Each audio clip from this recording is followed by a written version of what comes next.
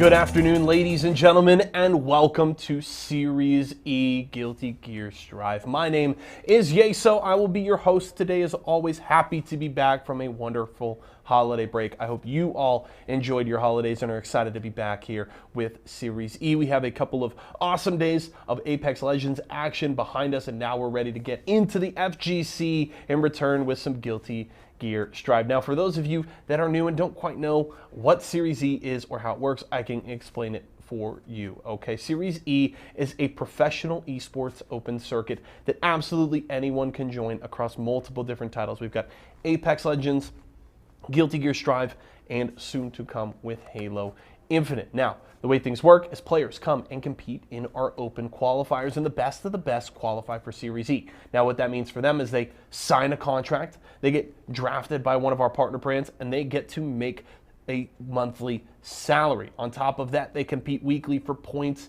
and prize money against other open players, just like they used to be themselves, as well as against some of the top pros in their scene. So if you and your friends want to get in on the action, head over to matchareno.com/ESA for a shot at being a future Series E Pro. Now, with Guilty Gear, it being Thursday night, we've got our banger bracket. We have the 6 Series E signed pros competing against 10 of the best players in the scene in a 16-player double elimination bracket here tonight. It's gotten some great action during the first couple of weeks during the end of 2021, and now as we return here in 2022, things are only going to get better. We have a stacked bracket here tonight that I'm certainly looking forward to myself. Do also want to remind all of you folks at home, of course, we here at Esports, we're going to host all kinds of awesome online events, but we do want to remind you, we are open all across the country. We have locations inside of 18 Walmart stores all across the United States. So if you want to come out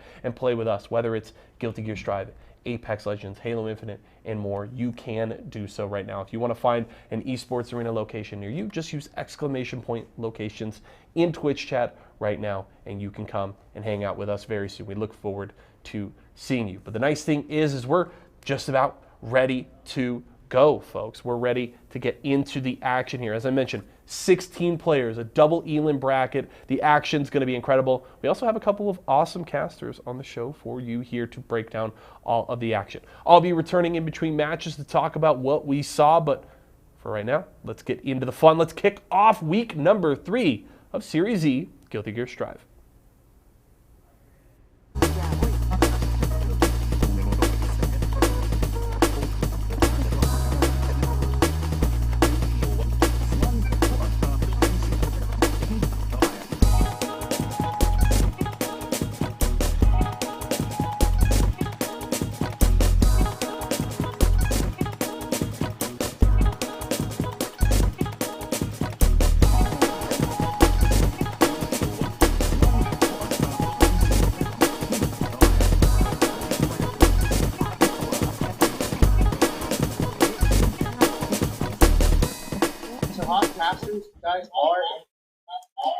And welcome everybody, and a happy new year to everybody here in the chat right now watching some E-Series action for Guilty Gear. My name is James Chen, joined by the ever so illustrious Saint Cola. How you doing?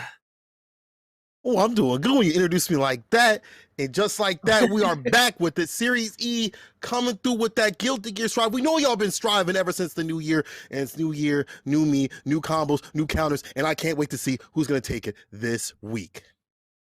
Yeah, I mean, I'm particularly excited to see if anybody brings in some happy chaos into this mix this week. We haven't seen him yet, just released basically towards the end of the year last year, people getting used to him. So I'm hoping we're going to see some madness with this character, because I've definitely seen some dirty stuff going on with the character. But, you know, we have some of the best players in the country for the tournament here today. So I'm eager to see how a lot of these players are going to go. You can see down here some of the players, you know, coming back again. We've seen Mira before, we've seen Hotashi, but some players that we haven't seen yet up to this point, such as Stealthy and Alethea. You know, oh god, Adventure was the is the Jacko player. So it's just again, Eli, Kizzy, Show Off, and then of course our 6 officially partnered players, Razzo, Shine, Idiosyncrasy, Don, Solstice, and Jonathan Tene, all coming back into the mix again. So again, a nice bracket of players here for the show. Yeah, fantastic amount of variety. You know, we have the Jacko. We might see a lot of variety from, you know, people like Kizzy K, Mira always with the soul. Jonathan Tene also switch it back and forth, and they're playing, you know, not only for the prize or pride, but also the prize that's on the line. Shout outs to Series E for coming through and coming correct and giving these players, you know, something to play for, right? Not only do they give something for the Wednesday night fights that happens previously, or Thursday morning fights, we like to say, because it definitely goes to the early hours, but also they get a prize to day 2, split up between the top 3. So y'all are definitely going to see them swinging out here in this double elimination. As per usual, we're going to be seeing most of the action, if not dang near most, like the majority of the action. And again, 300, 150, $50, $500 in total. If y'all thought, you know, FGC is broke, y'all need to come through and come correct out here in these tournaments. Yeah, and as you can see, the rules pretty standard for what you expect out of a fighting game tournament. Double elimination. It is 3 out of 5 during the entire tournament. And again, if you win, you keep the character. The loser can switch and try to counter pick, etc., etc. But like I said, standard tournament rules here. What you expect. But again, this is 16 players, so we're starting just with 16. And again, a lot of strong players. And as you saw, you know, as you can see also in the bottom right of your screen here, a lot of the partners that we have, Excedrin being one of them, Splash, Razer, etc. And, you know, all these companies out here, as Yasso mentioned earlier, you know, providing monthly salaries for the players and allowing them to travel. We saw this at CEO. A lot of the players got to travel out to CEO and do some damage. We mentioned a lot of those players that are partnered did make like top 16 at CEO and such. So, you know, again, awesome to see this kind of a system set in place to allow these players to grow and travel and really make a name for themselves. Absolutely. And that's the cool thing about having, you know, this system, as you said, being able to have the ability to, you know, give the players something for their hard work. And I think I kind of discussed this in Wednesday Night Fights yesterday. If there are players that y'all want to see up in these brackets, definitely get their name out a ton in terms of Guilty Gear Strive players. And first match, we're going to have Solstice versus Stealthy on the deck.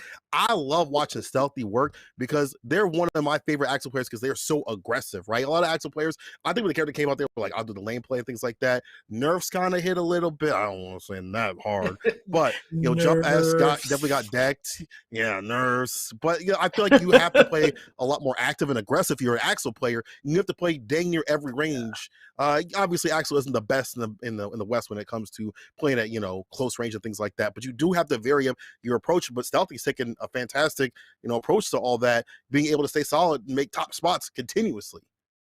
I mean, look, what is the state of zoners in fighting games these days? You know, we have Dalsum in Street Fighter V, the zoner. Look, I'm telling you right now, man, these zoners, we gotta get rid of them so the grapplers can shine, man. So. Whoa, yo, can we clip that and get that on Twitter and let's get people rallied against James? I can hate both equally. To be honest, I can hate both equally. I'm fine with that, but I'm also fine with this first match of the day, Solstice versus Stealthy. Y'all are getting some top level, top shelf action. Series E, let's get it. All right, and it's going to be Ramlethal, and as I mentioned earlier, Excedrin, one of the sponsors, so Solstice, brought to you by Excedrin, going to be going up against Stealthy, as you mentioned, with the Axel. So here we go, first match, and immediately, yeah, you can see right now Solstice trying to get in and trying to stay in, and those jump attacks from Ramlethal definitely very useful at doing that job. Sir. So also far slash as well, able to push him in the corner. This is where Axel's going to have to, you know, yeah, find that 2K, 2D knockdown, send it back to full screen, back to square one to get it done. Side switch two from Stealthy. He's so good, again, about the positioning and place and space at where he plays at. Yeah, and here he goes. You see the rush down. He was actually putting Ramlethal in the corner and going for pressure. Nice little late burst right there. Make sure to get out of that situation. Didn't want to get corner carried all the way into the corner. Ramlethal, of course, you know, one of the strongest characters right now, you know, for a lot of players. Ooh, nice combo. And goes for the mix-up. Ooh. Get a little more damage Just on the needs deck. He can do it. He can seal it. It's the Even tip. backdash into the catch. explosion. I feel like, wow, just goes for the jumping. Was that, yeah. Nicely It looked like done. rainwater. There you Don't go. get me wrong. Put the gunners in. Get that win right there. Stealthy, sealing it. And even though he had to run the burst at the end of the game, still was able to take that round and take him down. Solstice with the 6P and the corner carry. Good call. We've seen that 6P come on a lot, and he's doing it preemptively to get this a lot of reward with the wall break. Ooh, yeah, there we go. A lot of damage right there. Boy, I sounded like a horse when I just said that. But anyways, here we go. Nice combo. And you know what? He's going to get the side switch off of that. Yeah, that's the beautiful thing about that Rensen up follow-up. You know, the up follow-up to Rensen is you just get the ability to really control the position of all the characters on the screen with that. Okay. Absolutely. And now into the corner. Yeah, gonna throw the sword. Yeah, you see right there the benefit of having the explosion locking him into the corner. So Solstice was able to take it. You saw Stealthy dash forward to try to get away from the sword explosion, but didn't get far enough and got locked down. And Solstice was able to take round number 2. Ooh, I like something doing the 2D right there against the 6P. Just to delete that option at the table. Big jump in right here. Swords in again. Push him in the corner. And something's got to make some executive decisions in terms of defense to make himself out. Burst is one of them. PRC, just jump P to put him right back to square one. This is where you live. Start paying rent. Stealthy though with the rebuttal. Yeah, he just found a gap to dash up and get the sweep combo, the crouching light kick into the sweep.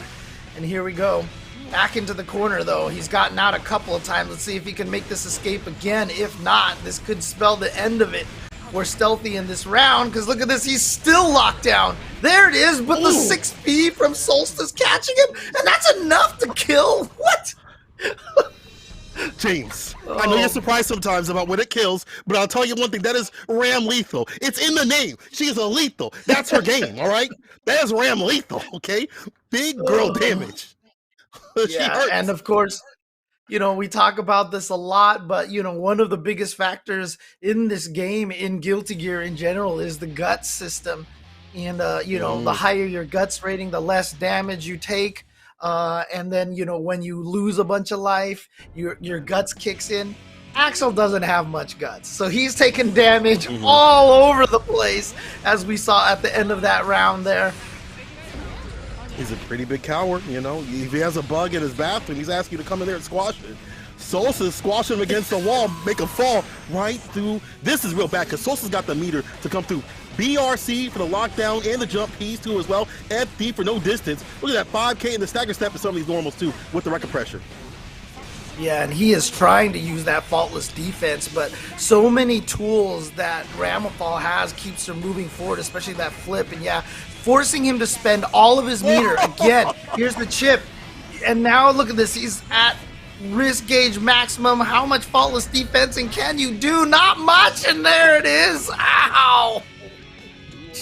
He really had to block for at least, it looked like at least a year and a half. Man was in block stun for his own sort of quarantine. Ooh, Solstice. What a return right there. What a statement. And now again with the 6P, we see that so many times in neutral, and now just doing it up close for the face, a heating toothpaste.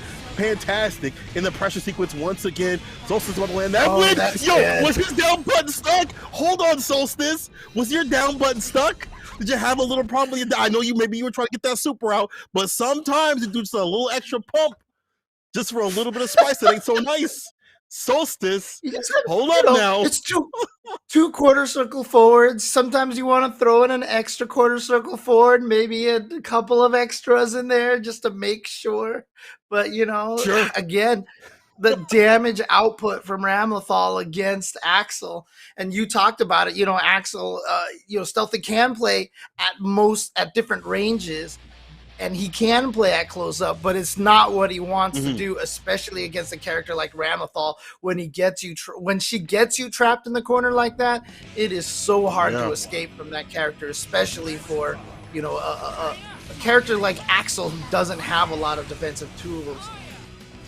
Yeah, he just wants to reset the pressure. We don't get to see that too much. Solstice also putting that plus frames flip in there to make it real difficult. And stagger 7 is normal too. Look at that Rekka, wait for him to leave, but that does give Self the opportunity to bounce out of there. Red RC, of course, out of the windshield wipers to keep things safe and solid and still get that corner push. State to state, coast to coast. It might be Solstice that's got the most. Oh, the burst, but it's still close. Yeah. The corner. Chooses to spend that burst even though, you know, Solstice had such a huge life lead. But look at this. Maybe it was the right choice because he's starting to make the comeback now. Right by that knockdown, run up tech. Solstice still could make this. Oh, Oh, 6 no. Oh, this is going to hurt so much. Actually, I think this is going to... Oh, no. Dead. I was just about to say that burst was totally worth it. And that Solstice was going to make the... I mean, that Stealthy was going to make the comeback. But no, Solstice is going to take it anyway. Had the montage song and everything got stopped immediately. Solstice. So all I need is just one hit to do it.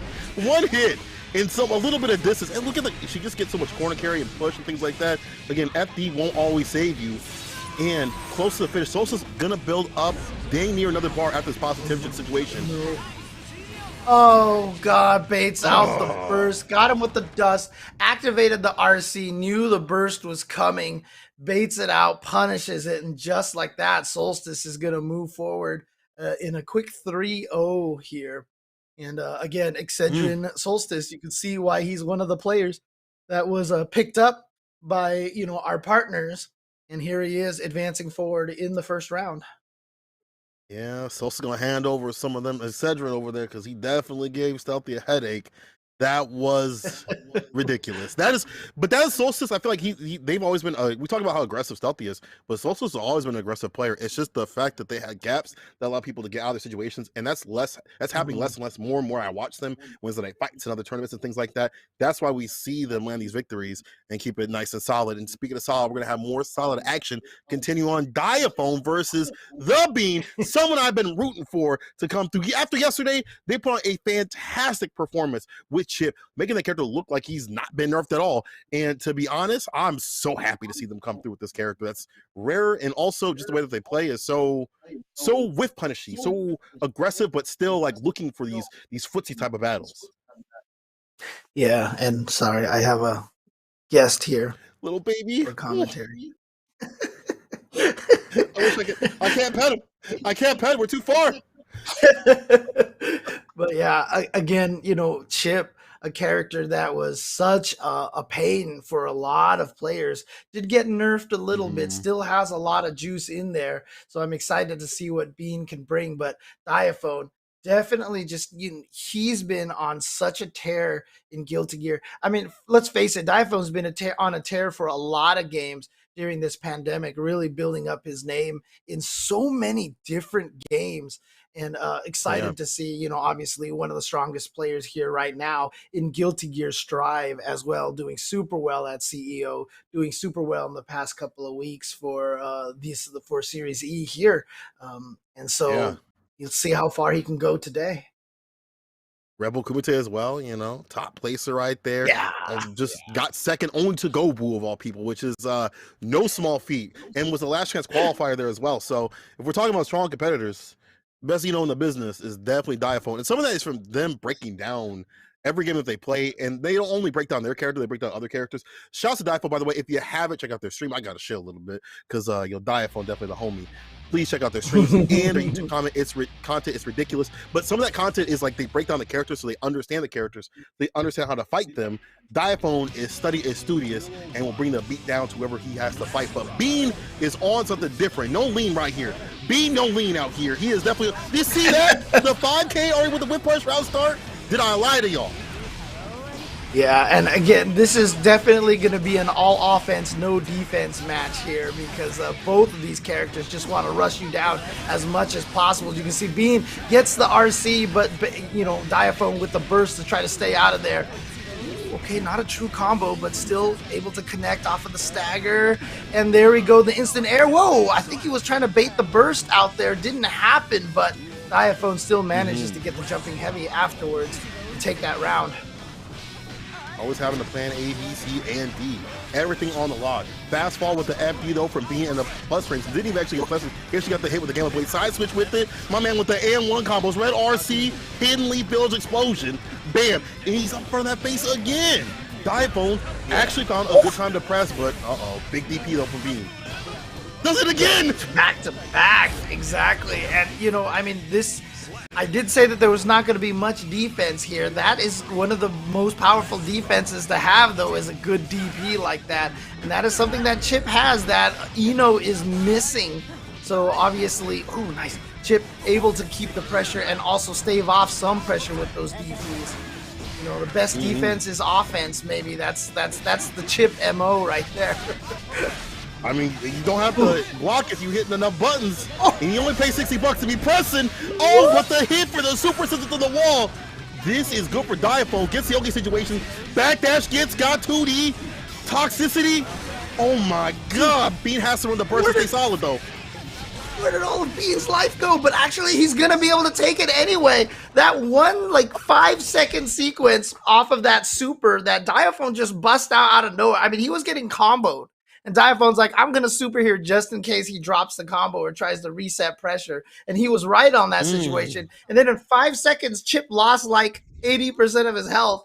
But you know what? As a Chip player, you kind of know that's the life you've chosen. So Bean not panicking, able to get the win despite that.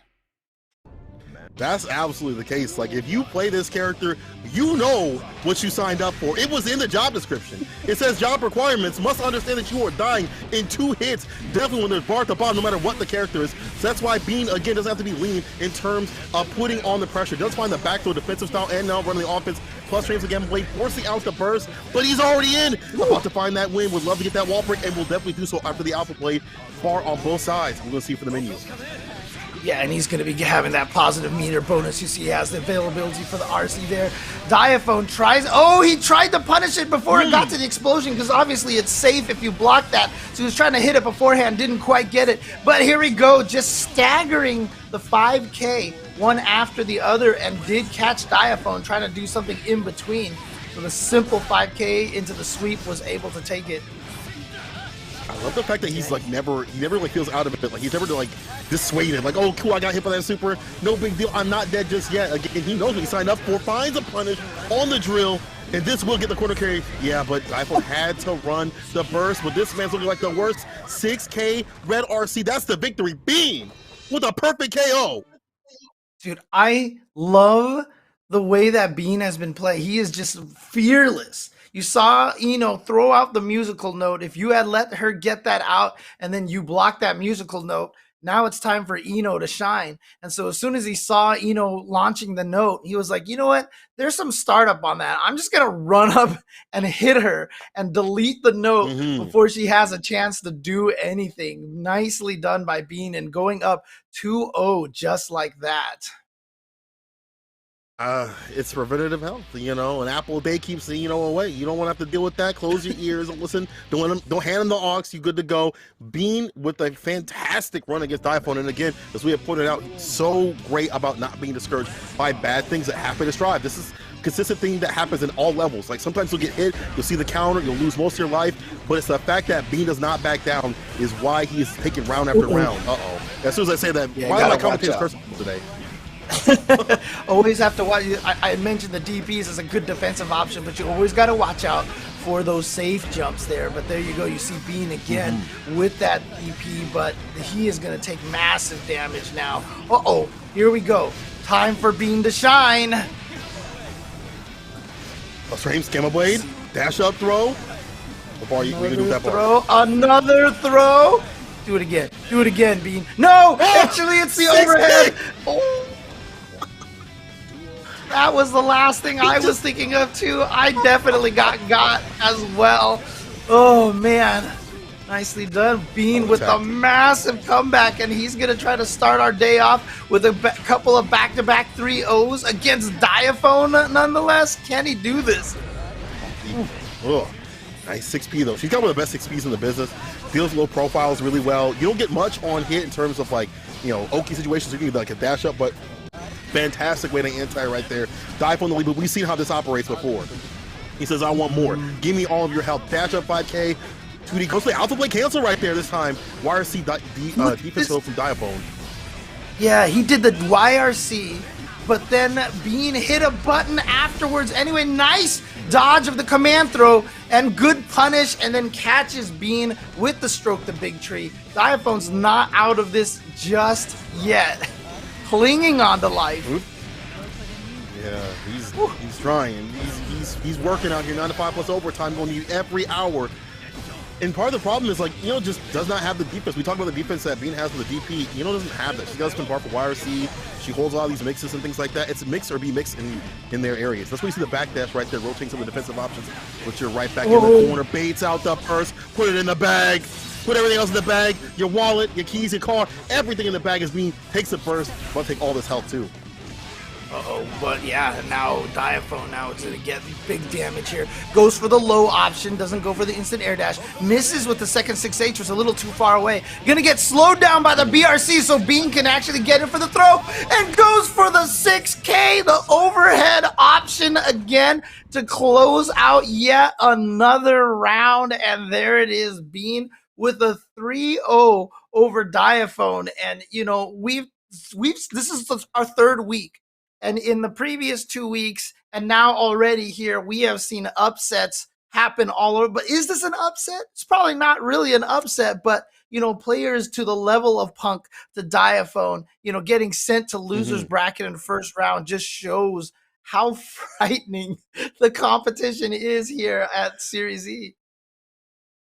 Yeah, that is it's a good thing. It's indicative of how strong the scene is, how much they've been grinding. When you have all these top players that go back and forth like this, you can never really tell who's going to take that victory, right? And as they try to contain the chaos, the explosiveness that is this game, that is Strive, it's always that to me makes it more fun to watch. And I think for the players, it makes it's like I always have to be on my game. I always got to be on game, on duty all the time to stay fine, because if I'm not, I'm going to get smoked.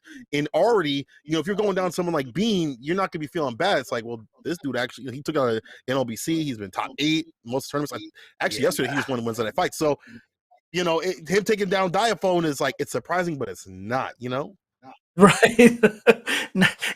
We're at that point right now already. Again, this game is not even a year old, but I feel like we're already at that point where we just have so many strong players that you just cannot, like, if you're trying to sit here in March Madness your way through with a prediction bracket on an event like this, good luck. You might as well just be rolling dice, flipping coins, and just letting the random hope to get you the right picks, because that's how it feels a lot of the times. Some of these players are just so strong, anybody can win. And we're still going to have some strong players coming up. Don Dada coming up. That is Razor's own. Going up against Flash Metroid, who people just, again, we got to remind them, has been around the scene for a long time. We talked about this last time, where they've been playing this game for a long time, like longer than people might think. They are not new to Guilty Gear at all.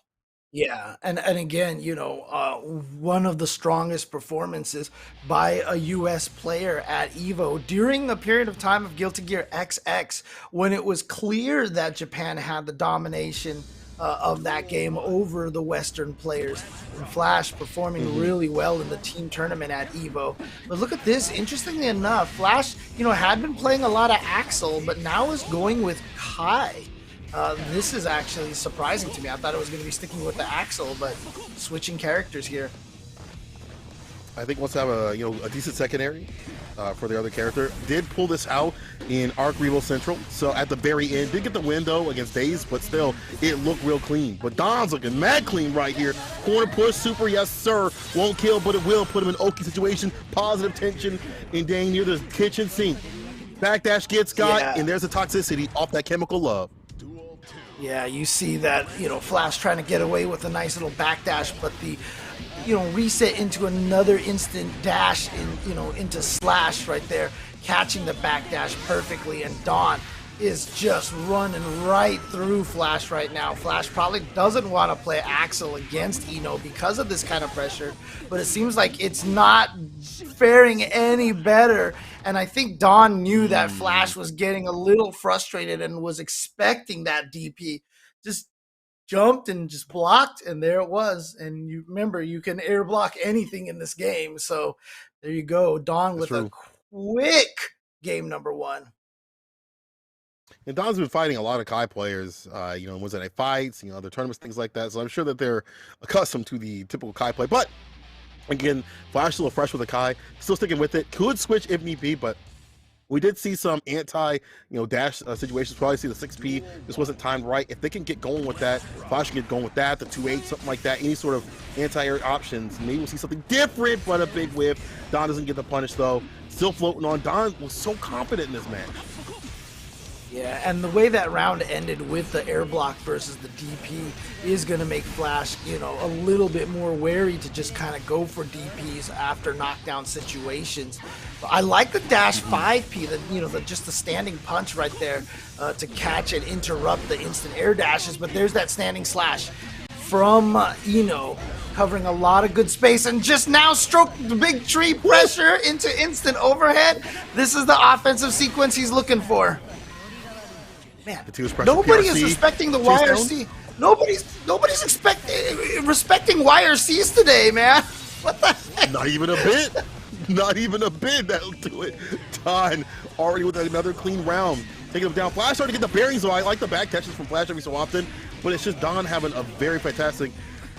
He calls out the crouch, gets the throw though. Here we go, Flash. Immediate situation with the fireball, shock, stay, ankle, wait. Gets the counter hit, and the damage is definitely being done, forcing the burst though from Don. Side switch, okay, knockdown. Beethoven misses. It's good for Flash in that pressure. Okay, yeah, I felt like that was a burst bait, but he actually ended up hitting a button and just got caught. Not sure what Don was trying to do. Uses the PRC to try to stay in with the pressure, but you can see the spacing from Flash right now. A lot of buttons are whiffing at the last second, so he isn't able to keep up his pressure. Here comes Don. Ooh! Right under dashing 6P. And again, Flash trying to use the backdash on defense, but it is not working at all. And Razor Dawn taking 2 games to 0 over Flash. You can feel the freshness of this character, right? It's probably not been a lot of time that Flash has had to really square it out compared to the Axel, how strong the Axel is. And some of the backdashes is probably coming from when they played Axel. You do have a fantastic 6P. When you're playing Kai, you get a lot of reward off of that. You do have a DP that you can threaten, a lot more options than just having to go for, a 5K, 2K knockdown or 2D knockdown or whatever. Right. So you can rely upon more of those to threaten Don the approach, but Don just feels so comfortable in this match. Open him up like that over and over again. Yeah, and I mentioned, you noticed that on that first game, I said, when he got that DP block like that, it was going to affect Flash a little bit. And you noticed in the second game, there was not a single defensive DP thrown out by Flash in that entire game. And so I wonder if he's going to maybe try to throw out some more DPs every once in a while. Like that was probably a safe jump timing, so he couldn't do it there. But, just in kind of... just getting ready. If you see air dash at you, just throw out the DP. But so far, nothing. Here we go through the wall, big damage, and also all that positive meter bonus. Fastball FD, one more hit for the finish, and the air throw. There you go. Saw the FD from Flash, caught him, and so he ain't gonna last. This is set point for Don Dada with the quickness. Don is coming through here again. Another one of the players partnered up, sponsored by one of our partners here for Series E. Beautiful stuff for Don and showing why he is one of those players right now. Finally, we've got a defensive DP and it connected. I think that's huge, but wow, BRC actually messing that combo up for Don. But look at this, it just goes right under. Stun edge. So smart. He's gonna make it happen. Burst and get a full punch, but does get this combo right there with the stun edge. Dash up, // 2H. No cancel right there. Don coming through. Needs to find the finish. There we go. This is the Kai special right there. Gets the corner push. That should be enough to do it. Ride the lightning all the way to staving off that set point. Flash has woken up. Is that's Flash's first round, if I'm not mistaken, right? I think it's been. You're right. It was 5-0 up to that point. So here comes Flash. See if he can get any momentum going off of that. But like I said, you can see a little bit of the spacing right there. He keeps missing his buttons by just mere pixels. Yeah. It's like little bits. Like it's literally like the timing. So the ideas are there. It's starting to come through. And now he understands the Kai special once again. Just needs to find the cancel Red RC. And obviously Kai is, I would say, one of the more honest characters of this game until he gets that shock state in that bar. Then he becomes a great character, but that doesn't always happen. Don wait a little bit, try to find the bait first. Red RC off the backboard. Flash getting pushed back to neutral. But he's still back in. Oh, Don. wow. I think he was trying to bait out the burst earlier, but I like the timing on that burst from Flash. It was a gold burst as well, so he gets a bunch of meter. Oh, he only has a tiny chunk left. He needs to do something, but Don throwing out the 6P in neutral, the upper body invul to blow up any of Kai's, far slash or anything like that, and there you go. Don with yet another 3-0 here on series. What I mean, let's flip the E around. Let's call this series 3 right now, because it is definitely series 3-0 right now. And these matches are going by quick. This is a little too quick for my liking. I want to see more. I'm saying? We might be seeing more of Flash, especially if they switch over the Axel. I feel like the Kai was starting to wake up, though. There were elements of the Kai that were there. Stun Edge, starting to get that Red RC, that threatening. As soon as they get that bar, you know what they want. Kai players want one thing. It's disgusting. Stun Edge into Red RC and a victory. And starting to get those shock state moments, but it just wasn't coming together fast enough. Don had all the answers, and we'll be moving on the bracket. But again, Flash ain't out just yet. May see that fantastic Axel play, and we see more fantastic play in terms of Shine coming through against Lord Knight, it looks like. Dang. Lord Knight, one of the veterans of the anime scene in the United States, has been a Milia fan for pretty much as long as I've known him. I've known him for quite some time. So definitely sticking with that Milia here, but going up against Nerf, Shine, and this is again, the names are backwards here. We'll get that fixed in just a second, but Potemkin versus Milia, man, you can do all the damage you want to Potemkin, then he grabs you with one pop buster and you cry every time.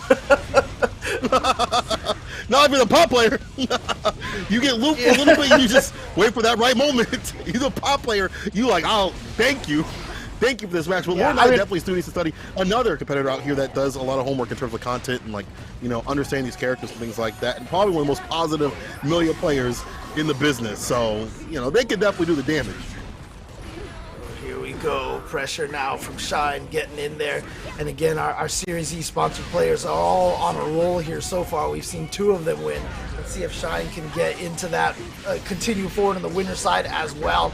Lord Knight's got a lot of work, but that backwards Mega Fist in the corner, the classic. They say he don't have defensive tactics? Ugh. Yeah, it's honestly his best defensive tool, and one of the reasons is because he hops into the air so fast. There's no invincibility on it, but if you just don't time your attack meaty enough or put in enough of a gap, he's just gonna fly over what you did. Oh boy, ow. Oh yeah, it's a wrap. PRC just like that. Oh wait, hold on. The scaling saves him for a little bit. I miscalled it, but he doesn't have more health to play with, and an easy check right there from Shine to seal it against Lord Knight in the first match. Again, we're talking about the damage that needs to be dealt, and as you see right there, only a few hits to do it. Shine just needs to swing a bit. Why are you stressed, James? You play pot. You play pot. This is what you love.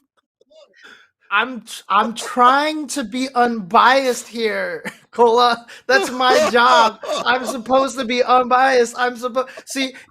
You see me on screen going, "Wow, I can't believe it," but in my heart, I'm going, "Let's go, Potemkin, let's go."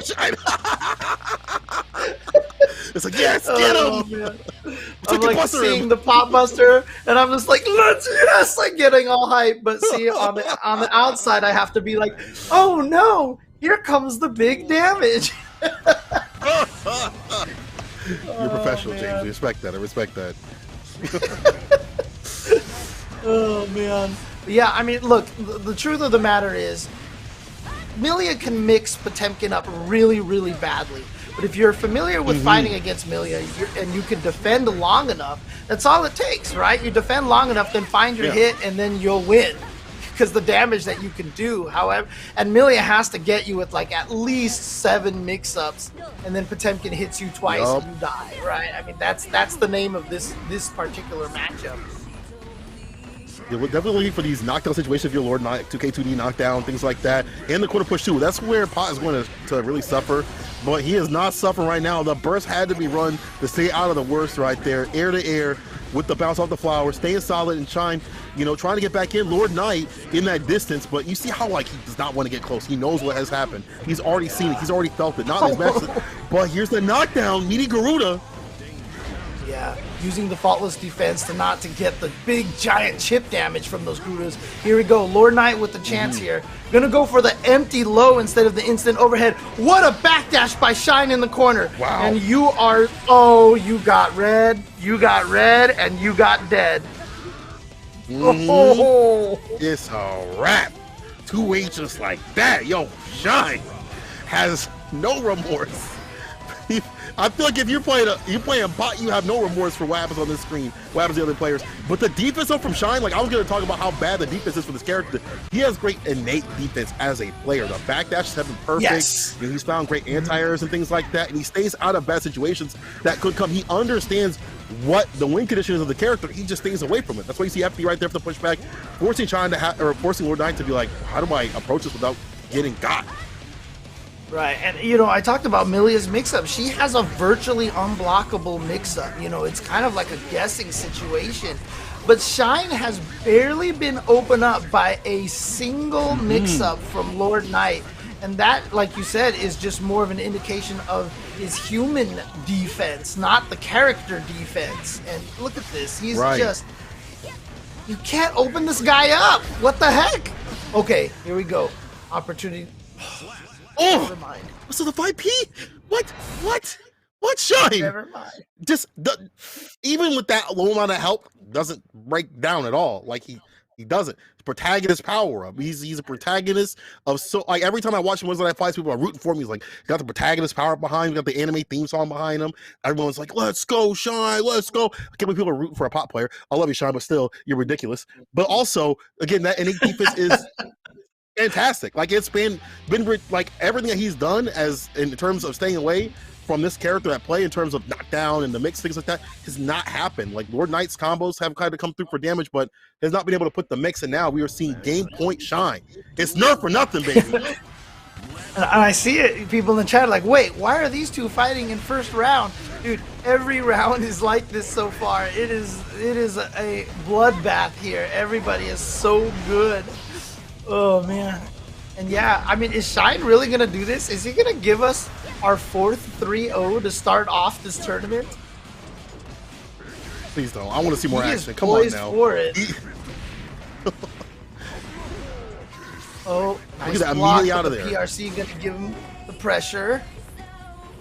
And now Lord Knight again. The thing about Millia, when you're fighting against Potemkin, you need to build up that big life lead so that you kind of have to be ahead in life, because the amount of damage you do per mix-up is relatively low. Nice burst timing to avoid the super. Caught it just before it, because once you start the super, it locks out burst. Yeah. And so he actually burst like 1 or 2 frames before Lord Knight activated that super. That was really nicely timed.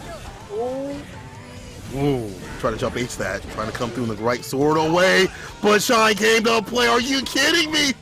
Just the fact that he knows when to press, when he knows when to place his buttons, the fact that he stays defensive and stays solid. As you had pointed out with the burst, he's on set point for a reason. He is on set point for, look at that, FD for the pushback, and again, Lord Knight not able to find the mix. As soon as I say that, 2D knockdown, side switch, close slash, 2H, hair carve for the knockdown. Oh. Did you see how that backwards Mega Fist, it's almost like he teleports into the sky. And so, we saw Lord Knight go for a safe jump timing, but the attack just missed because Potemkin just flies into the air all of a sudden, out like that again, and just avoids the disc. Oh, you are in that risk gauge mix-up situation. And look at that bar at the bottom. You know what happens when the character gets bar. James, you especially know what happens when this character has access to bar. You are fearful for your life. PRC, though, gets the knockdown. Lord Knight can take a round finally. Oh no, Oh my just God. instant blocking into Potbuster. But see, this is what I mean by Milia needs to have the life lead. Because then, you know, she still has the life lead here. She just needs one more mix up here. Because if she ever gets into a life deficit, all those little tiny hits add up quickly. They do. It's all adding up for Shine right here. All he sees is victory in his eyes. Lord Knight, Danger Time, unfortunately, winding down the amount of tension. I call it Danger Time. Danger. It's definitely about to be Danger Time for Lord Knight. PRC, he's in! Potemkin Buster seals and Shine with another 3-0 at Series E. Oh my God. Look, you mentioned Danger. Danger Time was a mechanic in Exert. Danger Time in Strive is just a state of being. That's it. You are in Danger Time the whole entire game. That's the way this game works. And yeah, another 3-0 to start off this tournament here. This is some brutal stuff, but that just means Bean is going to be going up against Excedrin Solstice and Razor Dawn going up against Nerf Shine. So yeah, 3 of our partnered players here moving on in the first round of the bracket. So well done to those players already. Man. But the next match that we have coming up here, Hotashi versus Mira. Ooh. Wow. This was going to be exciting for different ways. Hotashi always be playing for maximum excitement. I watched him play Wednesday Night Fights and other times. I feel like there's not a tournament where he don't blood burst multiple times in a round. We saw actually before when they were fighting. We were fighting Flash, and like, how do you live on the edge and still find the victory? It's ridiculous. But on the other hand, Mira is the type that if the more you put her down, the more she gets stronger. I feel like it's cool. You've gotten me angry. She's like that Ricky Ortiz kind of sort of style where like the more you beat them, the angrier they get, the better they play. So your only option is to most times to lose. So it's going to be interesting back and forth to see her get powered up if that happens, or maybe she'll just have it. You know, maybe she'll be that 3-0 right there on her side of things. Right. Yeah, and it's really interesting, as you pointed out, about Hotashi's play. Really has been going for, very aggressive play. Going for, I mean, I've seen fights of his where he's blood burst like 3 times in a round or something like that. He's really just kind of being aggressive. When we saw it in the first few weeks of Series E, I was wondering if he was experimenting. And I feel like that's kind of what Hotashi's doing. I think he's trying to learn how to play with that in mind, so that if he ever does get blood burst, it's not like he's going to be like, what do I do? He'll already have the game plan and understand what he needs to do. Oh, back that defense right there, Brock, that mix up. Knew exactly what was coming too. Still running the revolver. She's trying to come through. Bloody spin. Close slash. 5K 6H. Just a 2H right there. Did not have the bar for the super, but this is fantastic. Round start 2S is fantastic for this character. Actually for both characters, but more so for Nago. Especially with that range of the 5H. Look at the range with the blood meter cranked up. Even more range in the super. Oh, reaction! Hotashi knows. I mean, one of the key things about there is that, Soul at that range does not have anything really that can combo as a block string there. And so if you're Hotashi and you see Soul like basically cancel the far slash into something, it's like you're pretty sure you're going to be able to super it. And so as soon as he saw that cancel, he didn't care what the move was. He just went with the super.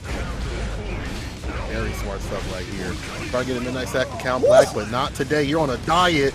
Mira just sealing it right there. So this risky play is actually kind of bad in a different sort of way, because someone like Mira is not going to let these things go for free, right? They're going to be doing the damage to the deck, and that's still the most obvious momentum of Soul. I can put the damage on the deck if you let me, and that's what's happening right here. Catch the back dash, pop in the corner. Oh, go through the wall, meet your neighbors. Yeah, and again, I mean, that doesn't look like it's as much damage, but keep in mind, I talked about the guts before, and Nagoriyuki is one of the characters with the highest defensive ratings, in the game. Best guts initially, one of the best guts, during the course of the, as his meter drains down as well. And that combo from Mira still did a giant enormous chunk of damage. That was still 40% life. You know that would have been like 75% against poor Axel, but Soul, like you said, can definitely dish out that damage. Oh man, that's they've nerfed something on Soul, but they definitely did not nerf the damage of it. But it takes a strong competitor to access that damage. Anyone can talk about Soul, but it takes someone real good to access that damage and play the footsies, which is Mira. But unfortunately, as soon as I say that, catches the fireball, the 5H, but Mira's back in with the close far slash, and now getting a knockdown situation. 5K, oh my god, the revolver. Ooh, but you let them go for free? Oh no. Yeah, I think Mira was like, you know what? I have a full bar, so I want to keep you in the corner. Hotashi with the awareness to do the launch off the wall. Not a lot of people know that if you hold different directions, you can bounce different trajectories off the wall. So was able to get away from Mira trying to keep that corner position. Regardless, Mira still takes the round. Oof. Good burst. I love that burst from Mira. Got hit and immediately said, you know what? No, I'm keeping this pressure. She is not going to let Hotashi get out of the corner that easily. My man just had to wake up with a back throw. Yeah, PRC baits out the DP. No sympathy, empathy for that DP. 6H and about to seal it. A lot of blood on the side. Wake up, Super! Mira doesn't get the hit. PRC to stay solid. Oh my god, wild throw. I can't believe Hotashi was able to jump in time, but here we go. Both of them down to pixels, but why does that thing hit so far out of the air? You Beyblade on the ground, but it hits way up there. It does everything. That move does everything. Doesn't matter if it's steak, cement, it'll chop everything in half. Back though again from Hotashi to wake up. It dices. Julian's your prize, man. Let's go. Hotashi on the board. We have our first non-3-0 here in this tournament. 1-1. One game apiece for Mira and Hotashi. Let's go. This is what we want. Man. We want more games. We want more action. People at home want more action too. And I like the back and forth again. You make Mira mad, you take her off, she gonna swing more. That's what I told y'all. In these decisions, sometimes you're like, well, why would she ever wake up Super there? It's because they played a lot, because she understands, like how to play against top level players and things like that. But Hotashi was a step ahead though. Still, I feel like if that was on any other player that wasn't Hotashi's level, it would have got. But Hotashi was ready, staying steady. But we're still 1-1 in terms of things, all evened out in games. Yeah, I'm still in shock that Hotashi was able to jump away. That super is hella fast. It gives me Injustice 1 Superman, release super vibes. It's just so fast. But Hotashi's 5K was able to recover and jump away, and here Hotashi's gonna land the super, and that is definitely gonna kill. Don't even need to ask the question. Through the wall. There we go. Not even need to pop in. No, we already know the answer. Already has the ring on the thing. BP immediately burst though. Yeah, I had to say how the situation because that would have been corner carry. And the blood is building. But look like Edward Coleman. Fafnir, FD ain't gonna save you. It ain't gonna look. Check the red. Check the red. Corner push back dash get got. It's a wrap. Put some chicken and cheese in it. It's a wrap. Mira. That was definitely a situation where that blood burst cost Hotashi the round. And yeah, that was definitely a nice little present right there for Mira. Nice wrapping job right there for Mira as well. So here we go. Now the pressure towards the corner. Mira, like you said, once she gets angry, but nice shimmy bait into a throw afterwards. Gets the PRC, gonna continue the combo. A lot of scaling on this off of the throw. It's the burst though, and burst. Not dead. Not dead. Midnight Side from Count Black. This is real good. That can spin all that bar, but it don't matter though. 2S saves the day. Mira in play. Are you kidding me? That was fright. I couldn't believe Nagoriyuki didn't die going through that wall. And then as soon as Hotashi got that gold burst, I was like, oh no, not like this. But nicely done for Mira right there. Calm and composed, was able to take that round. throwing out the 2S, the crouching slash to make sure that Hotashi could not advance forward, found its mark. And there you go. Hotashi now down 1-2. It's looking real bad, real dire for the Evo champion. Mira, no slouch out here. Top 8s, won a bunch of tournaments. It's, no surprise that she's able to, go toe to toe. If not, and maybe this match surpass Hotashi right now. He's going to be careful of these blood meter things because he's been getting got so many times. The rounds have been ended because of that. But he loves that maximum excitement, loves to play around it. Sometimes it's time to stop playing and go to work. Put the tie on. And again, the fact that, Nago does get benefits for building up that blood gauge is one of the coolest parts about the character design. That far H just all of a sudden becomes such a threat. So I love that the way that as Nago, your goal is not to keep your blood as low as possible, but to keep it in this cute little balance right there. And yeah, Blood Burst, if I'm not mistaken, is -7 on block. The last time I tried. Oh, wait, Soul is still alive. What? Okay, still alive, but not much longer. Yep, throwing out that Beyblade, and just like that, 2-2. Where did that match go? Like, I felt like I blinked, and we're at 2-2. It was 2-1, and then I was just like, hey, yeah, I know, right? Exactly. I turned my head. Did I dream it? And then it was 2-2 all of a sudden. It's just like, but here we go. Final game. Yeah, that Blood Rage super from Nago does stupid damage. I see everybody in the chat going, how did Soul live? That's how I felt as well. Daisuke's vision, Daisuke had his eyes on him for a second, but then just as soon as he blinked, it was over. Okay, 6S right there. Okay. There's the back throw though. But Mira waking up with close slash and able to get that push. Yeah, shoutouts to Mineral, by the way, in the chat, who mentions that it's a Blood Rage setup designed to be meaty, so he is safe on when you block it. So I was not aware of that. That's actually really cool. Okay, thank you for that information. They don't need that. I play Nago. I don't know if that's a necessity right there, but I'll tell you one thing, it's almost over for either player right here. One touch will do a dash up 5K, forces the burst out. Mira dashing in P or BRC to get the slowdown. But again, you can't throw out anything if you're Hotashi. Man, never mind. He got the range for the 5H. I meant in specials, but he had the normals to back himself up. Yeah, and you see the way that Mira was playing there. Mira was playing with the knowledge that Hotashi had that far neutral heavy slash ready to go. She was so scared to get into that range, and there's the benefit of having, over 2 bars of Blood Rage. Is that move right there. Waiting like it's an anime. Oh, you're poaching Hotashi special, but okay, here we go.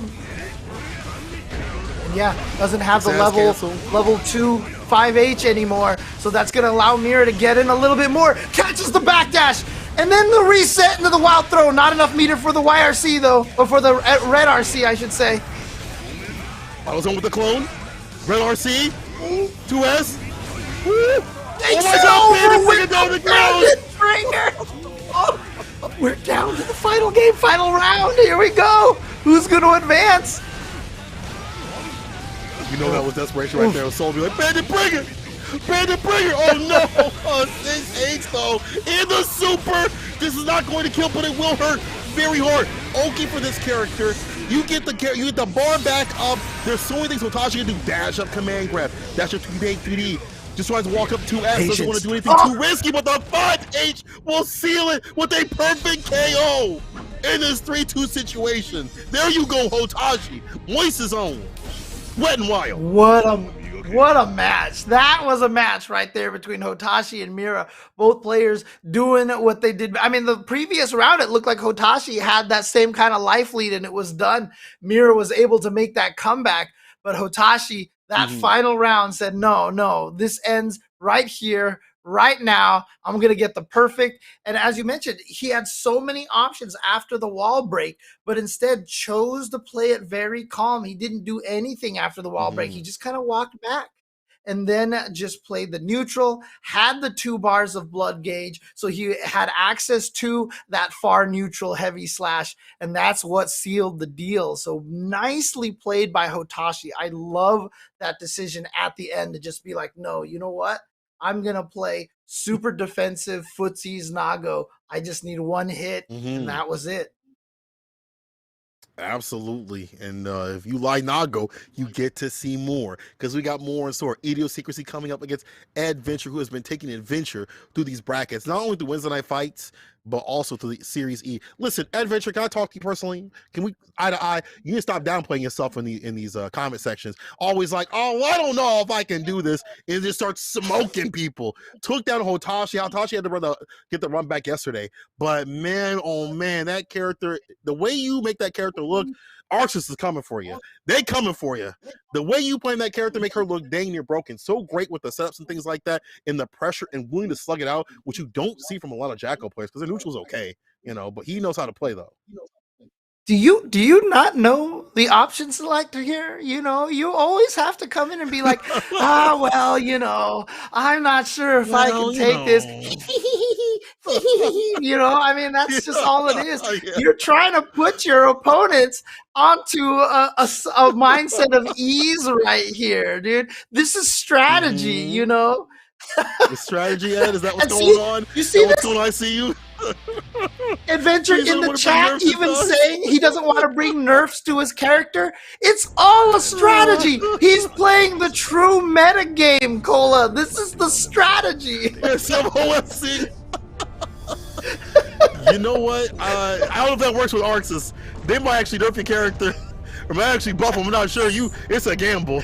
But let's see if you can gamble as this character right here. That is Nago, who is definitely of Dice K's vision. Fantastic. But Ed has got a lot of good answers against Nago. I didn't get to see it, but Zero had informed me. Zero said to get shout out to them. Fantastic commentator. Had seen the match from Adventure when they first played Hotashi. I said without the wire, but he said they were brawling. And for someone to get a brawl with Jacko, that is like confidence with the character. Doesn't matter what they say, that's confidence. That's what we're going to get set up here. And again, like I said, Adventure, he's a relatively newer player, right? I'm assuming. So trying to use these OS tactics. Us old school players would never do such things. Like talk about how Potemkin has no winning matchups and he's awful. And, he's not, Garuda's not even that good. I mean, Is that the case, James? Doing it for years. Hey, look, as a historic low tier hero, dude, I know all about that OS, okay? I was born and raised on that OS. He learned well from you. Look at him. Already getting the first win against Idiosyncrasy. He's learned very well. We're sitting here hyping on, yeah, let's go, Adventure. Yeah.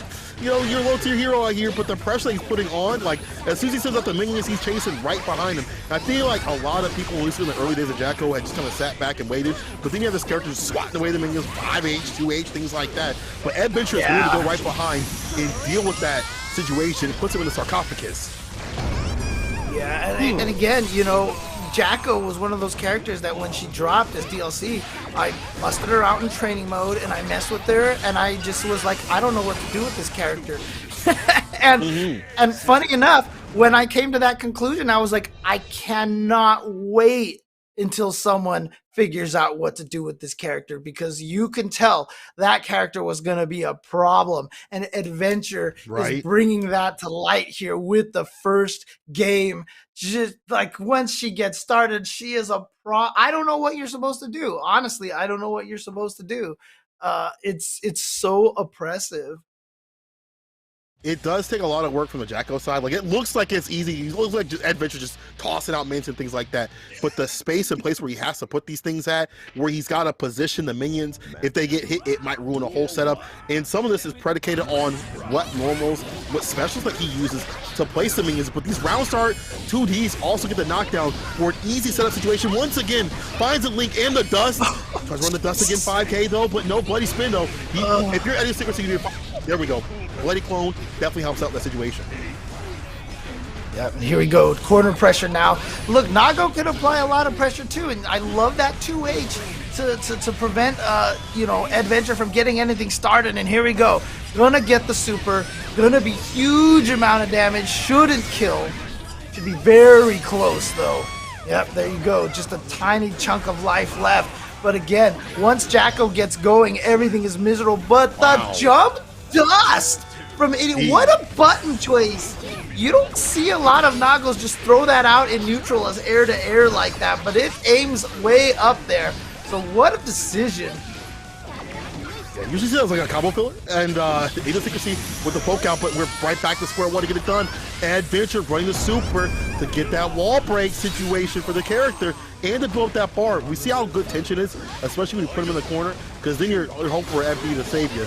Dash up, try to get the bite. First though, Gold Edition gets the Coochie, and now sets up shop with the Union. You can't swat them away. No. Not today. Not today. So if you hate Jacko, are you anti-union? Is that what you're saying right here? You know, the workers are like gonna Oh man. That's what we're calling this here. That's what happened. What we're calling when Jacko gets all the minions out. It's a protest. Is that what it is right now? It's a strike. It's a strike. She's playing Guilty Gear Strike here with her union. I mean, she is making them go to work, so I'm not sure if they're on strike or if they're on salary. But I do know that Adventure is on duty right here as he deals with a perfect KO. Consistent amount of pressure. There you go. Idiosyncrasy is trying to poke out with 5K, 5P, things like that, the quicker buttons of the character, but it's not working out. There's not leading to anything else to get out of the corner. We did see the bloody clone, and we did see, you know, the bloody spin, things like that, to come through in the neutral. But again, you see Adventure just able to find these confirms in a 2D knockdown, and that's probably one of her favorite ways to get the clones out. If she sets you behind, you ain't staying fine. That's all plus frames if you block in. That's a difficult character to deal with if you do not have a reversal or if you don't have faster buttons.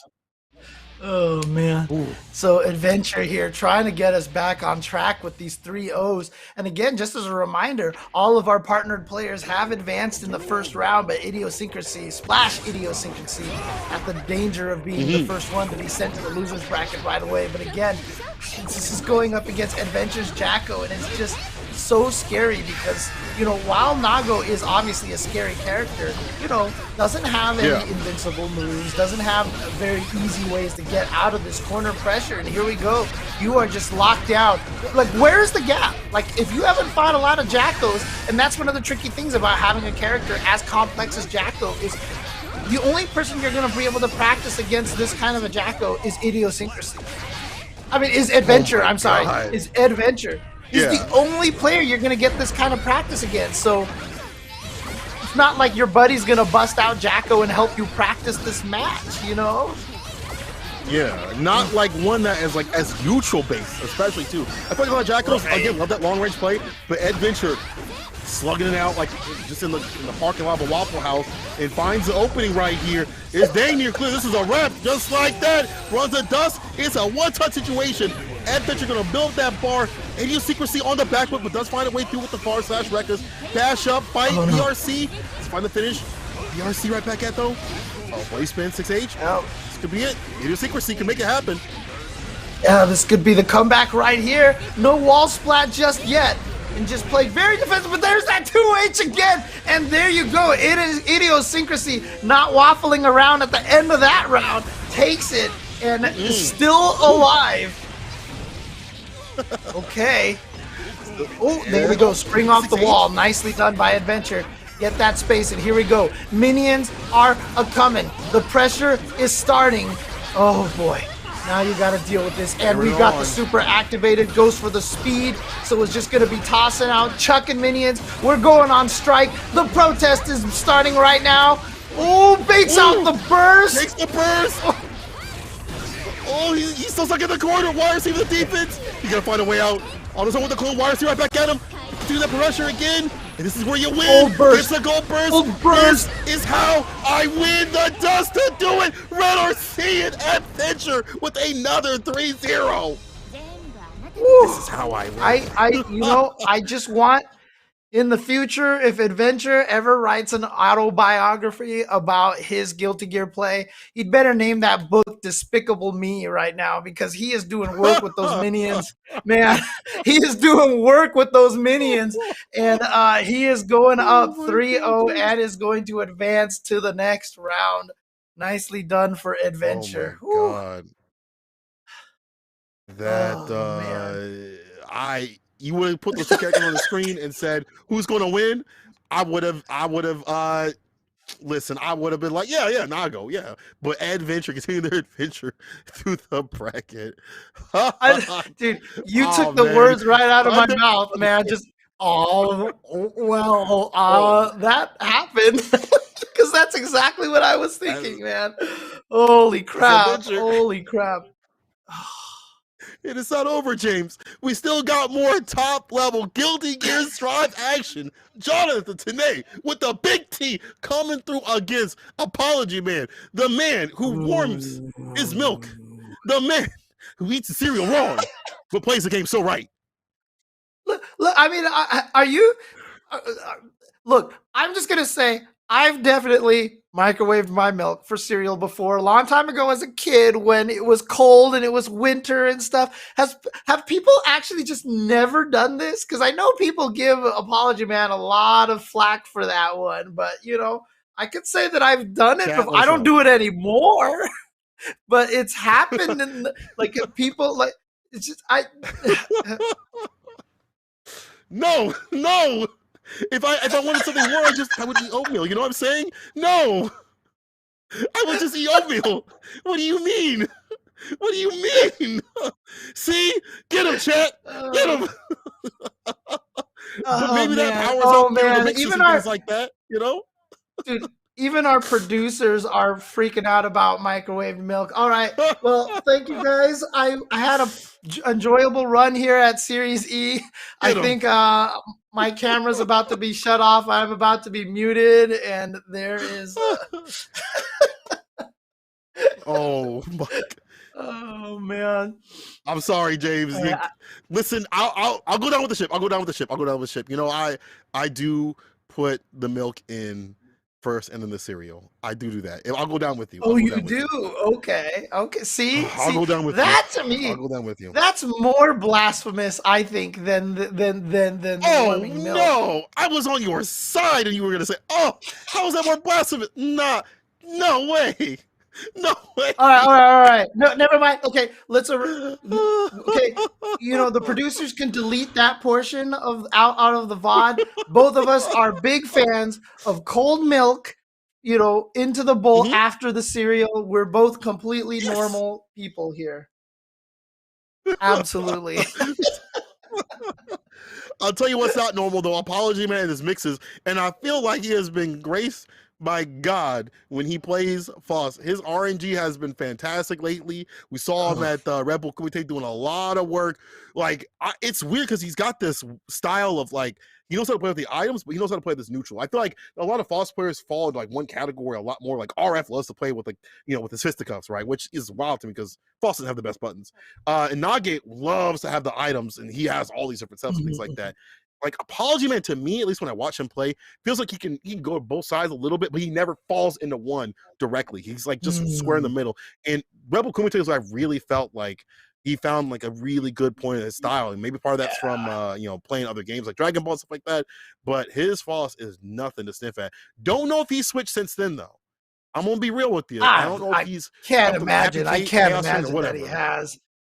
Faust is one of those characters that once you start putting the work into, it's like you don't want to abandon that work, man. Because Yeah. for people who fight against him, again, you talked about Nage, right? I've always talked about Nage and his expertise with the items.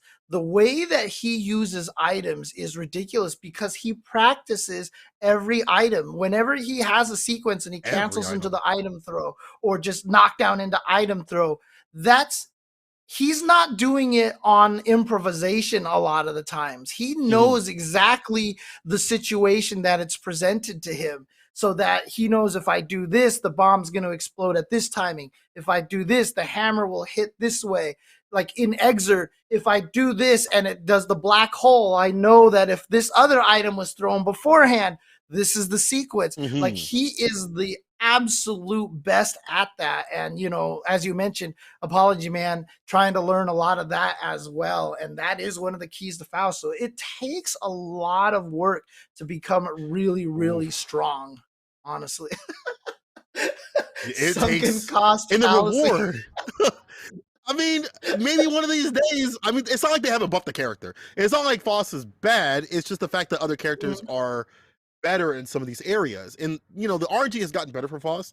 You know, they've improved a lot of you know, what he gets off, especially with the afro, being able to look like me and getting more damage when he applies that guard crush situation is fantastic. I'm glad they buffed that because you see a lot of afros all over the place.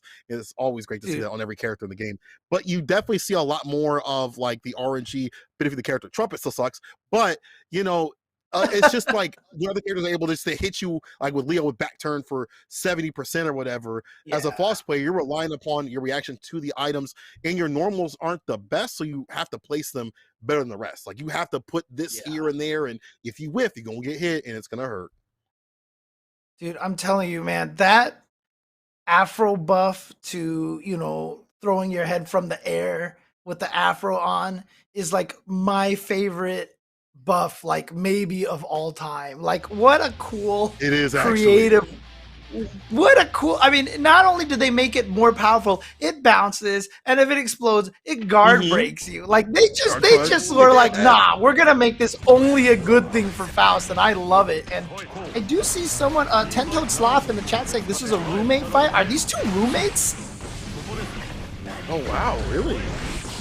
I'm gonna need a confirmation from chat pretty soon. But I mean, that Afro buff was so strong, was that I remember seeing players fight against RF that when Faust threw out the Afro, they would run to the Afro and pick it up just so the Faust couldn't pick it up. Yeah. So they're they're the same house. Oh, the same house. Oh, okay. I know they definitely played a lot before Rebel Community when they prepare and get ready. So Apology Man was able to take a bunch of his games and have a little bit of backing. Now just Jonathan has probably learned a lot from that experience too. And again, when you play somebody, there's a lot of the build up in terms of layers because you're playing against a person that knows you. So you have to put a lot of the things on the deck that are definitely new. Finds it first. Wow, tried to anti-air the frog, but he was still on the ground. The nice thing about that, though, is when you do kill Eddie like that, you know, with that 6P, you're basically knowingly sacrificing your life, a chunk of your life, to prevent yourself from getting completely destroyed in the corner. Yeah, obviously Zato can punish you for killing Eddie, but how much damage can Zato do without Eddie? Right? That's kind of the gamble that you're playing in this matchup.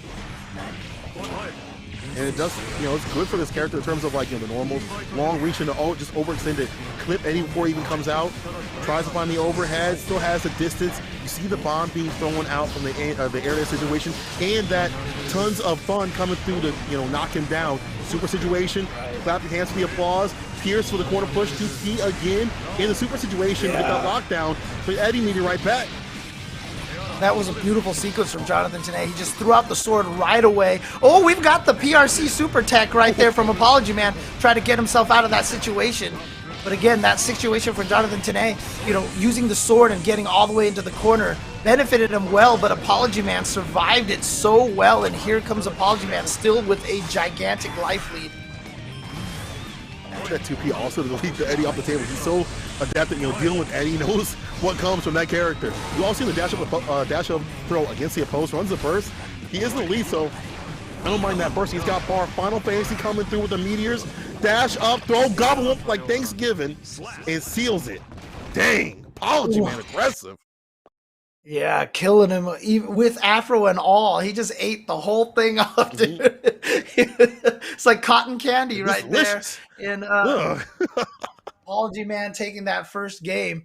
So let's again. We've only had one match that hasn't gone 3-0 Mhm. so far. Let's see if Jonathan Tanay can come and give us another one here. And again, the quality of the players in this tournament are all super great. So I'm surprised that we have this many 3-0s, you know, but again, that just shows, you know, how momentum based this game really can be.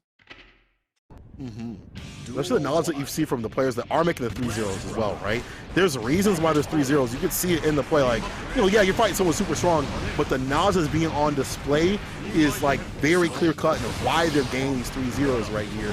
Apology Man trying to set himself up for success, but this corner push might put him to rest. There's not a lot you can do for defense in terms of Boss. You know, his 6P is not too good. And the trumpet, this is like the most hated item for Buzz, because they pick it up and they send the crowd right back at him again. But the throw right through it. So using the invincibility of the throw to ignore the Armada right there. And here we go towards the corner. Yeah, it gets the banana there, force him into a little bit of extra block string. And now we're just tossing items. There are so many bombs on screen right now. And trumpets and everything. Oh boy. The screen is filled. Keep in mind, jump B. In older Guilty Gear games, he had a cooldown on item toss. He just tossed an item, but then he couldn't toss another one for just a little bit. In this game, he can toss them as fast as he can, and that's what makes it so scary. Nice BRC pressure, but look, again, if these two do play each other all the time, you can see it, that Apology Man, very calm in the face of all of this Eddie pressure. He saw the oppose and jumped away. You'll see other things, and he knows that he can dash forward. He saw the invite health, so he was able to dash forward and attack. He knows the gaps, but Jonathan Tanay still managing to get the victory here in this round. Taking him down. And, you know, I feel like he's doing a fantastic job of, you know, being confident and stuff like that. We're talking about items that you know, he uses. He's walking back in the area where, like, okay, I know how to use these items in the right sort of way. Good play right here. Jonathan Tanay, though, putting on a lot of pressure, gets a knockdown, 2S right there to catch the backdash, knowing that Apology Man is trying to back up a bit, and this corner position is not where you want to be at. Even if you know how to play the other person, the amount of pressure this character puts on is ridiculous. 2S again, 6P red RC. What a call at that distance. Talking about the bad normals, great execution. Came for the neck. And there we go. Another match not going 3-0. We've got a 1-1 here. And that one, it looked like Jonathan Tanay was very dominant. And again, it's just once he got the corner position, Apology Man could not figure a way out of there. Like I said, Apology Man was, you know, we were talking about earlier with, you know, Lord Knight versus Shine. It was a lot of the human defense that was coming through more so than the character. And I felt like in the first game, Apology Man's human defense was really strong. But Jonathan Tanay adapted, I feel like, and just was able to mix it up enough that Apology Man couldn't escape that pressure anymore. Go, full confirm. Baits out a burst, miss burst. Like that burst miss, so he's going to take a lot longer for him to get a full burst again. Here's the super through the wall, and everything is going Jonathan's way now. The reverse side of playing this character, your defense is not so good. Your 6P is actually not as good as other characters. You have slow buttons, and again, your normals, they just aren't the best in the business when you're fighting other characters. We saw Jonathan Tanay multiple times run that 6P to catch him, get a counter hit in cool situation. And also the leapfrog, you know, right there, 6P deals with it. That's good, that's off the table. But how many times can you do that? Jonathan Tanay has found ways to kind of bait that out, like, okay, cool, now it's run the Pierce and then the leapfrog instead of just running it raw. Yeah, and here we go. Jonathan gets the wall break. That last perfect, was that back-to-back perfects? I can't remember if he ended the last one with a perfect as well. But here we go. Again, finding the opening with the dust through the wall. And again, Faust, another one of them, actually both of these characters with really bad guts rating. And so Jonathan gonna go up here 2-1. After that first game where Apology Man looked really strong, it's been all Jonathan.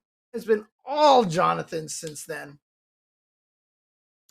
I think when you were discussing about how, like, there was a cooldown on the items in the other games, there was a reason. You know, his normals were not bad the other game, especially Zerg. Like, he had things to back himself up. And this one, in this game, is not the case. They want you to focus on the items a little bit more in certain situations, things like that. And he couldn't have good normals in this game. It'd be ridiculous. I think they're balancing him in the right sort of way. Obviously, there could be some impressive, but like you can see why you can't have like really good normals because it's supposed to amount of damage. But you know, I think I still the situation sometimes is you take these items off, it hurts. I still feel like there are some nights that I wake up in cold sweats thinking about his normals from old Guilty Gear games, man. Oh man, sir, normals. Bring those back. I play Foster if that was the case, but it ain't like that right now. Dang, he'd be so good with that far slash, dude. If he had the original range on the far slash, oh man. Here we go though, Jonathan in the corner position. You know, this is one of those I always love seeing this when I see people, you know, in the chat debating who has an advantage in the match. It always kind of tells you the match is probably more even than you think it is. A good match is the one where all players hate the match and think the other character has the advantage. Sometimes I do feel like that just Guilty Gear in general sometimes where it's like, it's so explosive and so momentum based, especially in Strive, it's just like, dang, I hate this match. I hate this matchup too. Well, I guess we have to agree to disagree. But you do see that, you know, a lot of things that would keep up this character, you know, delete Eddie off the table are not coming through. We do see the 6P and things like that. But if Jonathan Tanae gets going, you don't see the RNG or those long normals in play to make him stay away. You just see Jonathan Tanae full screen, finally confirms with the super. No, the Their explosion is absolutely fine. And gets a trumpet too. All the Trump P. Oh boy. All right, here we go. Throws out all the items, gets the meteor, gets the afro, gets the trumpet. So here we come. Guard break. Oh, into the minions or something, or into the armada or something. But here we go. Jonathan now with the corner pressure gets the hit. Oh, nobody blocks that overhead because it hits like half screen. Oh, dude. Apology Man was going for the home run right there. Did you see him running all just from downtown? Risky. Oh, but the 5P check. Oh boy. And you know, again, this is you know you're a Guilty Gear player if you hate every character in the game except the one that you play. Like that's the nature of Guilty Gear right there, because every character feels so unfair compared to your character. Yeah, when you are pressured by Zato, you hate that character. Doesn't matter who you play that wins or beats that matchup. And if you're Foss, you don't have the defense. That's why, like, you know, if it is Foss' favor, it's not going to feel like that. If Zato has you in the corner, he's looping his pressure, and there aren't gaps for you to escape that are not, you know, frame tight, you know, like that. And Jonathan didn't have full screen confirms in the super and things like that. Perfect Eddie meter usage, and enough to say, listen, these leapfrogs are. I'm doing raw in the neutral or getting got, I'll switch it up and maybe throw it out low for a bait and then have, you know, 5P red RC and continue my pressure. So that's why he's continuing on the bracket over Apology Man. If you want to see more false action, it's not over just yet, and neither is this bracket. Razo versus Super Noon coming through. Super Noon recently sponsored, shout out to him. No more of the sad Spider-Man meme for that guy, bro. You got to take that off your Twitter. You can't do that anymore. Again, Super Noon, who also just had a Super Noon also just had like a little documentary put out about him, if I'm not mistaken, you know, talking about his rise. You know, one of my favorite recent memories was when Super Noon did get top 8 at, I think it was Evo, right? Where he just like collapsed on the stage and started crying. Yeah. And, you know, Katana Prime with the call, you know, talking about this is why we play the game and seeing the emotion from Super Noon. I love seeing what Super Noon has done and how he's grown, and you know the complete, you know, just this growth and success that he's had. So, you know, definitely happy for him, but you know, not gonna say again, gotta be unbiased, can't root for him against Razo, even though Razo is a Leo player, but you know, part of the Intel team. You said that with your chest, James. I mean, Razo's definitely found success too, right? Razo's been winning tournaments and things like that. Razo, sponsored by Intel, they've on their own successful paths doing well. You know, and we can talk about how bad Leo is all day. I'll join you too, because I used to play Leo. But the way that they play Leo is smart. It's like wild, but with like intelligence, and it makes it really hard to fight them because the things that you expect bad from Leo players are not there. They're brought out at the just times that you don't expect it. So, you know, the DPs and things like that are, you know, in between, like guard point, just like that, where other Leo players that are weaker do not use it at the right moments. And with punches as well, too. Jump S has to run the burst to stay out of that situation with the wall break. Yeah, and to be honest with you, you know, I can't even sit here and, you know, pretend to be salty about Leo when Leo is fighting a Ramlethal. So, again, as a Guilty Gear player, you are obligated to hate every character. That's just what it is. Oh, gets the throw, and now does Razo have the comeback potential here? Yep. Gets the mix-up, goes low again. BRC, yep, doesn't go for the air throw, goes for the jump slash instead. Gets the wall break, not enough to kill, but one more hit. He has the BRC to keep the pressure going. What a throw by Supernoon, the awareness to throw that, nice. Immediately on 4-1 as soon as it came down, found the throw off the backboard though, on Globetrotters. 2S coming through, caught the shoes, the fake easy, goes right to the super, and this again will give you that Oki, that meter boost, positive tension, a little bit of that bar at the bottom in terms of damage. Can do a lot with a 2K2D knockdown, meaty fireball, no vegan, 2S, and again, going low. Super going to be backdash because you don't have the defense with this character, unless you have super to threaten. That's one of Ram's weaknesses, that the defense for her, not so good. She's got some decent normals to poke out with, but in terms of like threatening with a DP like Leo, it ain't there. Tried to use the guard point right there, but that wasn't backdash. And again, the range of Ramlethal is going to make it so that the follow-up to the guard point not going to work, but a key back throw now for Razo to get the corner position. What? That crossed up? That flip attack crossed up? Okay, sure. That's a weird move. That move is so weird. It hits weird. And on block it's plus. Like, but it makes it hard to combo into, but it's such a fantastic move to throw. Red RC, that's the victory. Supernoon with the sword send finds that win. That move being plus was a buff when she was already one of the strongest characters. They buffed it, you know, like, and I'm sure all the Ramlethal players out there will be like hashtag she needs it. But, you know, I mean, it's no longer an overhead to be fair, but still, what a great move. It's fantastic, fantastically applied by Supernoon. You know, he's definitely not been one to downplay the character. In fact, recently was like, Ram top one. You know, it might be jokes, it may not be, but it will be him coming up again with the one win against Razo. And is this NA's best Ram? It might be. It might be NA's best Ram. Let's see what it do. Again, fantastic in caging this gorilla character. Oh dang! Swinging away.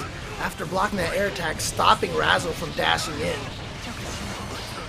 Here we go, nice burst from Supernoon. Try to keep the pressure going. Yeah, you can see them dancing around in neutral. Razo doing a lot of forward dashing into back dashing, you know, because he knows that Leo doesn't quite have the range that Ramlethal does. So he's trying to bait out a whiff from Supernoon. Here we go, gets the fireball RC. Yeah. Nicely done. Such a powerful way for Leo to get in, because that, you know, the slash sonic move really fast, catching people off guard. So you just throw that out RC, and even if they block it, that's what Leo wants. He wants to be next to you while you're blocking, and if he hits you, he gets a combo. It's like win-win for him. 6 feet though from Supernoon to get the counter hit, knockdown situation. Rekka for the corner push, gets all three, far slash stagger step it again, wait for a DP situation, but the throw though, Meaty doesn't get a Meaty situation. Ooh. If it's OTG or Meaty, either way, would have kept him playing. Yeah, exactly. He missed the OTG, which made him miss the Meaty, and it just all went downhill from there. So Supernoon trying to take this 2-0. Maybe trying to continue to return us back to the 3-0 matches, but Razo here with huge damage thanks to that super through the wall. Gonna get the positive meter bonus. Look how much meter he builds up for free, and there we go. He's got another super. Doesn't even need it. Knockdown. Just gets the crouching kick into sweep, takes it, and we are not gonna have another 3-0. It is 1-1 now between the two players. Oh, thank you. Thank you. Let's get that done. Thank you. I want to see more action. People at home want to see more action. Less washes, a lot more grime, a lot more dirt. And one of the things I really like from Razo is the fact that, and this is just like a small thing that people maybe don't notice because they hate Leo so much, which makes sense, but also the fact that Leo players love to get the back turn situation immediately. Razo loves to cancel, win in back turn, 2K2D knockdown, go for the fireballs, things like that. Being able to vary your approach by stance switching is super important to the neutral of the character. Yeah, absolutely. Again, you just don't want to keep doing the same thing over and over and over again. That was one of the things that I was taught by, a wise player named Mr. Alex Vi. I was doing something that was super good and super powerful, and he's like, you still got to vary it. Because if you keep doing the same thing over and over again, the opponents get used to the situation, and it's not as scary anymore. And I was like, whoa. Mind blowing. Mind blown. Yep, there we go. The bounce off the wall, back and forth through the wall, and Razo taking that round. That was fun. Didn't even need the bar to bomb to seal it either. Far slash coming through from round start super. She's got some of the best in the business. Her mid range is better because of far slash, but look at the mid range. Razo's in that distance. Also, one good thing that you want to be in neutral stance for is the 5K to find punishes, but you're punished for whiffing a button. Now you're being caught up in the corner, jailed up, locked up. Red RC. It's over. Wait, hold on now. My bad. Oh, my bad.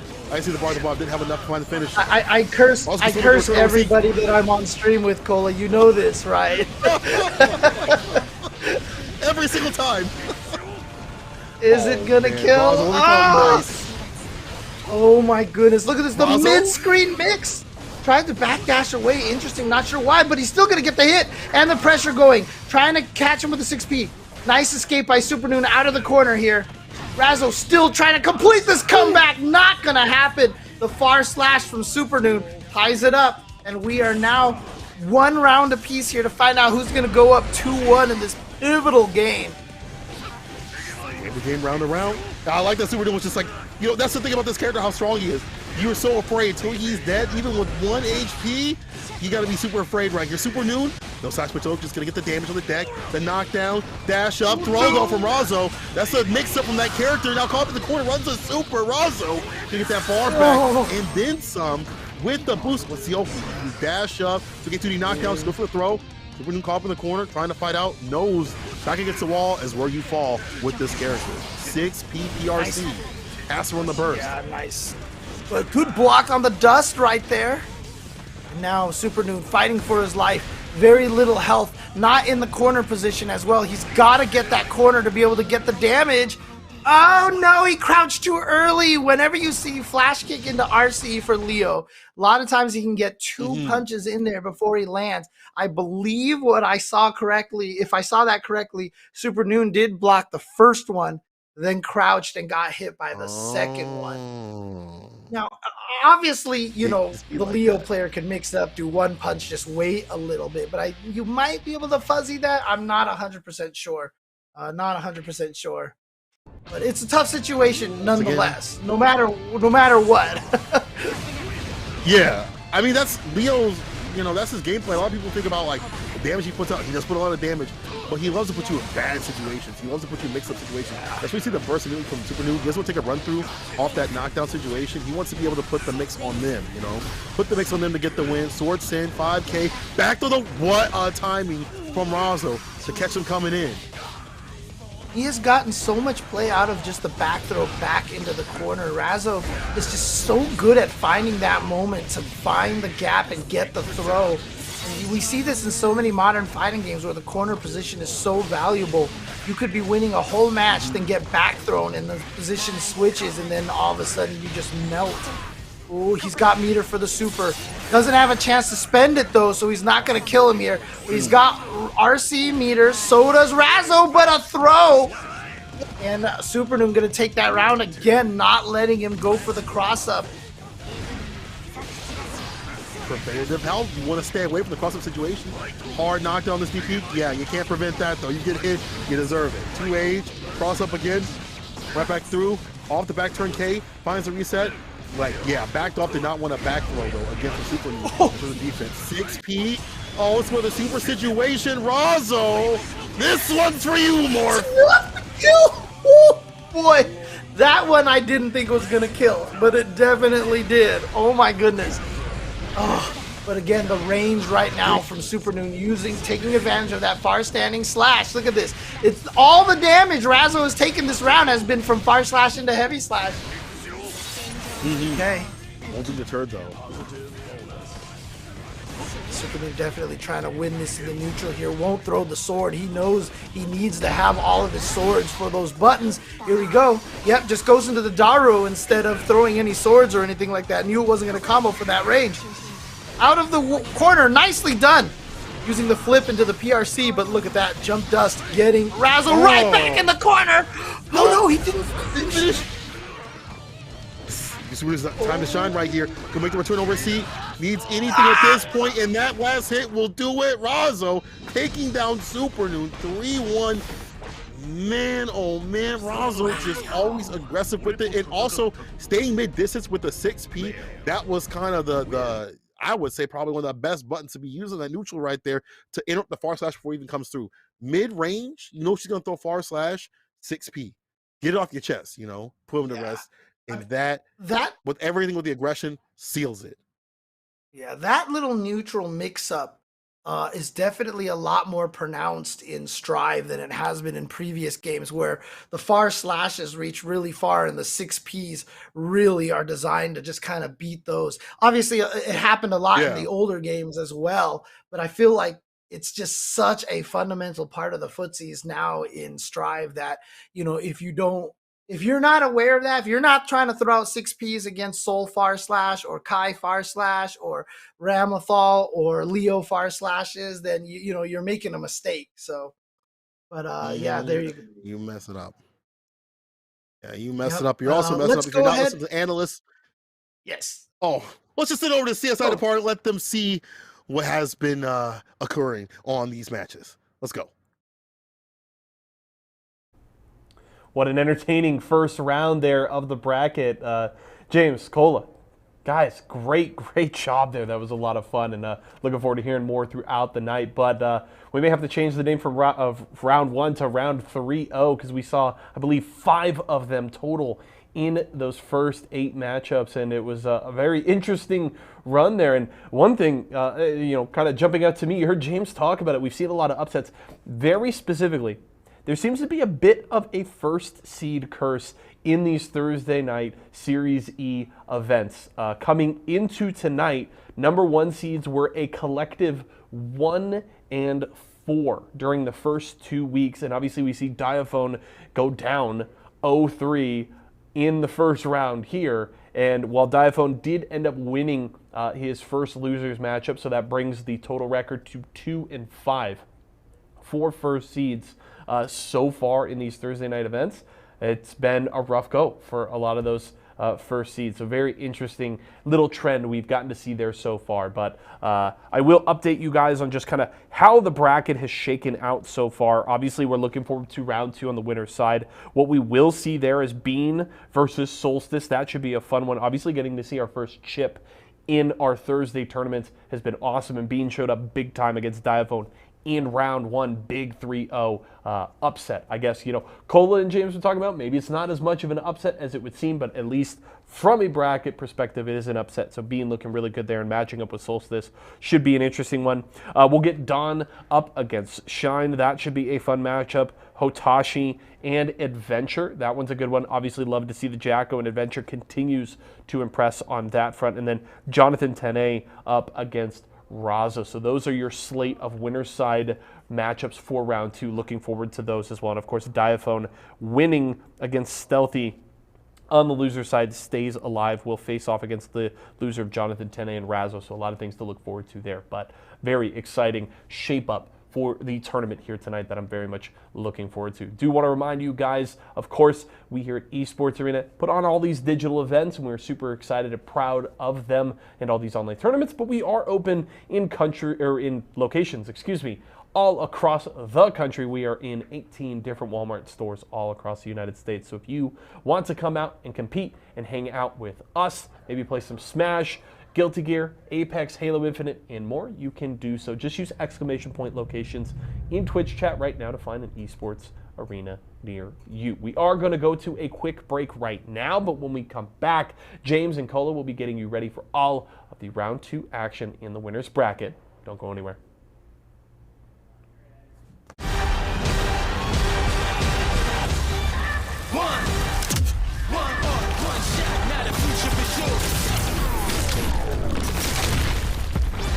Verses coming daily under pressure. Working on applying the scheme. The true style trademark is at the edge of your dreams. I'm talking. Yeah. One shot, now the future is yours.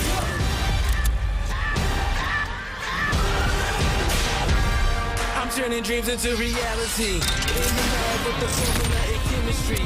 The memories spark and motivate and make the industry shake. With the balls and the breaks, I'm talking one chance that was so good for the goal. It's one shot, now the future is yours. Go!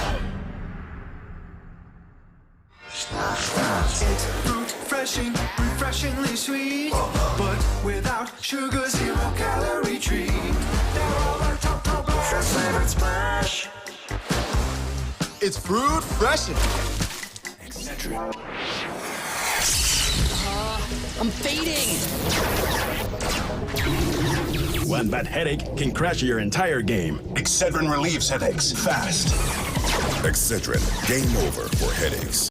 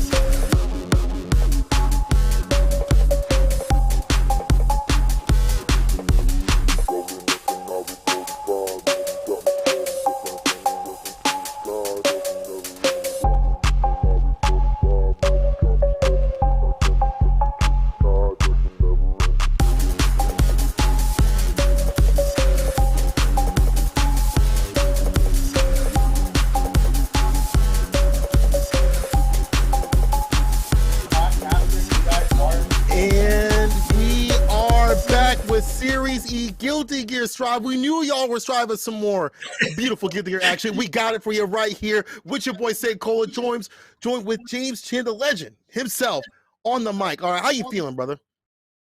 I'm feeling good right now. These matches have been absolutely insane. So definitely been enjoying that. And, the matches aren't going to stop or anything like that. But let's take a look at where we are in the brackets and see what's going on over here. As you can see on the winner's side over here. So everybody, of course, starting on the winner's side here. But 8 of the players sent to loser side, 8 of the players still going on winner side. As you can see, Bean is going to be going up against Solstice. Excedrin Solstice, Razor Dawn will be going up against Nerf Shine. And Moisotashi will be fighting against our boy Adventure. And then Vizio Jonathan Tene will be fighting against Intel Razzo. So that's the winner side of the bracket. Oof. But then, yeah, and if I'm not mistaken, on the loser side of the bracket, we've already played some of the matches out. So just to give you guys an update down there, Diaphone has taken out Stealthy 3-0. Wow. Lord Knight has taken out Flash 3-2, and Idiosyncrasy has defeated Mira 3-2. So Stealthy, Flash, and Mira are all out of the tournament already. I know, right? I mean, that face is a perfect way to kind of describe, just again, the bloodbath that is, the Series E Guilty Gear. But it's so hard because like everyone's so good, so it goes either way. Like Diaphone is 3-0, Diaphone is Stealthy, like 3-0. But we already saw it with the winner's side, and there we go. And one of the losers matches going to be Apology versus Superman. That's a classic right there. That's a DBFZ classic right there coming through in Guilty Gear Strive. Y'all gonna see it here as well as we go back to the winner's side. In fact, our first match after we come back from this break right here, after we had come back from this break at least, is going to be Bean versus Solstice. On the deck, that's going to be Chip versus Ram. Don't get hit. That is Ram Lethal. Remember, it's in the name. Round start with the / came through, but didn't get a full conversion right there, and Bean with that trademark aggression. Yeah, and again, Bean, remember to start off the day, well, it was one of the first matches we saw on the day.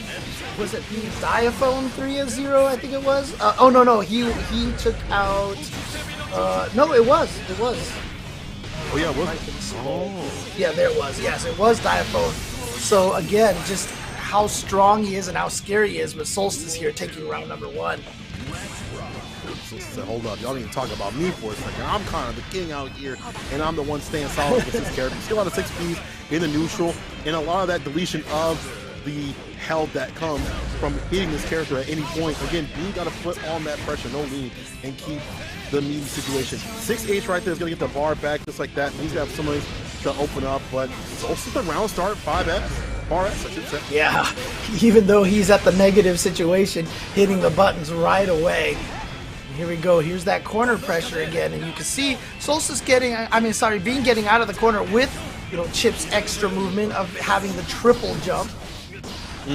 Tries to go for the command throw. Nice escape by Solstice. Not going to have the range for that sword to be able to combo. So Bean with a chance to survive, but a trade in neutral is going to give the first game to Solstice. There we go. Ooh. it's kind of wild because we talk about how aggressive Bean is. Solstice is like that. That was one of the things we pointed out how aggressive Solstice was. I feel like they just had some gaps in their gameplay, but again, over the weeks, over the months, you see the Wednesday night fights, other tournaments like even this one right here, they've gotten better at closing that, and that trademark aggression is starting to find success. You know, those risks, there's less of those and a lot more reward. 5K right there, easy trade right there, had the health to do it, being with the round start, not able to push the issue, just waiting for these whiffs on the far slash. But then again, Solstice has been the economy of buttons the right way. Yep. Here we go, back to the neutral again, but this is one of the harder things for Chip right now. You know, in this matchup, Ramlethal's neutral is so powerful, and Chip's approach is largely going to come from the ground right there. You see how Bean's just dashing in, but because Ramlethal controls that space with the slash and the heavy slash so much, it really kind of, you know, nerfs the vectors of attack that Bean wants to come in from. Ooh, yeah. Okay, but remember the DPs against Diaphone and how well those worked out. Missed the kick follow-up.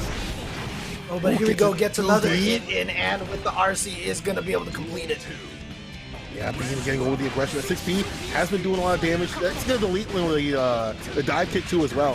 What a challenge against that. After that 6H had landed, he went for the 5P. And again, continuing that pressure. Aerial approach. Jump. He's on from Solstice trying to keep up pace, but it's hard. Your buttons aren't as fast. In the side switch, he said you may not pass in terms of this tournament, getting into him. Oh, another throw that should be enough, and there you go, Bean tying it up 1-1, just like that, so fast. And again, one of Chip's strengths is his speed, of course, and you saw it right there. You blocked the sword. You know, we saw other situations, characters trying to dash out of the corner, still blocking the explosion. Dude, Chip just flew out of there. He threw out a 6P, beat Ramlethal's, you know, mid-range button, and that got Bean right out of the corner into the victory.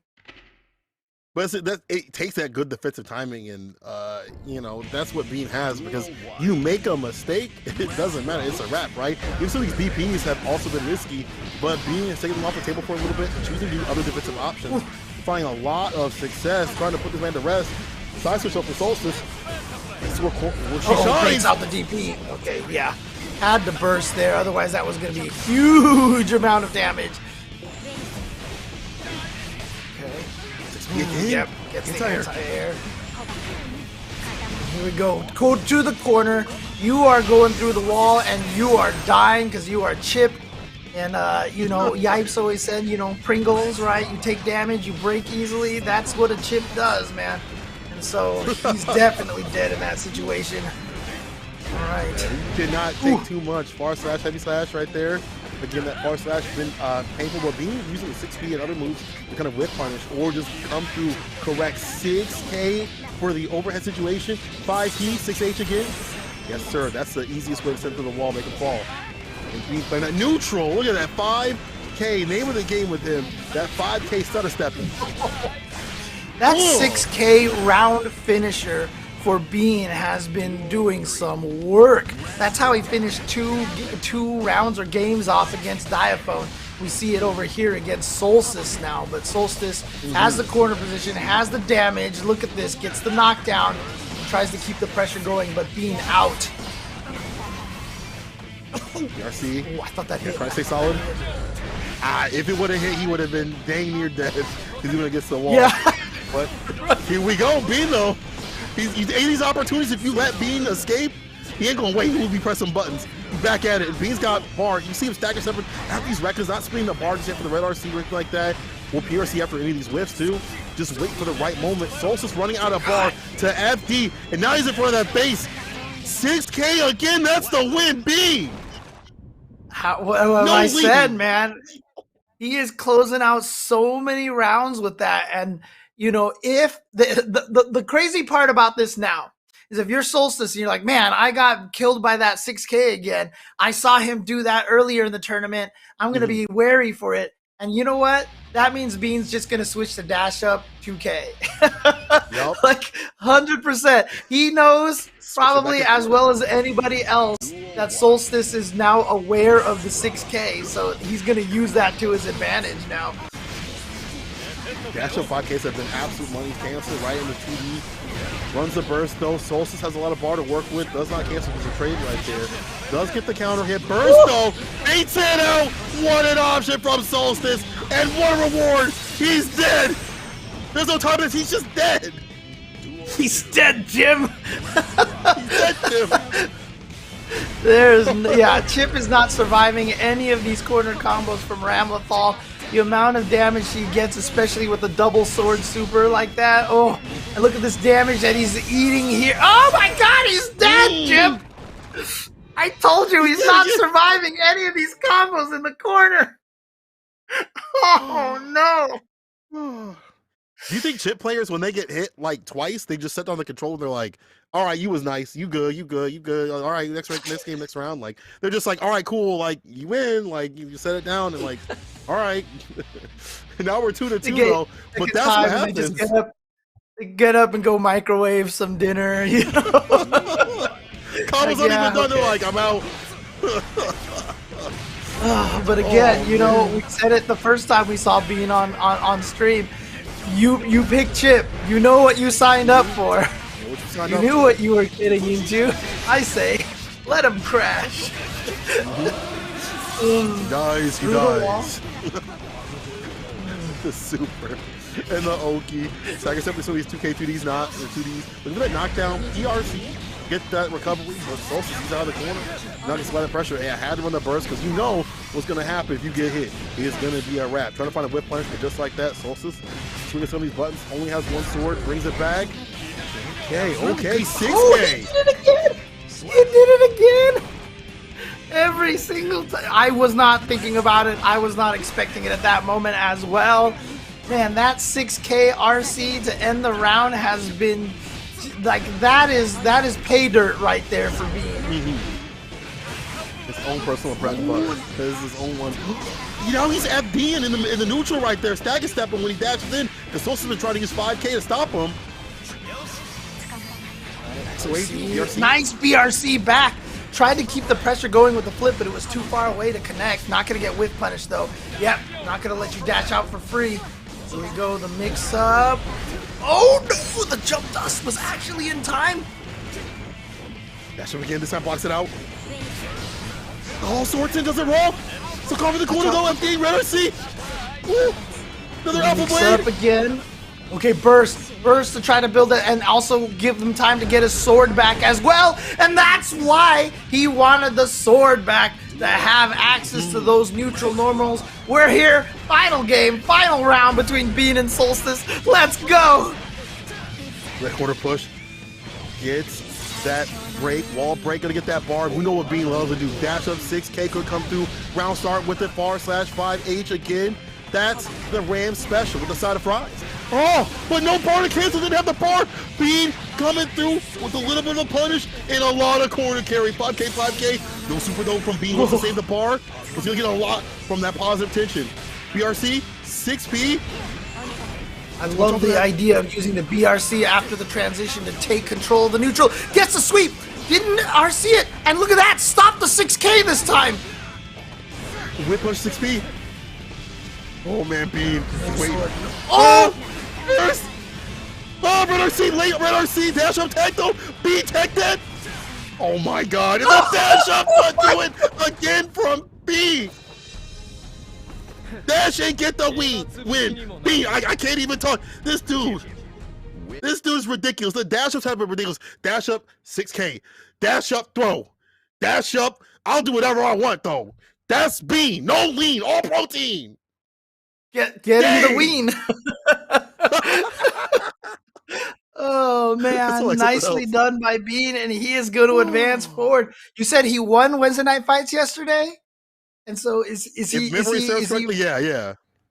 Okay. There you go. So I mean, look, we've got some baked beans here for sure. Bean is on fire, as people are saying, and so doing well. He's moving on the winner's side, going to be playing up against whoever wins between Dawn and Shine, which should be the next match we have coming up. Oh, action don't stop. The action don't stop, people. Yeah, it was being that definitely. He got the 3-1 win over Shine. So that would, is if Shine makes it through, be a run back, but he's got to fight Don Dada, who is a difficult opponent. Again, knockdown situation is not going to be fun for Pot, but it could just not happen like that, you know? Right. This can be a tough matchup for Potemkin because obviously Eno spends a lot of time in the air. But again, you know, Potemkin can find a way to do damage no matter what. So okay, here comes Dawn now with the pressure. Tried to push Shine all the way to the corner. Didn't get it. Wow, stood up and got hit by the slide head, causing him to use a burst, but now going to take a good chunk of damage. Nice jump to block the Garuda in the air to get out of there. Let's try 6P. They get too much off of that, unfortunately. And the backbreaker that is the Potemkin Buster done doing it. Shine keeping the lockdown on Don. Whew, man, all right. Now getting the pressure in there, goes for the sweep and the delayed slide head. Good defense right there from Don. Yeah, gotta watch out for that reflect off the flick. Ooh, the delay by using the cheeks in the air to stop the 6P. His move has been fantastic in the armor to try to get the knockdown. Didn't get it though. Flick applied. Does counter hit. Get that mega pistol, double it down. Oh. What was he going for? I'm not sure what he was going for, but it missed, unfortunately. But he's gonna, oh, okay, but you know what? It doesn't matter. You can whiff that and still have enough time off of the splat to get a follow-up and still get the wall break. That's what Shine did, and so Shine gonna take game number 1. Great knowledge right there in the neutral too to send the Beethoven. The Beethoven back at him. I like muted myself right there because I was like swinging my fist a little bit because I was mad, you know, for Don to be able to not play. You know, when you're not able to play, you're not able to send out the notes and things like that. It's hard to put the mix on the deck in that character. He has so many ways to challenge you in the approach before that even happens. And again, preventative health. Shine's about that life. He's like, listen, if I have ways to keep you out, I'm going to keep keeping you out because I don't want to have to be hit with the mix. All right. Dawn now, got to figure out a way to get that pressure going. That pressure can be kind of annoying for Potemkin. I mean, that 5P is his fastest button at 5 frames. So a little bit, you know, on the slower side, but still, if you know what you're doing and can survive this, but the mix-up is so hard to block from, you know, so again, what we're seeing here, we talked about it the first time we saw Shine on stream, it's the human defense that's working really well, but you can only block Eno for so long, okay? Look. She's gonna get in. You're right, though. You definitely correct. Look at that damage! No, not enough. You didn't have the bar for the extension. Garuda 6H, trying to find that one touch to seal it. Okay, gets the note out. Oh, what? No fear at all. The note, he knew it wasn't going to hit that many hits because he stuck out a button and it hit him early. Of course, the further it travels, the more hits it does. And so he just got hit by the note and said, you know what, I'm going to throw out a 5P because I know I'm going to recover in time. Trying to do a fantastic job of defense right here and offense. And so I said that. Commentators Chris Koff in the corner 6H. Chemical Love. Oh, I like that option right there. Put the mega fist and got the counter hit. The chase on the hot pursuit. This is rated R for ridiculous amounts of damage. Shine. That he did standing kick and he tried to do a Kara back mega fist. Came out with the pot buster by accident, and it didn't even phase him. He whiffed that Kara. He whiffed the Kara pot buster and then just pot bustered again. You know, it was, he just knew the situation. He's like, you know what? If I mess up, I already know the situation afterwards. And I love that. That is experience right there. A lot of the times you miss what you want. You're like, darn it. But it's happened enough to him that after he's missed it, he already has a mix up to make up for it. That's disgusting. That's high level play though. I mean, that's honestly high level play. Like, okay, if I make this mistake, I have something, you know, in the back burner to take him down. And that's why he only has 2 more rounds against Don. Raises on Don, nerf Shine up to on game point. 6P though, as an anti right there. Fantastic button to get that counter hit in the neutral in the corner. You don't have to get the chase down. That's what everybody who plays against him says, right? Nerf Shine, please. Nerf Shine. Nerf Shine. I mean, the way he's been defending against so much of this stuff, it's, you know, it's almost kind of like Goichi and Dragon Ball-esque, you know? It's just like, why can't I hit him with anything? But I think, yeah, Don should be able to kill with that super right there. Gets him through the wall. Okay, so Don on the board with 1 round here.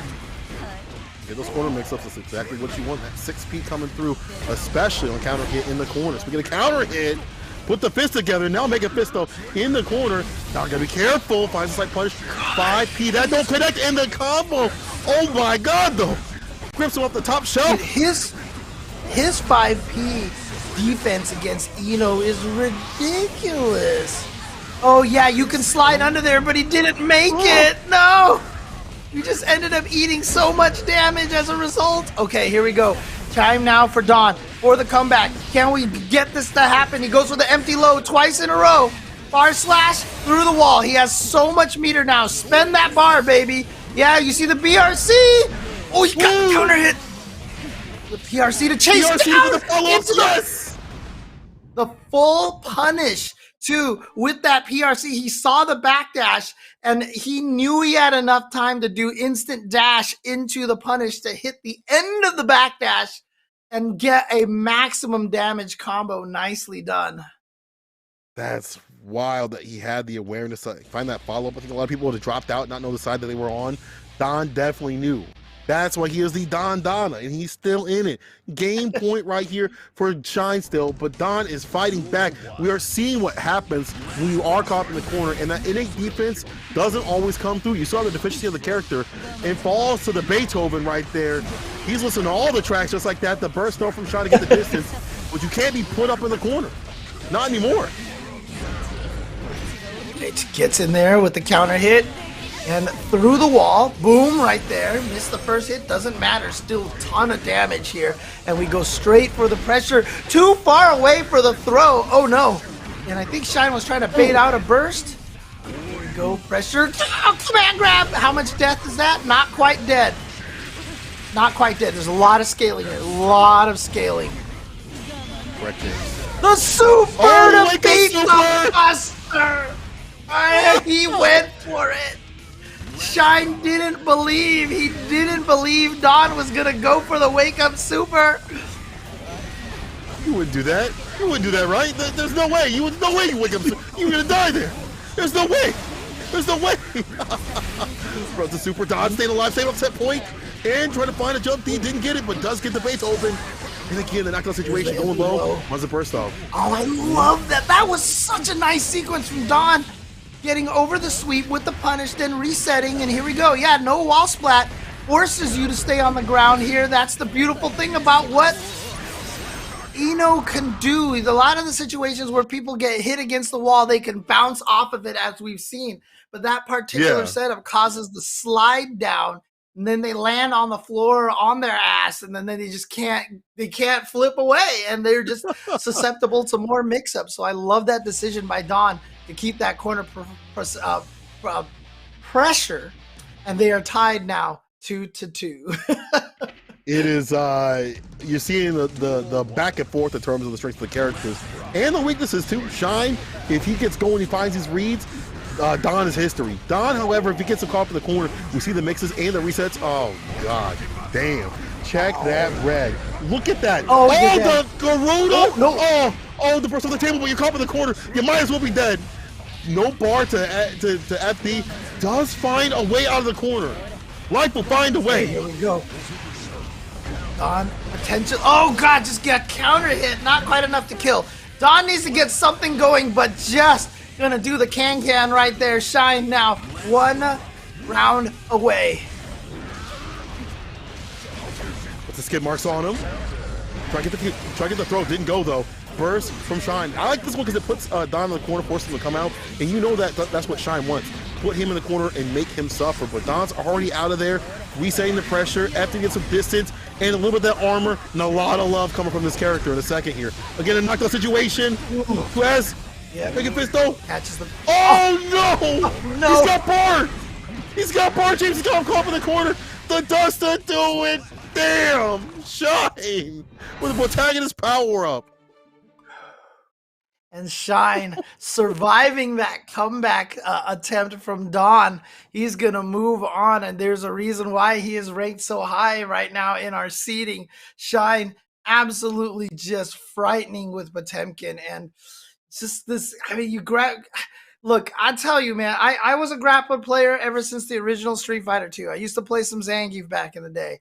And, you know, that was when Zangief used to drain a third of your life with an SPD. And it felt good when you landed that. Haven't had that feeling on a long time until Strive. When you land that Potemkin Buster and you watch your opponent's life melt, that feels so good. It feels so good. Especially for you. Other person is not feeling so good. They are feeling bad. But we're feeling great out here with this great Strive action. Let the people know what's going on. All this action is ridiculous. And it's what James? To be fair, them feeling bad is what makes it feel so good. That is how grapplers play. That is how grapplers play. Poor Sharpie is. I know she's out there somewhere clenching her seat. Like I hear grappler love somewhere. Like she's shaking. Oh my god! Well, she's gonna be able to get a break. She was just right here. She was going about her day, walking around. And all of a sudden, she just like felt this jolt. Like, wait, somebody said something good about grapplers. Disgusting.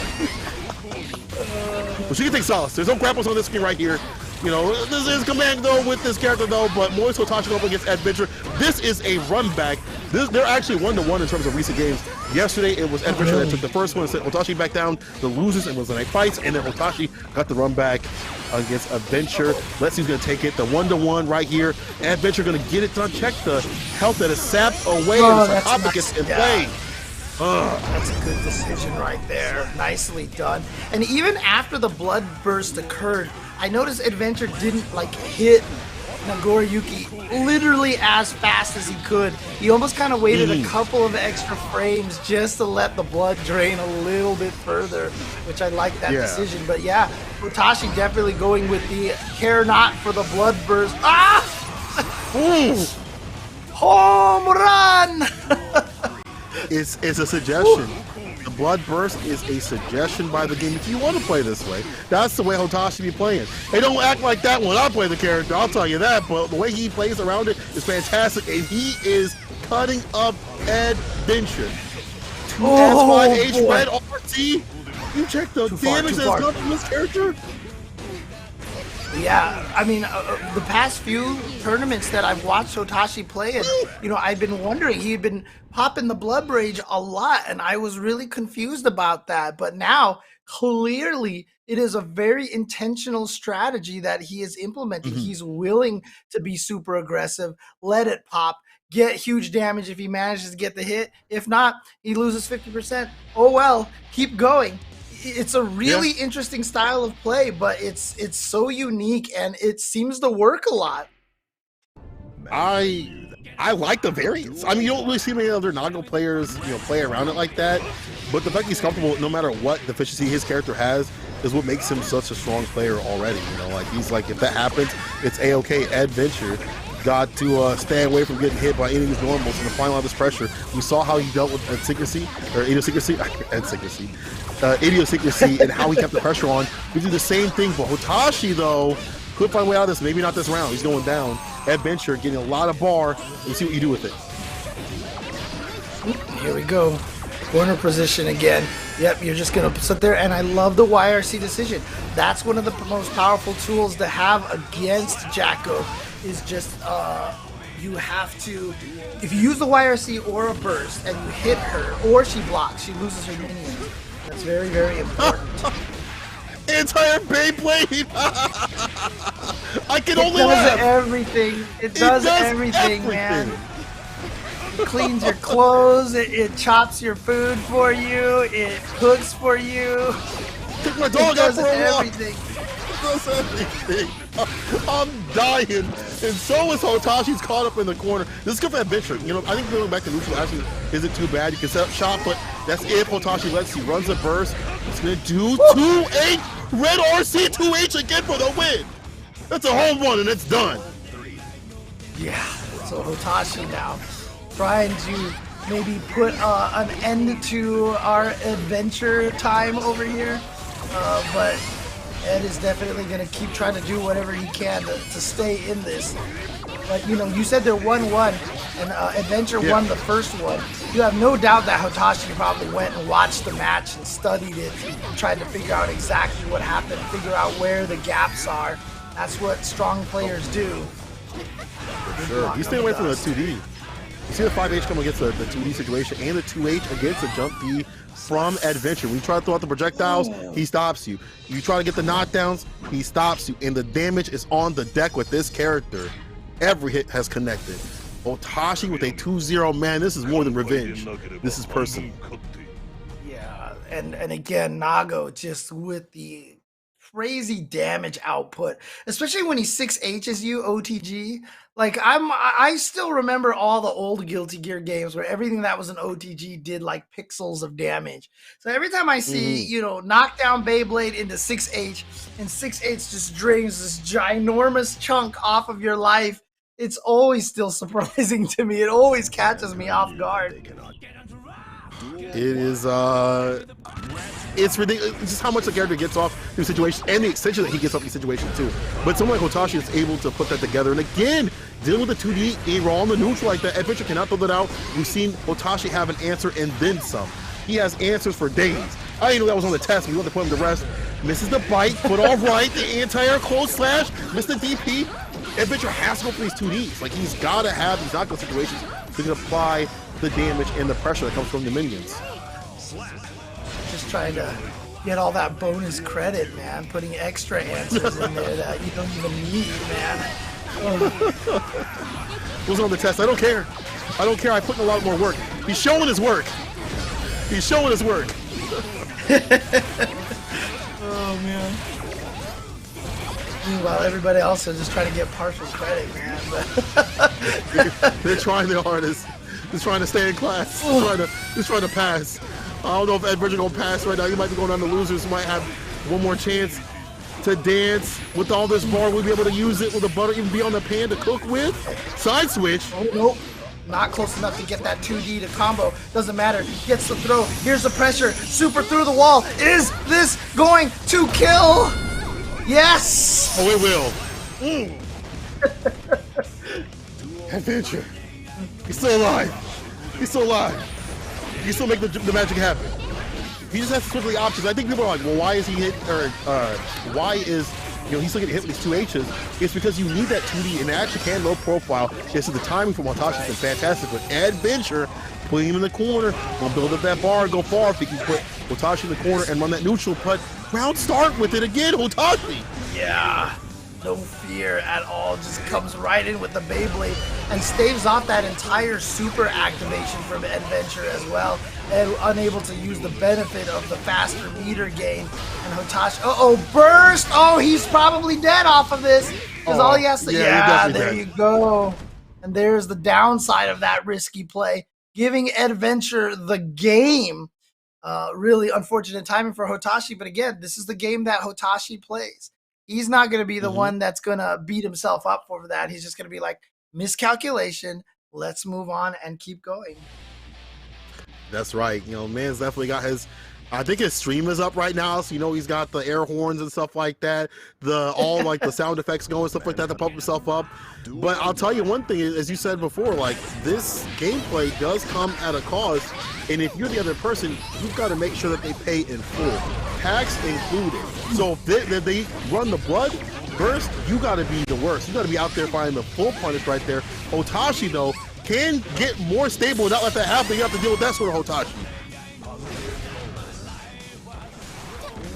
Now, oh no, missed the anti-air. I'm not sure what he was going for. Just kind of went for something low right there on Hotashi's jump. Has the minions from full screen. Hotashi trying to challenge the minions. You see him trying to kick them. Yeah, gets under the air fireball to allow the pressure. Nice backdash from Ed. No free minions for Ed. No free minions. Excuse me, sir, you didn't pay for these? Why are you walking out of the store? You didn't pay for these, sir? Sir? Beeper's going off, everything like that. Hotashi able to get a gold burst on that situation and has a bar to spin. Gonna get that sends right through the wall. Adventure got to hold this pressure right here. Hotashi actually is backing up, maybe anticipating something, but did not get DRC slowed down. Still got him caught up in the corner. Okay, gold, this is important. Gold burst is going to activate here. He chose to go for the speed gain instead of the armor on the minions. So minions are all full screen, but you see also on a throw tech, she loses all her minions as well. So just going for a throw against her when minions are out is also a good idea. Regular throw from Hotashi! Of the Fukio! Hotashi! That's the danger of Hotashi. It's like they're the different levels that he likes to play at. Okay, cool. The blood mirror was getting me got. I'm gonna stave that off and play a nice neutral way. And that is why I say 3-1 in the run back. Not even run back. They had the 1-1, but Hotashi's the one that got it done. Moving on the bracket, sending them down to losers and moving on. Man, oh man. Adventure just couldn't survive the Hotashi onslaught. And next coming up, we're gonna have Vizio, Jonathan Tanay going up against Intel Razzo. We saw Razzo just finish his game against Supernoon with that Leo a few games ago. Jonathan Tanay was able to take out Apology Man earlier. Let me go to the losers bracket here, see if we have some more updates here. So Supernoon did beat Apology Man 3-0 and has also already defeated Solstice. So Excedrin Solstice is out of the tournament, 3-1 to Supernoon. So Supernoon working his way to the top 8 on loser side of the bracket now. Nicely done. Oh my Dawn God. has to go up against Idiosyncrasy. Adventure has to fight against Lord Knight. Lord Knight. And Diaphone will play the loser of this match coming up here between Jonathan and Razzo. That's the case. Oh man, that is a brutal bracket. This bracket is not kind to anybody. You know, as you said before, people were like, why is this person fighting this person? It don't matter whether they win or lose a matchup. You have to fight somebody strong throughout this entire bracket. The top 16 of top level action, top level players. It don't matter if you win the match, you still gonna get smoked. You can still get smoked out here. These are like, look at Jonathan Tanay. Whew, this dude and Razzo, both top level players. Don't matter. You don't run into them one or the other at some point. Still on the winner's side. Let's see when they survive and strive. Jonathan Tanay, man, he sent in a ringer. He's having Apology Man play for him. No, I'm kidding. Apparently, we discovered they're in the same house, so he's just playing on Apology Man's account right now. So, not actually Apology Man, as it says in the top left over there. Oh, man. Yeah, that's true. Got a situation against the knockdown. Right, hell. Jonathan Tanay trying to keep that long-range game right here to make it difficult for the character to come through. You can't throw the fireballs out, so yeah, has to run the 5K in mid-range with the knees on him. But again, Jonathan Tanay get that distance. He doesn't want to have to go through the mix-up that Leo puts on. Let's put the mix on Leo in reverse. And that's what, and that is a tough thing though. That slash sonic boom that Leo has is really good at killing Eddie. So you see right now, Jonathan Tanay is playing around that very much, trying to make sure Eddie doesn't get sniped by that fireball. He's going to use the PRC to get in. That's also why he uses a lot of oppose as well, because then the first hit of oppose can absorb the fireball, and then Eddie won't die like he just did right there. You have to watch out though for Razzo, who loves to get these dash up throws and will cancel also if they're in the stance switch too. So they'll be definitely waking aware. But speaking of throws, air throw gets the distance pierced, and again the applause for that corner carry. D2H finds a finish. Jonathan Tanay, he ain't done. Nicely done by Jonathan Tanay. Trying to take game number 1, trying to take the lead. And the way that this tournament is going, taking that first game is super important. Absolutely. Momentum. And the checks with the 5P. And see, there you go. The oppose absorbing the flash kick, and then the follow-up hits actually just blowing him out of the flash kick, so he didn't get a chance for follow-ups. Doesn't matter. Razzo gets the hit and the wall break. Gonna take that round. That's the Leo round right there. It doesn't matter if he gets that mix, it's a wrap. But I like the opposed being put in the neutral like that. Again, stopping a lot of that silverback approach that comes from Leo. Like, you want to stop that. But now Razzo trying to find challenges against Eddie right there. He's trying to strike him away. and the fireballs every so often in play. They get hard for Jonathan Day, like send it back. And RC corner carry 2H, leapfrog, 2S, and then 2H again. Yep. They would bar, dangerous. Wall break has the meter, but he started with 0 meter. So it's going to take him a while before he gets that meter to be able to do some crazy stuff. Zato can really be scary after a wall break if he starts with a full bar, because then he can like put you in block strings basically forever. At 5 feet gets real dangerous too. Yep, there was again that Sonic Boom killing Eddie. So forcing Jonathan Tanay to play a little more defensive once he had lost that Eddie gauge. You see he's building, oh, the dust! Gonna be able to combo off of that thanks to the slowdown off of the RC. Got him low on the other side. Okay. Oh, that was a meaty ass whip. He uses the wire C to get some distance. There's the right back, same day delivery, and the 2S finds a finish. Oh man, Jonathan Tanay's defense and the offense has been fantastic. It's easy to break under the pressure that Leo puts you under because of the mix and things like that. And obviously, you get hit as Zato, it's over. You might as well put down your controller and walk away, almost like Chip, because you don't have the health to play with. But the way that he is using the wire C was fantastic, and also to win the challenge too as well. And also timings against the fireballs. Starting to eat a few more, but then kind of scale it back a little bit. And just like that, Jonathan Tanay with the first game. Okay. I like Hefty's comment in the chat. If Jonathan Tanay loses, I bet you he's going to pull out his pocket Faust on the Apology Man account. Oh no, Jonathan. It's one of those. Yeah, he would do. I don't know. If No, that's not gonna happen. It's funny. It's funny. But obviously, Jonathan Tanay, he does have pocket characters. I mean, he's also a soul player as well, right? That's true. Doesn't mean it. He won the first game, but Razzo coming right back here in this first round. Wow, I can't believe that Zato actually lived. It just gets caught low right there, Razzo. Round number 1. So 2K finish right there, playing the neutral. Now doing different buttons. Immediate burst up with Jonathan Tanay in the corner and stay away from the mixing situation. Get 2D knockdown, back turn situation. That's when back turn gets real dangerous. You got caught up in the corner, you got to guess the mix, and also got to deal with the parry and things like that. 6P puts it down to the ground. 6H again, meaty fireball. Jonathan Tanay trying to find some sort of opening, and does actually get outside the corner. This is perfect for Jonathan Tanay. They take too much damage in that corner situation. Oh, I love the reflect on that fireball. And you see how he's continually trying to protect Eddie from those sonic booms from Leo. Nice red RC to confirm off of a 5-punch, the standing punch from downtown. He's going to get the wall splat, and he does have a lot of meter here to start out with. So if he can get something going, he's going to have a lot for, some RCs to keep the pressure going. Wow, challenges on his wake up, and again, using that 5-punch RC to turn a standard punch from that far away, which normally doesn't lead to anything, into a nice kill combo. That's kind of the problem when you're fighting Leo, is like having something against a 2D. You don't get too much, especially if you're Leo or if you're Zato. You have to have bar, but Jonathan Tanay's bars usage has been waiting for these moments. These 5P moments, or he'll just challenge against the dashes. His 5P timings are really good, but you have to have bar to get those extension. Does find the invite hell right there to get the lockdown. Again, the oppose. A lot of Eddie meter play. He's caught up in the corner. Oh, oppose again. Leapfrog situation plus frames dash up. Challenge again. No cancel just yet. Saving that bar for the right time to shine. Ooh, here we go. Time for the pressure towards the corner. Gaping Maw right through there, but nice jump out into red RC. I like that choice by Razzo. Gets the shimmy on him. Oh, look at this, all the way to the corner with the jump dust. Oh, nice spring off the wall from Jonathan Tanay to get out of there. No oppose for you. I'm going to throw you instead. Good blocks, but not enough.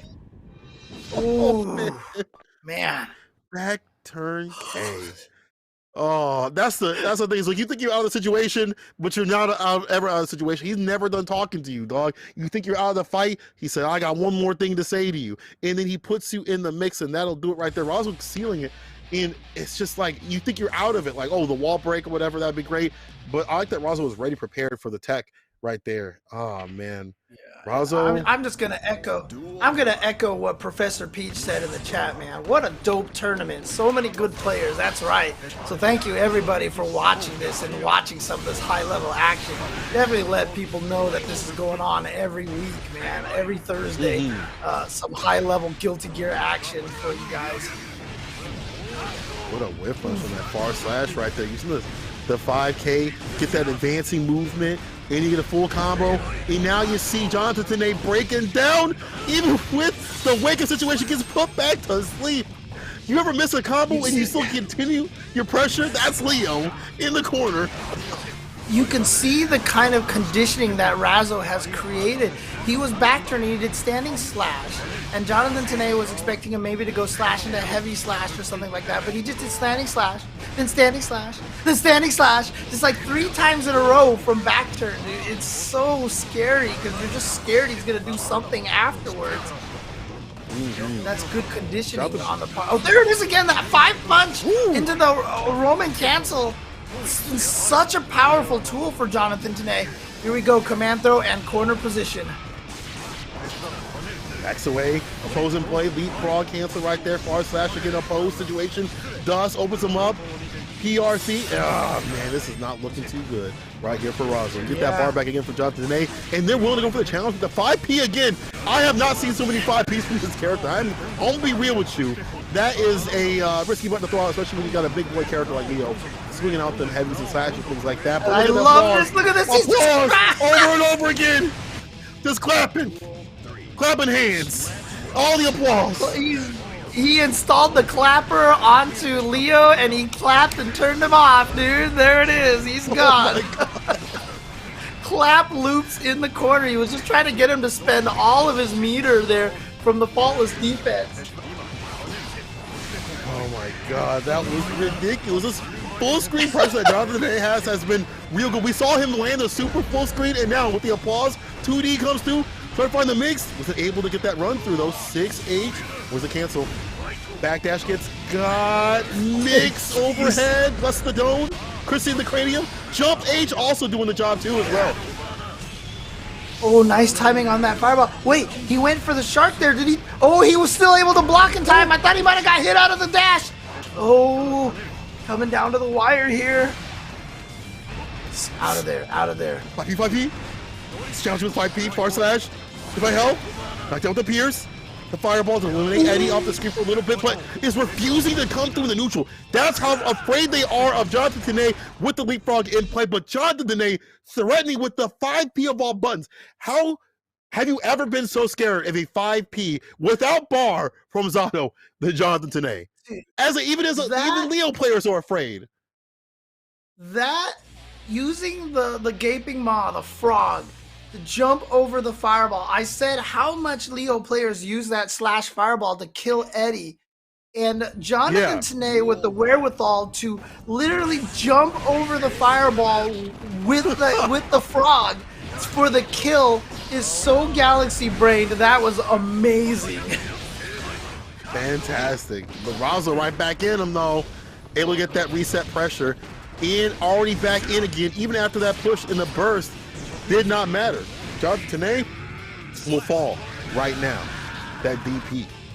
And there goes Razo with that combo into the DP. See a lot of the high-level Leo players go for that to get the knockdown and the pressure situation afterwards.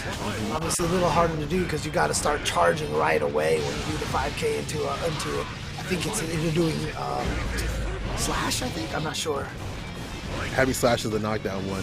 We have the dust button, it helps you to keep that charge too. Yeah, for sure. 5P good challenge right here against Tene. Wait for that right moment to get that red RC corner push. Again, his full screen presence is fantastic, but so is Razo on the PRC, full corner carry off the backboard. Just goes this time for the break. Once that bar at the bottom, but this is back to neutral. Right, there we go. There's that 5P again. Whoa, what is even happening here? But gets the dust into the RC. Gonna get some good damage here. Not gonna be able to kill. Backs off a little bit. Razo with a lot of meter here. No sonic booms into the PRC just yet. Oh, there you go, trying to jump over, and again, just chopping Eddie. Gets the 6P. This is going to be huge damage, and with no gut scaling, this should probably kill. Whoa, he burst in time! Is it early? Jump H still comes down. It takes this from Razo with the call out. Oh my God. That was so smart for Jonathan today, but it doesn't matter. It doesn't matter until you win. The range on that jump H from Leo, he was downtown, dude. That was Steph Curry style right there. And he caught him and was able to dash in and get the hit, even thanks to the counter hit that he got rewarded with that jump H. Whew. Oh man, that jump H was fantastic right there from just Razo getting that distance to Superman. Whew. So that's now 2-2. So we're going to the last game here. Oh my.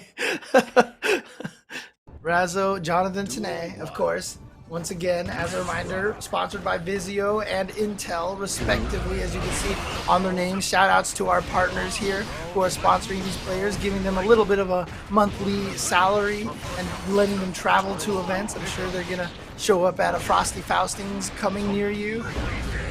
I would love to see them. Razo. PRC, Fireball, lockdown with the overhead 2S, ground pound. This is where you live if you're Razo. In the jungle, in the Congo. In the jungle. Oh, look at that pressure. The mighty jungle. The Leo sleeps tonight. Sleeps comfortably and peacefully. People talk on Twitter, eyes are closed. How do you sleep as a Leo player? I sleep peacefully every single night. What are you talking about? That's what Leo players say. Oh man, nice throw. Here we go, towards the corner now. Gonna get the pressure. Oppose into the frog.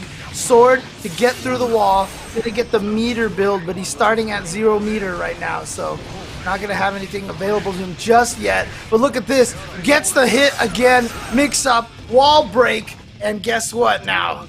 We're at final game, final round between Jonathan Tanay and Razo.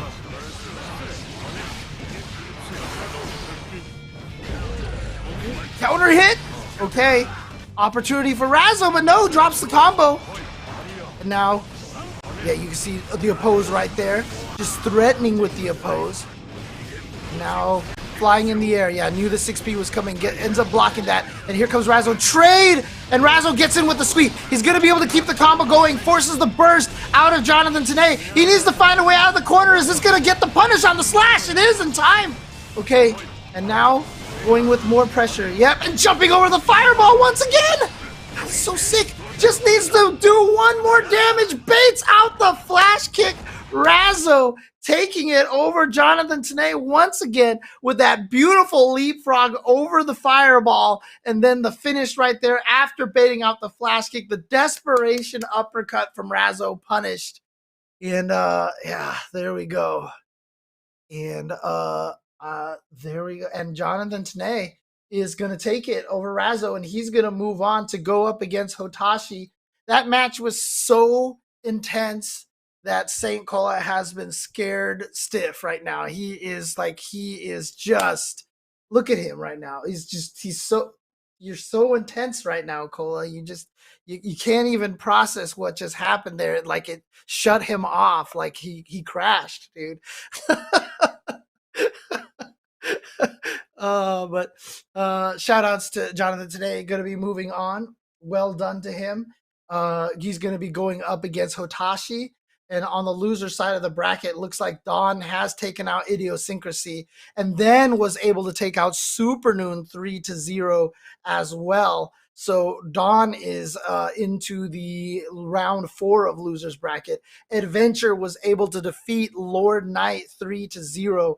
Adventure moves on. Diaphone's going to be fighting up against Razo, and the winner of that will go up against Adventure.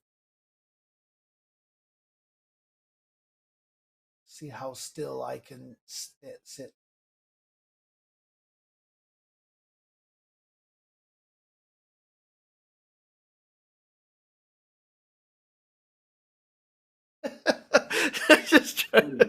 try to confuse. Well, you know what? Let's throw it to the analyst. Let's see what Yasso has to say about all these matches. Yasso, talk to me, boy. You know, I get it, Cola. Getting scared stiff there. We'll get Cola back in here momentarily. But honestly, a great second round of games there.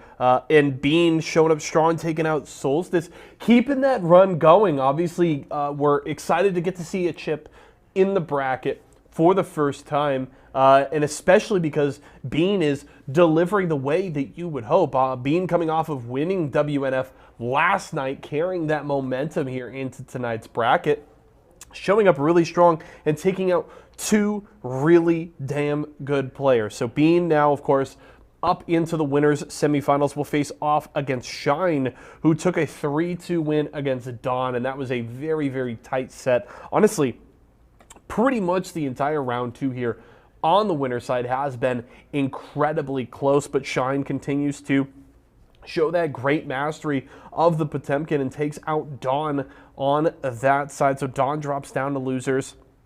Then we got Hotashi and Adventure, and I was in production watching this set, and I was talking to one of our TOs and talking about the fact that I'm so conflicted in that set because I really like both of those players. I've really enjoyed seeing what we've seen from Hotashi over the first few weeks here of Series E, consistently showing up here on Thursday nights and showing up well. I've enjoyed the mirror matchups against Idiosyncrasy, so I've really gotten to like Hotashi a lot. And then I absolutely love Adventure. The only Jacko that we see in the bracket, Adventure continues to be a player that is somebody you don't want to end up against. It feels like Adventure can take pretty much anybody in the bracket deep in a set, can kind of beat anyone, has the talent, has the skill, and continues to show well. And despite losing 1-3-2 Hotashi here in round two, definitely keep an eye on Adventure in the lower side of the bracket. Did end up taking out Lord Knight 3-0. So Adventure still live up into losers round three. Will play up against possibly Diaph, and we'll have to see how a couple of matches shake out there. But that is going to be pretty good there. So love seeing that. And honestly, the bracket continuing tonight is going to be really interesting. I'm looking forward to as we continue to get deeper in this bracket. The matchups get more and more interesting. Do want to let you guys know if you're trying to get some products from any of our partners here at Esports Arena, you can grab them over at walmart.com/esports arena. So whether you need, a new Intel chip for your PC, you're trying to grab some peripherals or anything else from all of those partners, again, that's walmart.com/esports arena. You can pick them up there, or you can go into Walmart today, grab them. Maybe you can go to one of our 18 locations all across the United States. Go and pick up whatever you need. Again, that's walmart.com/esports arena. We've still got plenty of matches more to go, but we are going to go to a quick break right now. But when we come back, we'll be getting you ready for the winners semi-finals. We're getting down to the wire here, folks. Don't go anywhere.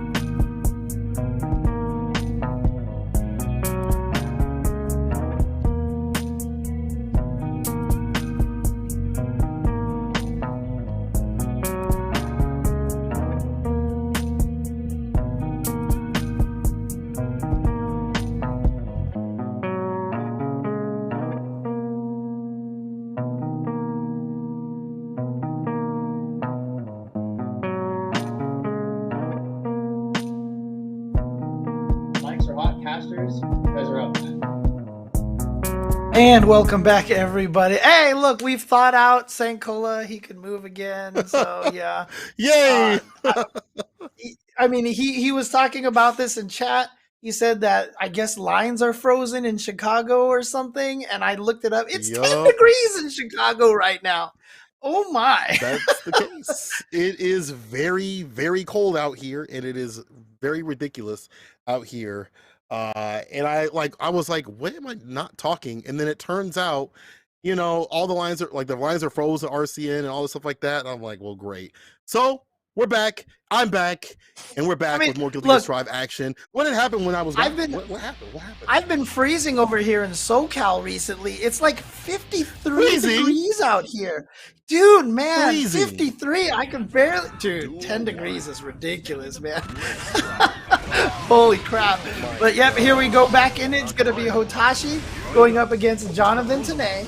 This, of course, is in the winners bracket. This is on the lower half of the winner side bracket. This is basically winners semis. Yes, winner semis here.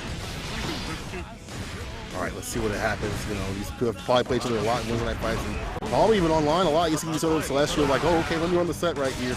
Jonathan Tanay trying to come through. This is one of those characters that can apply a lot of pressure, but this is Nago, though. Matchups may not apply if he lands the damage, and that's what's happening right here as he dumps it out. But on the side of him, the dash up Shark Week, a fantastic option from this character. You keep him locked down, make him look like a clown, and that almost is the round. One touch.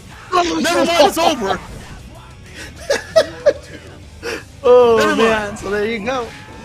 Nicely done. But look at this. Hotashi going right in there with command dash and a throw. That's already 2 bars of blood gauge built right there.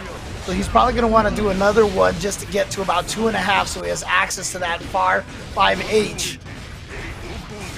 All right. Tries to go in there, but nice check from Jonathan Tanay. Not going to let him command dash in for free.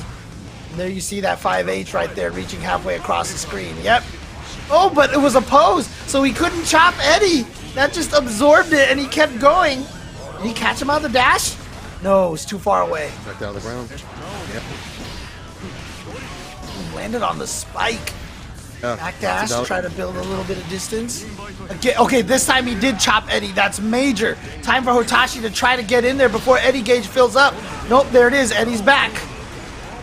And now, you're just in so much applause. All that chip damage right there on deck. And so Hotashi trying to survive it with perhaps staggered faultless defense to use a little bit less meter, but couldn't maintain it there. Yes, the difficulty is you're trying to come through as Nago, and you want to play with your 5H, 2H, all those fantastically long normals, but it don't happen like that. Opposes your neutral play. So you have to find an opening, get the spin or something like that to get that pressure and get in. Jonathan with a gold addition in terms of the burst, and now when we talk about him with his long distance pressure, he knows how to keep you. He's fantastic at pushing you back. And just like that, you see a lot of damage on the deck, but again, Nago, he's hit you a couple times to stay fine. Yeah, it's interesting. Hotashi did choose to go for the burst after the majority of that combo was done, just to try to get the position and the knockdown advantage. But as a result, he has no burst here, and he's already lost almost all of his health. And he's not going to have, he's built most of the burst up for the next round, and who knows, maybe he can make this comeback right now. Look at this. And we know the damage that Nago can deal out. He might be dead. Oh I think he did it. I think he did it. I think it's over. I think it's over. The super to the wall send. This will be the win. Oh my god! Hotashi! That burst actually turned out to pay off in the end. And he's going to get his burst back pretty soon as well. So he'll definitely have another burst for this round, as will Jonathan. All right, here we go. Jonathan now trying to get this corner pressure. You see some instant blocking here. Nice block on the dust. Not going to get caught by that. BRC to get him low and be able to link off of that. Jonathan Tanay keeping the pressure going, but we've seen what Hotashi can do for comeback. Oh, 6H Swami returns. one more touch will seal it. And Jonathan Day with his long pressure play, this is where he wins. This is where he loves to fight. And again, the 5P to seal it. Had the bar to back himself up. Jonathan Day, dog, knows when to poke. That 5P has been doing work today. Dude, he has made that 5P look like one of the best normals in the game. Seriously, it's just been doing. Oh my god! Nago taking about 60% damage from Zato. That is something that I didn't think that I would ever. Oh, but it doesn't matter. Look how much damage Zato is taking. Oh boy. Here we go. Oh my god. Chasing down the back dash. Try for the chase down. Yep. Applause again. Try to find that win. Dust, Red RC. Yeah, you gotta be perfect on your defense right here to try to find the offense. 2K in a bloody spin. Hotashi finds a win, finds a gap. I think he's gonna be able to do that. Dude, Hotashi played so smart that round. Nicely done. Found that gap, gets out of there, able to take that game, ties it up 1-1. And I'm not expecting any 3-0s here on this late in the winners bracket at this point. These guys are all killers at this point. At this point, you are definitely looking at people who are going to be swinging. Not for nothing in terms of the players that we saw before, but I think you've been either warmed up, you understand the players, things like that. So it's going to be close games, I would think, all the way through. Again, Hotashi trying to come through early in these rounds, but Jonathan did get the gold edition in terms of burst. He's been really early with that. Not only get that distance, but also to get that bar built up. Yeah, and he's just going for pressure right now. And for all, oh no, actually, never mind. He got his burst baited, and so he did end up losing a lot of damage because I was saying Jonathan spent a lot of meter, and Hotashi had saved that off for a little bit. Oh no, command throw again. Takes forever. You're just watching all that health drain. Oh man. And then guess what? The 5P, the neutral punch, doing its job again. 5P has been a fantastic button for this character to come through. You know, again, you don't have the quickest buttons, but 5P is one of the better ones. He's about to get things done in terms of the wall break. Midnight sack from Count Black. He's hungry. Plus, frames the autos with the clone, and he can do that instantly over and over again because he had the fight. And all right, the super wave check. So we get to see the full sequence as a perfect KO from Hotashi. Oh my god. Didn't even need the animation. He's like, nah, first hit's gonna do it. First hit's gonna be just fine. All right, here we go. Got him sandwiched now. Knocked down, able to recall and re-bring out Eddie, but now had to wait for him to build back a little bit. But he's back, and here we go. Pressure time. Frog to say fine. DRC goes low. 2S. Close slash, I should say. There's a 2S right there. As he backs off, he still has the pressure with the 2S and the cancel and the spike. Ooh, the oppose. You see that? Just eating all those hits. Nice play in the neutral with Eddie right there from Jonathan. Jonathan has Eddie ready to go. Nice snipe on Eddie with the 2S, but then gets command thrown by Jonathan Tanay. Right. Tanay's got the lead. How you just need to stay away. Just stay away from Nago. It's like a horror film. Just stay away. Don't open the door. First, oh man, the gold edition from Tanay trying to break the law, but you may fall. You call for the corner. Ooh, look at that. He was trying to walk up. He went for the hero throw, and then Jonathan with the wherewithal to know to bait that burst, block it, and punish. There you go, Jonathan, 2-1 over Hotashi. This is actually fantastic from Jonathan to stay away from getting hit from this character. He knows what to do. He knows that you ain't got the health to play with. And his long range game that he implements is what Nago doesn't want to do. Like, he wants to try to find way to come in. And before that even happens, he stutter stepping a lot of his normals. 2S a lot when he backs off. He goes full screen, has the sword super, just locks him down, and there's not much Hotashi can do but, you know, make these risky reads that are not working out. Right. And so there we go. Hotashi sent to loser's bracket. Shout outs to Jonathan doing so well here right now. And was it only 2-1? Was it 2-1? Yeah, it's only 2-1. Oh, dang. Oh, sorry. That's my bad. I thought Jonathan had taken that already. Okay. So it's just 2-1. My bad. It might be that way, though. You might have prophesized my man's demise out here. That gold burst has been doing money. No funny right here. Jonathan Tanay always starts out real good, but now Hotashi with the swing back just like that. Put him in the corner. 6-8. You see a little bit of weight and bait right there. Just stagger step at some of these normals, gets the bite, PP, full slash, 5K. That's gonna be huge damage. Yeah, there you go, right through the wall. So Hotashi taking round number 1. Especially when I have a better round start, especially if there's no burst on the table to worry about gold burst and jumps and they put you in the corner. And then, you know, making this magic happen. All the magic is happening from Hotashi until. Yeah. But he really wasn't able to take advantage of it. Just hit him with a couple of those 5Ps. Didn't have the meter to RC it. But again, look at the damage that he's gotten because of that blood burst. So they're even in life now, even though Hotashi had a ginormous lead. He should be able to kill off of this. So again, that blood rage burst coming back to haunt Hotashi. Jonathan now at match point. Finds a bloody spin right there. Low slash, stagger stepping. Finds a full conversion and the 6H into the super. This one is definitely going to hurt. This one is the one you can't skip the cutscene for.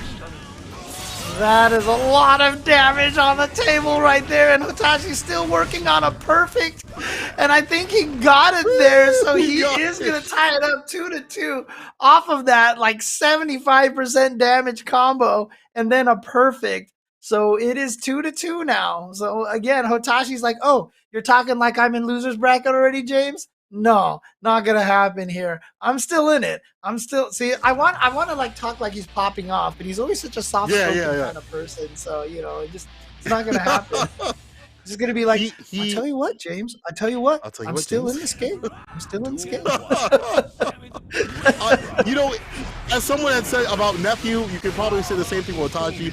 It's like he's talking smack in lowercase. You know what I'm saying? So softly spoken, but definitely has the heat behind it with the words. You know what I'm saying? Hotashi now put in the corner though. As soon as he had that pressure round start with it, swing out with the 5H BRC. Takes a bite, all right, and he can spin a lot more of that bar. That's why you see Jonathan Dene immediately go for the offense off the 5P right on C, because he doesn't want him to use that blood spin and get going.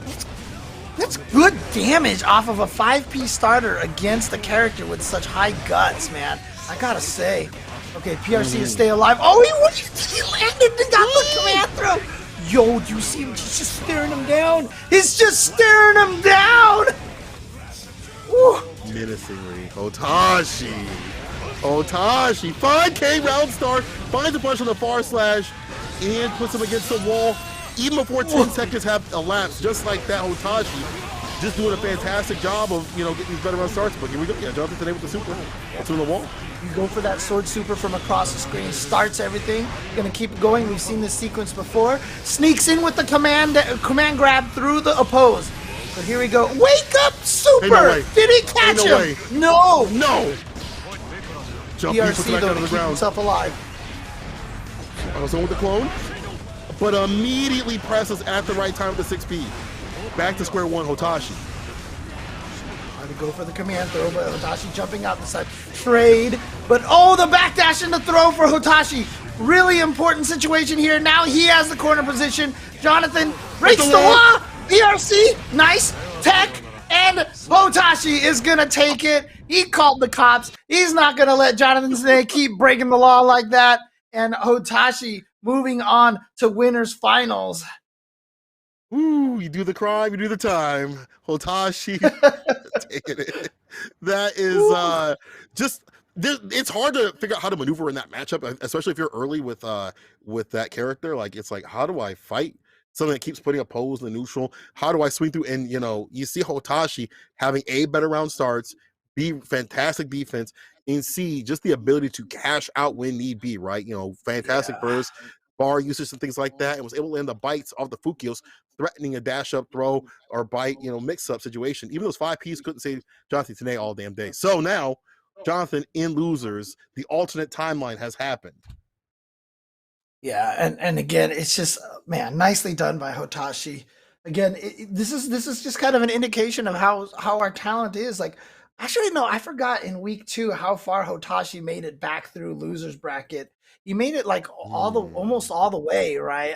Did he get back to grand finals? I can't remember, but he did get sent to losers bracket early one week, and I think they made the run through the losers bracket. I can't remember exactly, but again, this is just the the level of competition we have here. And the next match that's coming up on the other side of the winners bracket, it's going to be the classic Bean versus Shine, Chip versus Potemkin.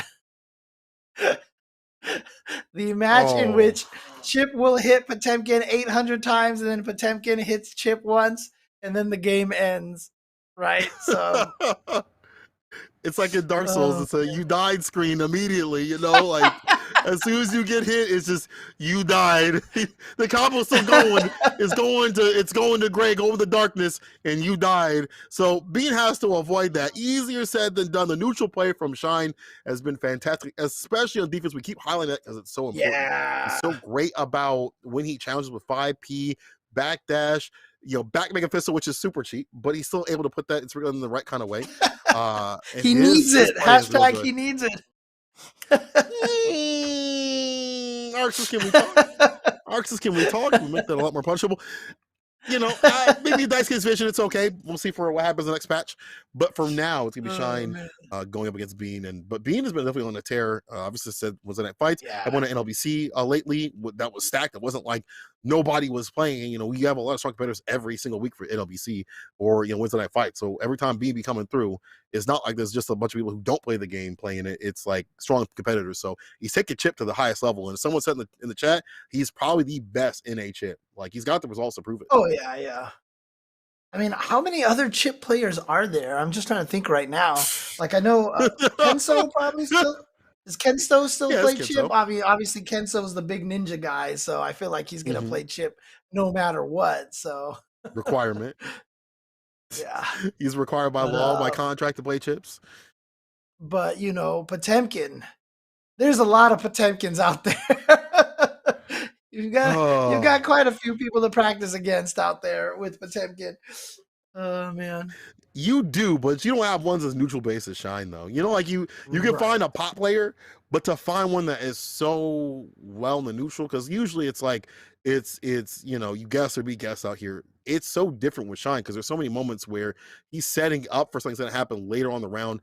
50 seconds, he's always thinking of these steps. You had pointed out too how he was thinking about steps. If I whiff this, I have another move on deck. It's all part of playing. I don't think many pot players, hell, many players in general have that sort of game plan and built into their system. Yeah. But we're trying to get that match set up for you guys coming up here on the other side of the winners bracket, as mentioned. Let me see if I have any updates on the loser side of the bracket over here. Ooh, yeah. I have no results from Razzo and Diaphone yet.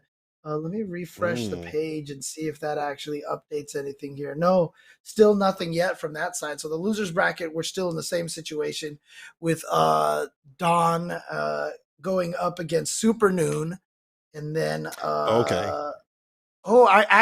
think are we going we're going to the losers bracket right now.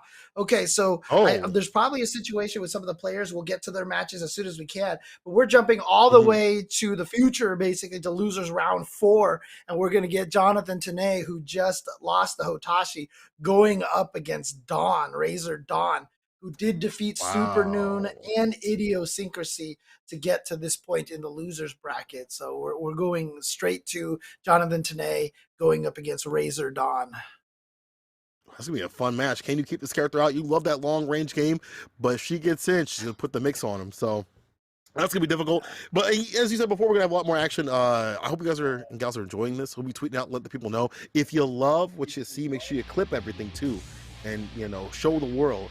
Tag Esports Arena. Tag us. We want to see it. I want to reminisce because, James, you probably know this. We both forget things after they happen. We see it on the screen and it's gone after the next round. It's out of our brains. Dude, that's what dude, it just happens with commentary. It's so crazy, dude. It's weird. Like you watch at home and you're like, how do these guys keep forgetting? But dude, when you're commentating, dude, it's like, I always joke, like, it's like when you drive a long distance and then you make it home and you're like, wow, I don't even remember the entire drive, but you were doing it. Oh, man. Look at the conversion. That was nice. Got Dawn all the way to the corner, but Dawn making it out with the air dash. Going to keep the combo going off of the stagger. Didn't shake out in time. That time he did, though. Oh, blocks the YRC. Yeah.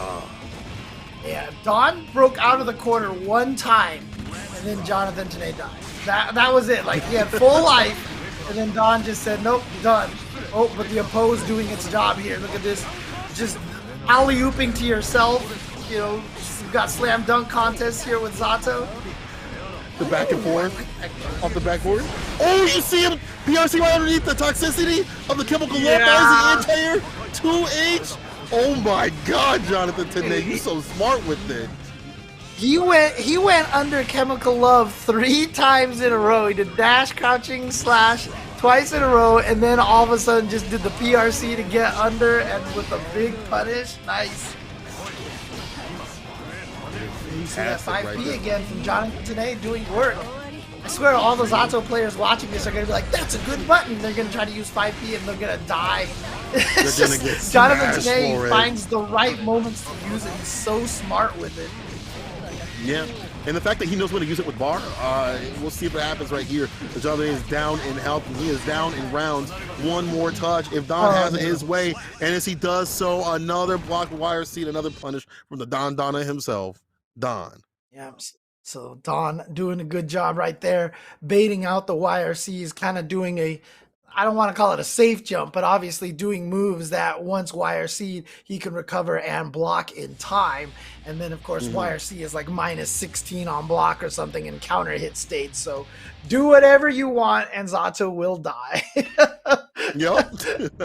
Duel 1. Oh my gosh. It is. Listen, I see people say it doesn't know that every Zato's mashing that kind of 5P. They're mashing it, but they're not getting anything off of it like Jonathan Tanay. Defensively, offensively, they mash it, but they get like a couple hits here that they don't know why they're mashing. Jonathan Tanay is so smart with it. But Don is running that corner pressure that's looking like a no-brainer as he avoids the leapfrog and that whole situation. PRC right through. Jump in, counter situation, toxicity again off the chemical love. And maybe it's just one of those situations like the Axel players who think 5K is 3 frames, right? If you believe, it'll be true. Exactly. Frames are just a construct. If you're in the Matrix, you can. There is no spoon, man. Come on. There is no spoon. There is no spoon. Look at the mix-up. They just had the burst in time. All right, gonna keep himself alive. The opposed. Causing some problems, but managed to kill Eddie. The deflect, but flew right over it and was able to punish the deflect. There you go. Don now, up 1 round. ORC right here. In some bar. Jonathan loves him. Early Stars Gold Edition burst. I should say not Gold RC. Gold burst. But it doesn't matter. As Don tries to command grab, gets out of the situation, and finds a punish. Even better, puts his own on him. Take a bite out of crime. That was some damage, and just like that, tied up in this round, catches him with the dust. This should be able to finish the job, and with the super, it's guaranteed. Nicely done. 1 round apiece. Jonathan today, that was ridiculous. The same sort of situation. Runs the backdash, far slash, again, and the applause. Opposed, threatening any sort of approach, but Don's found squirrely ways to come through. Maybe not that time, as I said that. He got hit with the 2S combination right there. Through the wall, and again, huge amount of damage. Jonathan Tanay looking great. Tries to use the BRC, but just started with the 6P, so Don's gonna stuff whatever it was that Jonathan Tanay tried. And here comes the pressure in the corner. Is he gonna, okay, yeah, I don't think he wants the wall break. He might, oh no, too far away with that burst. Want something that gold edition off of the Gucci, ain't gonna get it out of the store. Broke in terms of health and meter. John T evening the score, saying we want more. No 2 zeros, 3 zeros out here. We fighting back. Yeah, but again, don't forget, this is the loser side of the bracket. This is the first match that we've seen on the loser side of the bracket. So this time, whoever loses this is out of the tournament. So if Jonathan or Don lose this, they will be eliminated from the tournament. But again, obviously, really well done here. For Vizio's Jonathan Tanay and Razor's Don. For a reason, get far up in this tournament. Chemical love. We see the backdash away, just looking for that. Yeah, looking for that burst. Finally gets off the table, but John T still finds the next inside and stays fine. Yeah, there it is, that oppose again. And it's so crazy, too, because when you watch people who know how to fight Zato, like, if you don't know how to fight Zato, you're just blocking Eddie, and you're like, I don't know what's happening. But, like, you watch the people who really know how to fight him, and they just navigate Eddie so well. It's crazy. Slash. Nice oh, like dang, back to the same front side. Immediate back dash up from Don. He's like, I don't want none of that 6H jump cancel situation you should try to put me on. 5P. He loves that button. Hey, look at that Saga set to catch the back dash. A little bit of counter situation. Can't find enough damage to seal it though. Without bar, you need those knockdown situations to really make the most out of Zato's pressure. More pressure towards the corner. Tried to get the musical note out there. Tried to play some Beethoven, as you call it, and was unable to do so. 2S round start with it. Applause again for that corner push situation with the Piers right behind. Gets the knockout situation. Gold burst edition. My man delayed it too. Able to get the gold edition. And the chase down. Back to the other corner. Jonathan did with his own burst and play. He's up and round, so I don't mind that too much. He's back on offense. Pose right there doing its job, but now back to the situation. Nice reflect at the last second. I wasn't expecting him to be able to get that out in time either. Just fishing with that 2H. Ooh, getting counter hit now. Wow. Time to block in the corner. Gonna block the gaping maw. No, actually just gonna get hit. Didn't have a chance to activate the super. Didn't have a chance. So he's gonna BRC to go in there and then just hits with the dust. Nice. That's the next level. You run that BRC after not using the bar for the finish right there. So slow him down, make him look like a little bit of a clown right there. Locked down. I love that from John T. He's on game point, and he's coming back from some of these defensive and offensive situations. Again, we talked about those 5Ps being so deadly. He actually was mashed at 5P in front of Don's face like, I wish you'd do something about this, Don. Do something about this. And then swings with far slash, hitting with a counter situation. He's setting himself up for success.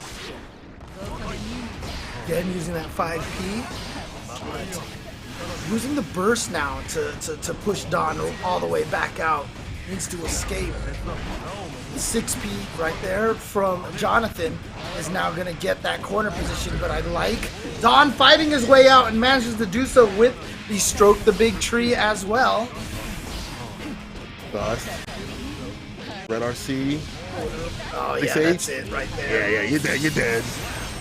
No burst available to him, and even in that situation, he was so far down in health that would have been a really terrible burst, even if he had one. Yeah, it would have been the most unfortunate burst of this. Well, one of the more unfortunate bursts. You see some pretty bad, unfortunate bursts. I wouldn't say bad, it's unfortunate burst. Better way to put it. Plus range right look, there. Man, the lockdown situation. I've personally done a lot of terrible bursts. So oh yeah, I'm a bad burster. Don't get it twisted. For it. I'm a bad burster. I can't fault anyone for doing it. I do it, my hands say yes, and then my brain goes, no! My brain goes, why? There's some other explicit words I can't say on stream right now. John T trying to make the comeback. That game point on deck. Okay, our red RC to get some pressure going. Uses invite hell to try to keep the lockdown. There's the oppose. Gets him in there. Nice. Avoids the gaping maw. Goes for the low option, but wow, that was range on that burst. There we go. Jonathan today takes it. He's at match point. He's to win one more round to send Don out, Razor Don out of the tournament. Oof. This is a good jump in, but didn't get the combo situation. 6P right back at him though. FB to get back his, or try to find some way to get back his turn to kind of disrupt some of the rhythm. It's not happening. John T's not the turn. Push dash 2S. Gets a knockdown situation and like that invite hell. Trying to invite you to hell. Right, now pressure in the corner. Good block on the dust. Was expecting that, but there's that 5P again. And oppose is back out. And as soon as you see oppose, you're like, what am I supposed to do? Like, how do I attack? Such a nice option for Zato. If your timing's wrong, you try to get the run up throw, might get got. Yeah, he's trying to run up throw and do something though. But her the hover dash actually makes it a little bit more difficult to do that and land in time. Hey. Yep. It almost feels like the only way that she's gonna be able to do that is just like stroke the big tree and then BRC it or PRC it into like instant throw or something like that. Doesn't matter. Don still able to get the round and the game. So he does tie it up 2-2. Okay. Okay, there you go. Oof. That's what I want to see. As we said, by the time we get to this late in the tournament, it's going to be really close for all the matches. 2 versus 2 here in this losers bracket match. Whoever wins this, as I said, moves on, but whoever loses this does get sent out of the tournament. You don't have to go home, but you can't stay here. Sorry. You got to go somewhere else. Don with the round started stroking the tree right there. Try to get going real early with it. No anti-air. 6P. I wonder if 6P would have worked against that jump in, but I'm not sure. Her 6P actually one of the best of business. We talked about the upper body invuln, but how that works against this character, not quite sure against the jump ins. But Don finds himself on the corner with that burst. Here we go. Activates and starts the pressure going. Starts the Eddie Zato combination pressure. The Marvel versus Capcom pressure with assists. A nice Don manages to get out of there. Escape option. 5P again, the challenge. Didn't he have bar to keep himself, for the extension, things like that? He just knows when to press. He just knows when to push him against the wall and make him fall. Again, the sword situation for the super. Give me my bar. It's my bar and I need it now. Not quite over yet, though. We were so scared of that oppose. Nice block on the dust, but you block all day, and then finally Jonathan gets the dash up and throw. Jonathan, once again, at match point versus Razor Dawn. Vizio Tene right now trying to take this and get into losers finals. Frog, dash up 6H, maybe returns. Pressure. Sometimes he doesn't cancel that 6H situation. 6H jump K. He doesn't stay he actually doesn't stay close. He's just back away, but he waits on that FD bar. And look at him. 5P, 6P. This time trying to go for the low. 5P, a little bit of damage. 2S though. Bursting at the distance though. What can Don do? He's gotta do what Eno does, right? So we got Eno or do not Eno. There is no try. Oh God, here we go. That super's gonna be enough when the shark bites. And there it is. Jonathan Tene is gonna move on. Vizio Jonathan Tene takes it, gets into losers finals. Again, this is a little bit of a preview, like a kind of jumping forward match. Or actually, it's going to be, he gets into losers semis. My bad. Losers semis is where he's going to be going to. There we go. So one more match after that. So, but Jonathan, you definitely get to go take a little bit break now. It'll be a while before he gets to his next game. We're going to jump back to the winner's bracket match where, as I was saying, I expected this match to come on next, but it's going to be Bean versus Shine. It is going to be the Chip versus Potemkin. Oh boy. Pop players. Look at their chops, rubbing their hands as soon as they see this character come through. But easier said than done. The neutral always isn't in the pot's favor, right? I've watched Shine get whip punished by Bean before. Like men did 5P, and as soon as the button came out, maybe it was a little bit of prediction, a little bit of reaction, both at the same time. You see something, you throw a button out, but he was at the right range to find a button to crease this man up. Can it happen again though? Shine, after being through tournament, fighting this character, will definitely have some great moments. And already he's got the protagonist power up. If people don't know, he just finds a way. He finds a way to stay in the tournament. The theme song behind him, the anime theme playing for him in the background, can be close that off. And it's just one of those situations where a lot of the times once Chip gets in there, again, Potemkin is kind of a large character. It's easy for Chip to keep the pressure going.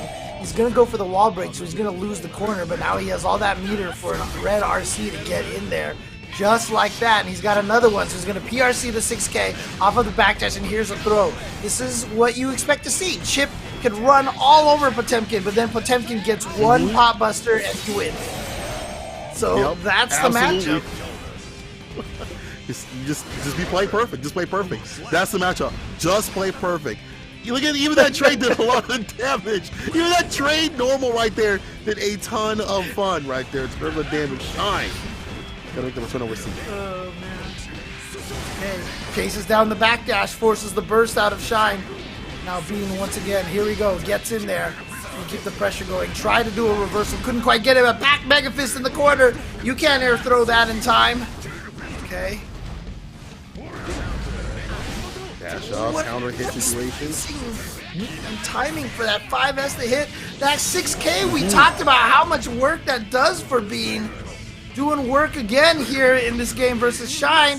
And catches him out of the whiffed Mega Buster for the finish into the sweep combo.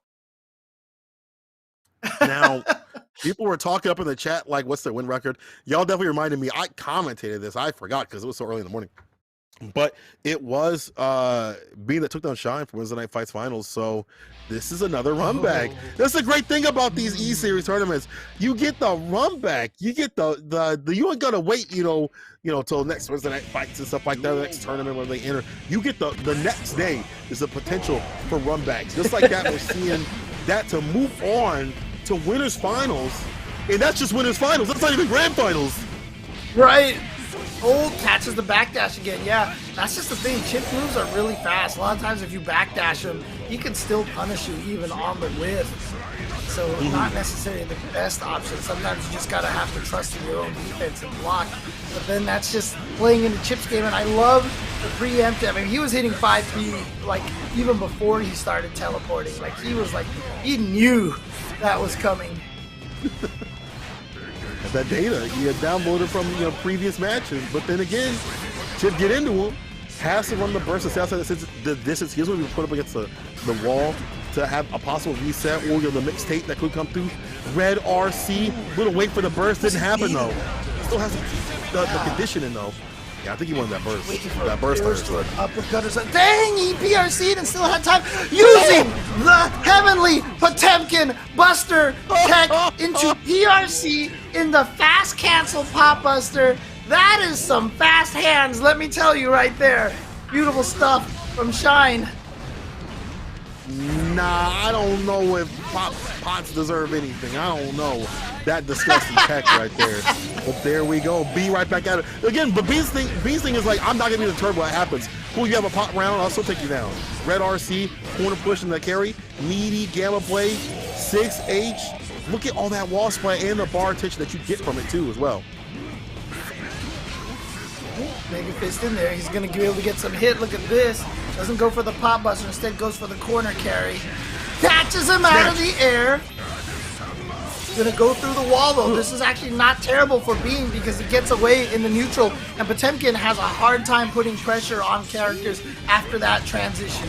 Spends a lot of that bar on a BRC, but then just goes for meaty pop buster. Shine taking game number 2. And for those of you out there who aren't aware, whenever I say that the PRC tech, what he's doing, we saw this with Apology Man and Faust as well. They both have supers that do this. Yeah. But there are supers where they take an animation to start up and then it does the flash and the meter drains.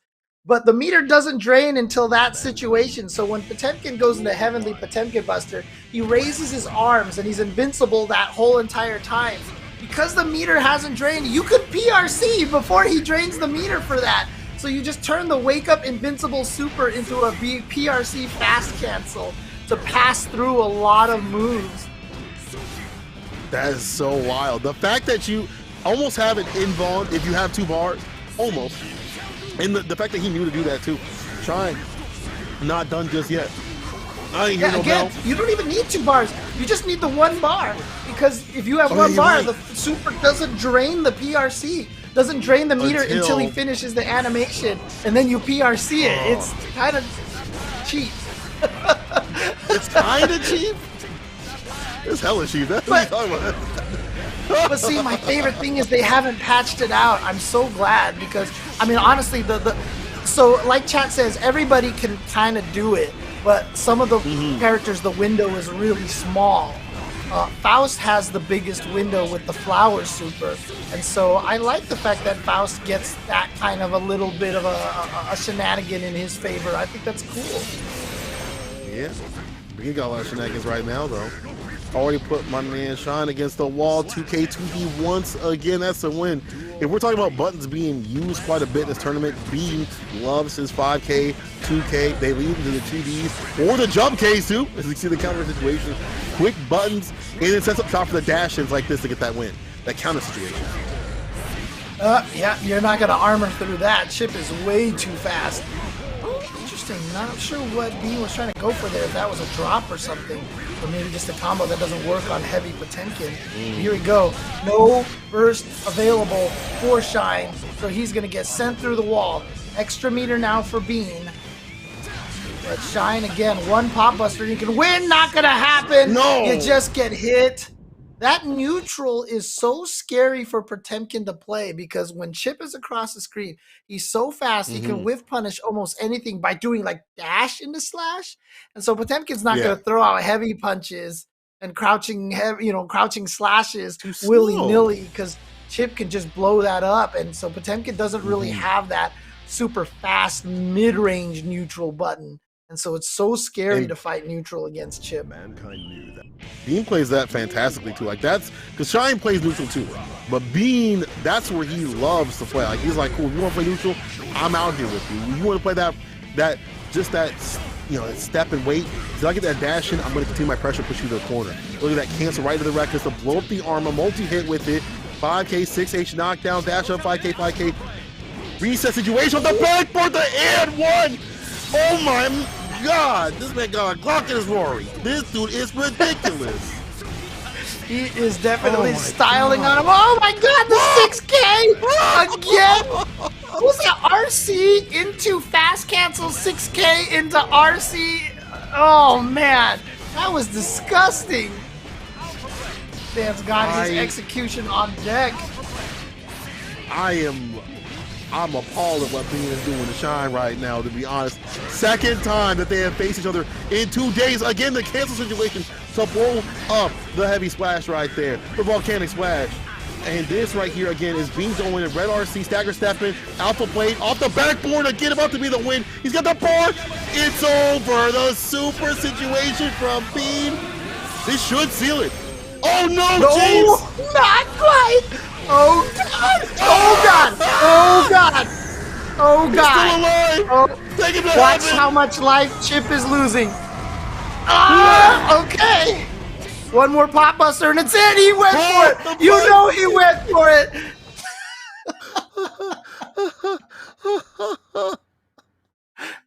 If you're Chip and you get grabbed by that super, your heart is beating through your chest. You're like, oh God, here we go. Like literally Heavenly Potemkin Buster into Pop Buster, I think kills. Oh. Okay, listen, chat. Yeah. But was I wrong though? He died, did he not? He died, did he not? Divine power? Did he not die? Oh man. Just after a little bit of a scare. A little bit of a scare. Yes, you're right. He did eventually die. Oh man. My God. Crease. That is fantastic. And Bean once again finds the win. Bro. The fact, as soon as he hit the heavy with the Potemkin Buster, I was like, oh, I may have done the commentator's curse of the century. It may be over. Not like this. But Bean, not like this. Not like this. Not like this. Man. No. Oh man.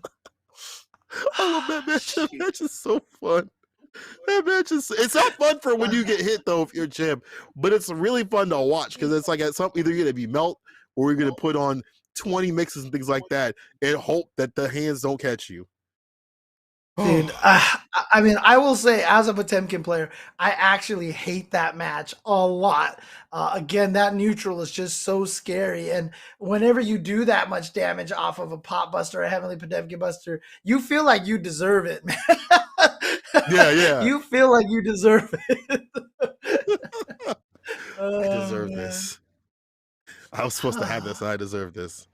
Well, he might be able to get the run back if he is able to make the run through losers, which is where he is going. But Chip with no dip, Bean doing it, moving through the bracket. We did have Razzo finally defeating Adventure. And if I'm not mistaken, I saw in the chat that Adventure and Razzo are playing off stream right now. So whichever one of them wins will go up against Shine next.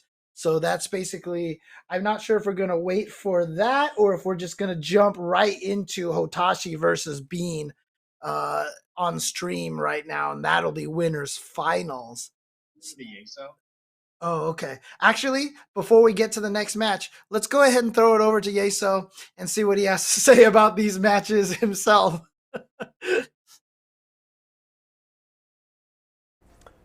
Great pass there, Cola. Thank you.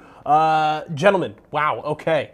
The bracket really shaping up here at the end. Of course, we've got Bean and Hotashi waiting now in winners finals. That promises to be an incredible match up there. Of course, Shine now waiting down in losers round 4 thanks to dropping that set to Bean, and it makes things really interesting kind of at the back end of the losers bracket. Of course, James just mentioned that Razzo and Adventure playing off stream currently. That's of course a tight matchup, and whoever comes out of that will face off against Shine. Certainly, we saw Jonathan Tene take that set, going a full 5 games against Dawn, and moves on. So Jonathan Tene has jumped into the top 4 for the first time this season, and Jonathan has looked really, really good today. The Zato has been on, very, very fun to watch, and continues to be very dangerous in a lot of these sets. So well played from Jonathan Tene, and I also think this is the best result we've seen from Dawn so far in our Thursday night Series E bracket. So well done from Dawn. Still some work to do there, but the Eno, I think, continues to improve, and I think Dawn is becoming more and more comfortable with the competitors in these brackets. So we're looking to see Dawn continue to build off of a result like this. Jumps into top 6, finishes 5th, 6th, and that is nothing to sneeze at with the kind of talent in this bracket. That is something to be certainly very proud of. So top 4 shaping up. Bean, Hotashi, and Jonathan Tene all in that top 4 currently. The question is, will it be Shine, Adventure, or Razzo to round out that top 4? And again, still a couple of matches to be played to decide that final one into the top 4, but it does set up some very interesting and fun matchups. And I mean, give me Jonathan Tene against Shine, Razzo, or Adventure for loser semifinals, and it's going to be an incredible matchup. And the entire rest of the bracket is shaping up well, of course, with Bean and Hotashi in winners finals. The loser will match up against the winner of that loser semifinal, and I think it's going to be really, really fun. So I'm excited for the way that the end of the bracket is shaping up. And honestly, when you look at it this way, kind of where everything stands, it feels difficult to predict things. Going back to week 1, the way that Diaphone was dominating the winner side of the bracket seemed pretty well set out. Once we got to the end of the bracket, that it was just like probably going to be Diaphone unless somebody can really pull out a miracle. But with the way things have shaped out, I think Hotashi has looked really good. Bean has looked incredibly strong so far tonight. I would say Bean is probably my favorite right now to take first place in the bracket tonight. Of course, carrying the momentum from the WNF bracket victory last night that I mentioned earlier on in the show, and not only performing well last night, but coming in tonight and beating some big names. Obviously started off against Diaphone, took a strong matchup there, and has also now taken out Shine and Solstice. So it's not like Bean, ended up on the easy side of the bracket. It's taken out some really strong competitors here, namely Diaphone and Shine. Those are very, very tough victories to take.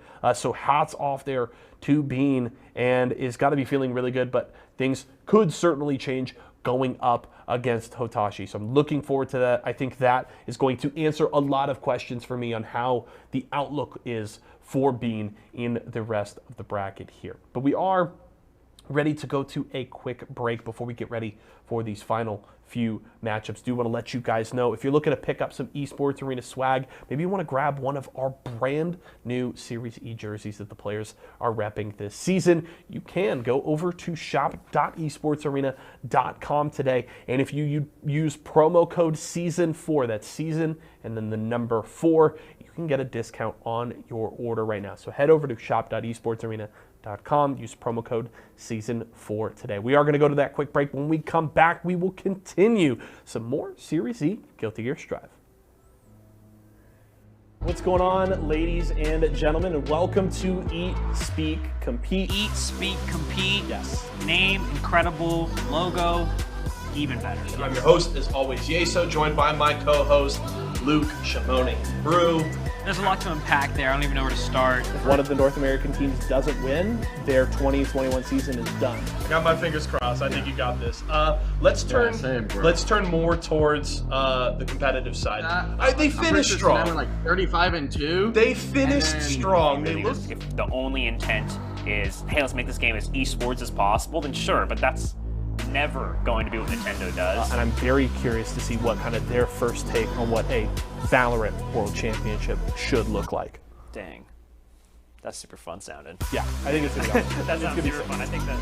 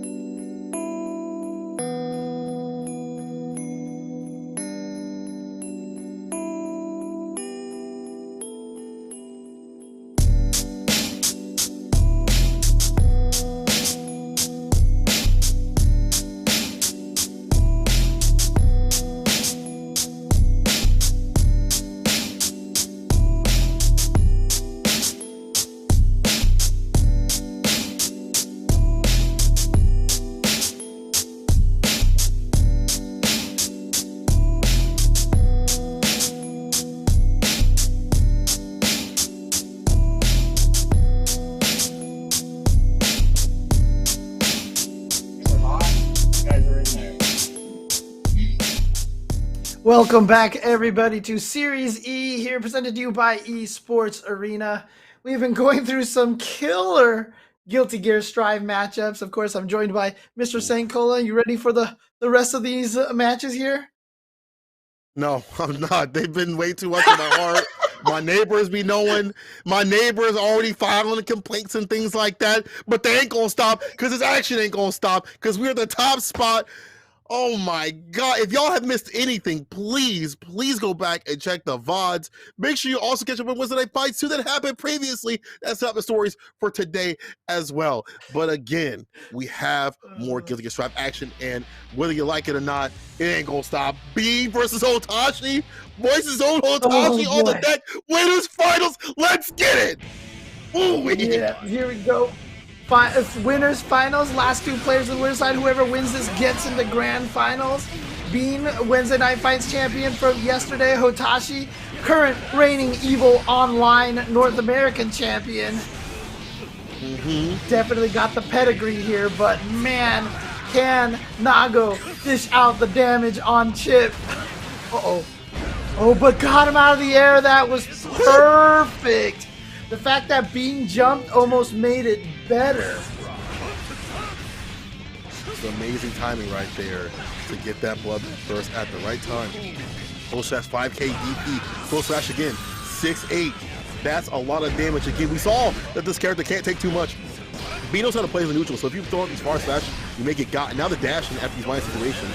Bean is not putting on aggression because he knows if he's on the back foot, he will die. Yep. Here we go. This is this pressure right now from Bean. This is how Bean needs to win this. Again, it's death by 1,000 paper cuts, but those are the most annoying paper cuts you've ever... Oh my God! How many RCs was that? 3 in a row. There you go. That midnight sack from Cal Plaque. He's hungry. It is time to eat. It's time to feast. I hope you guys like your Royal Crown Cola, because that was a 6-pack of RC right there, dude. Ooh. Man. There. But again, I love the reactions. Good reactions from all the players to be able to navigate that, dude. Good job to them. But man, that was nuts. Oh shoot. That's why a top level play of any fighting game is fantastic. You see the reactions back on back, you know, like just like that. Oh, take back my turn. I'm trying to slow you down. PRC. Let me take a bite. Just like that, he finds a round. Hotashi again is man of maximum excitement. I'll tell you what, I'm excited every time I watch this dude matches. Like you know, he's just sitting there. He's talking smack in lowercase because you know he ain't yelling out here. He ain't yelling that much. Talking smack in lowercase. Oh my God. Where did you think you were going? Did you really think you could escape my command throw? Talking trash in lowercase. I love it. Oh, it's the best. Ooh, backdash avoiding the Beyblade. Wow. Very rarely see anything avoid that Beyblade. Empty jump low. Here comes the mix-up cross-up. Gets caught standing. Okay, RC to keep the pressure into the cross-up, into the empty low again, and look at all that. Hotashi's lost so much health, and with like 2 throws, he's gonna be tied in health again. That's all it takes. With this character. Being put on the impression though, 5K reset, Alpha Blade, jump 5K, just a little bit of that sushi. Oh, red RC, wall splat, not just yet. Never mind, 6H, he's fine. Another 6H to seal it. Got it. Oh. And again, this is the way.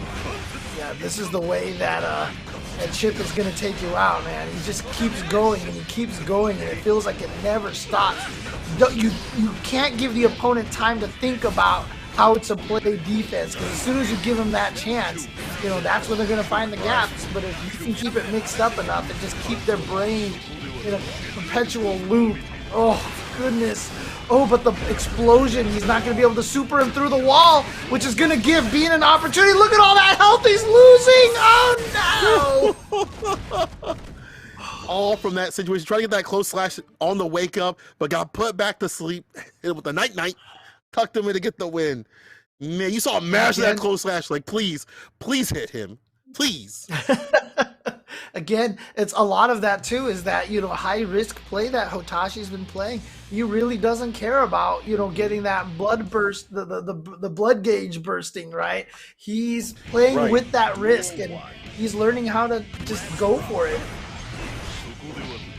Yeah, we've seen the reward. Obviously, it's not like there's not been reward behind it, but at the same time, he can pull that back just like that. The clash, he's the Fukio right back in there with the far slash. Burst gets the distance. 5H, 2H against the 5K. Well, if I was beyond put out of control, but he is still playing.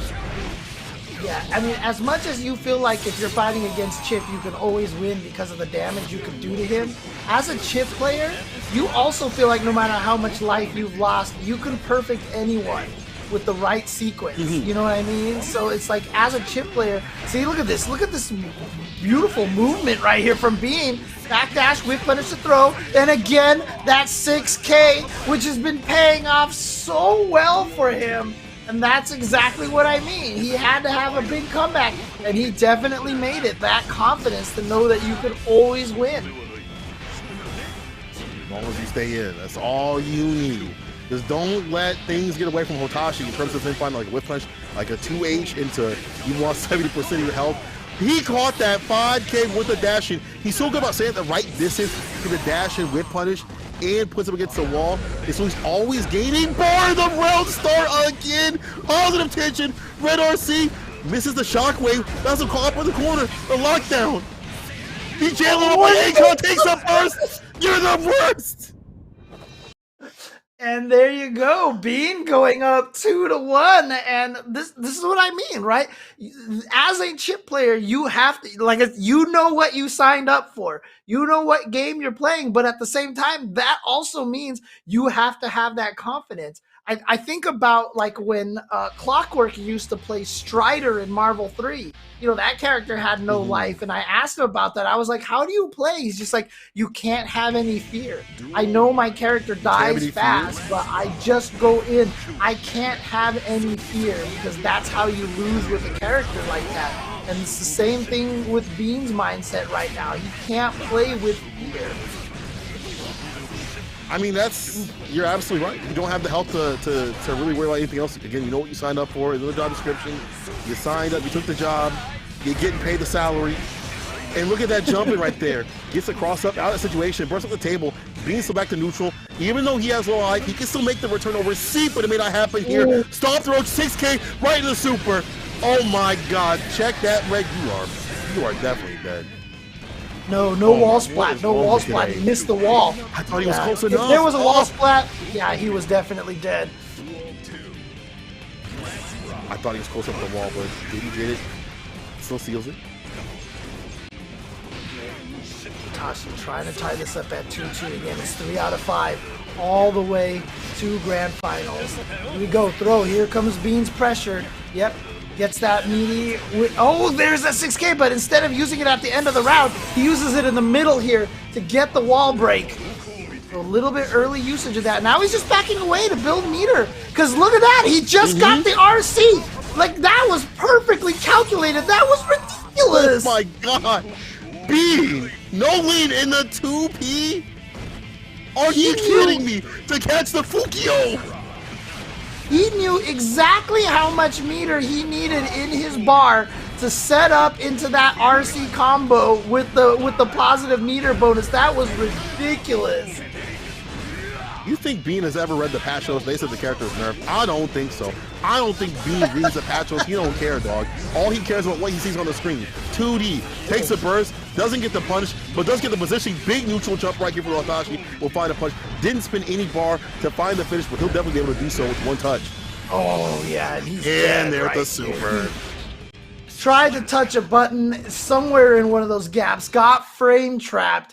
And so Hotashi is going to take it in the end, tie it up 2-2. So we're going down to the final game here on winner's side. And just as a little bit of information for you guys on the loser side of the bracket, Razzo did end up beating Adventure 3-2. So Razzo and Shine are fighting against each other. I'm not sure if they're playing now or if we're going to get them on stream. Probably going to try to get them on stream. But those are some of the players waiting on the loser side. For now, we're trying to see who can win the winner side grand final sort of thing. Final game between the two. Look at these record pressures, forcing it out from Bean, and Hotashi done the same sequence over and over again. Bean, though, challenging on that dash in. Fukio style. Chased him down this time with the slash. Oh, he touched the button. As soon as you saw that DP whipping and you saw him BRC, you just knew that everything was going to go very badly for Bean. And Hotashi showing why he is the current reigning NA Evo champion. He is looking so solid here and clutch in this last game. But again, Bean playing, has to play, no fear. Here he is, gets in the throw. Here's that pressure situation again with that OTG. RC fast cancel, you blinked, you didn't see it. Oh no, he went for the throw. The jump back from Hotashi. Gets the counter hit. 2S. Oh, the bite, red RC. Almost his victory. Jump in, blocks it out. Need challenge though from Bean. Bloody spin burst. Bean's got bar to cook with. Let me see the butter. BRC whips a throw. Air throw back in the corner though, Bean. 2K reset. Wall break off the backboard. Nice block by Hotashi. Got hit again. And this is now Hotashi's turn to burst. He's in with the red RC. It's time for the mix. Goes low. The pressure. The crouching slash.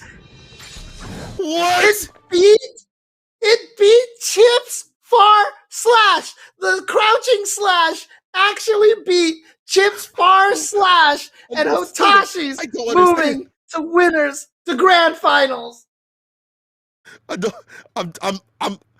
There's like a wall by me and I'm shaking and my whole like room is moving because I'm like, Hotashi, you beast, you animal. My whole this whole area is just like things are about to fall, but everything that's falling right now is Bean in the loser's side. But Bean could come through in the finals. Oh my god, my heart. What a matchup. And we're not even done. That's just the winner side to see who's gonna be a winner side finals. Oh, I'm done. Oh boy. Okay. Bean Hotashi, winners finals. Okay. Hotashi's in grand finals. Bean is going to be waiting in losers finals to see who's going to get there. It's either going to be Jonathan Tanay or the winner between Shine and Razzo. And I don't have word yet on whether or not Shine and Razzo are playing off stream.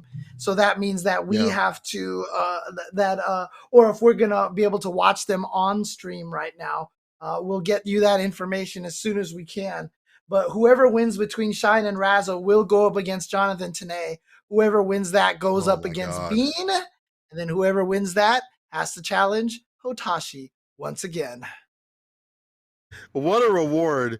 Your win for winning as a top player is another top player, is an Evo champion, sitting in winner's side. But that, again, shows you the level of competition out here in Series E. It's just, it's too strong. It's why y'all come through every single week. Protagonist power did not pull through. Razzo has defeated Shine. And so it will be it'll be Razzo going up against Jonathan Tanay in losers semis. And these two played each other on the winner's side. That was a 3-2 matchup in favor of Jonathan Tanay. And so Jonathan and Razzo are going to be going up against each other. It will be Vizio Jonathan Tanay going up against Intel Razzo once again for the run back. I love seeing me some run backs because it's always something different. It's rare that I'll see like a run back and it's the same sort of way, unless it's so dominant the first time around. Like sometimes you'll see a run back and it's like, well, they didn't have to change too much. But other times, these players are hungry for the prize and the pride that's on the line. These savages out here. So like they're not going to play the same way. They're going to get that run back. But again, even if you won the part of the run back, you're going to have something else to put on that level. You're like, okay, I know you're ready. I know you're prepared for me. I have something else for you. You think I'm just going to come with the same sort of style? I'm going to hit you with the flip mode. So we're going to see more in this match. Shout out to today is going to be Left versus Shine for losers semifinals, I guess it would be. I think it's supposed to be versus Razzo. I'm trying to clarify that now. Should be versus Razzo. We'll getting conflicting messages here right now. Shine. Wait, so Shine beat versus Jonathan. Razzo. Okay, so Shine The did protagonist beat power Razzo won. then. Okay, so no, never mind. Protagonist power. Let's go. Now you feel like #1. Had the theme song playing right behind them. You know, I'm a big weeb. I'm sorry. I'm not sorry. I love my anime and my manga. But anyway, someone that loves that play is Shine. The way they be coming through. Look, he's changed the whole timeline. He changed everything. It was Razzo that won, but all of a sudden, bam! He rose from the ash and said, "It's not over yet. I haven't revealed my final form." So Shine has to fight came out against of the Jonathan graveyard. The hand He came said, out of the "It's graveyard. not over." Yeah, and he still lives.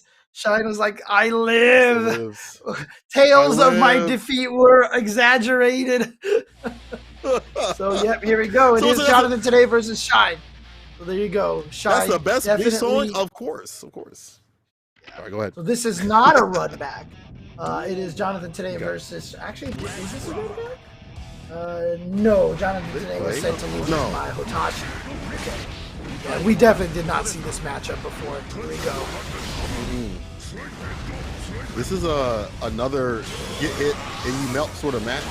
But Zato has some fantastic ways to keep this character out. Full screen. Shine's got to work overtime. Maybe not. Man's got his legs kicked up. Never mind. Reset. Garuda. You gotta burst. Bursting in the distance. Yeah, it would have been the worst. That would have been over. I like him using the Potemkin shield, the Potemkin reflector, the Aegis reflector, to try to get through Eddie and such. But it's an expensive way to use the meter that might not pay off. So you see this situation right here where he has no meter now. He has nothing left in the tank. So he has to use all this meter for perfect. Yeah, Oppose is going to eat backwards Mega Fist. No problem. Not dead yet, though. All he needs is one mix-up, but that is a hard knockdown, so you have to hold that Eddie pressure right away from the get-go. And again, Jonathan Tanay with these long-range games. And I'll keep him backdashing, the splash right there, just staying away from danger. And maybe not that time. Man, I keep calling it all dang day. Now Shine's in a defensive 5P situation. Oppose, burst off the table, waited because he baited. A little bit of health disintegrated. That burst actually just got eaten by the Oppose. Was that too late? Oh no, he got it in time. Okay. Got him. So here we go. Potemkin right now. Shine in trouble. Yeah, like you said, Potemkin has to deal with both of these characters. And again, we saw in a lot of situations other characters having good, fast moves to hit Eddie, maybe take a little bit of damage. Potemkin's button's a little bit laggy. So trying to kill Eddie, not as easy as it is for other characters. All right, jumping right back in there. 1-0 for Jonathan.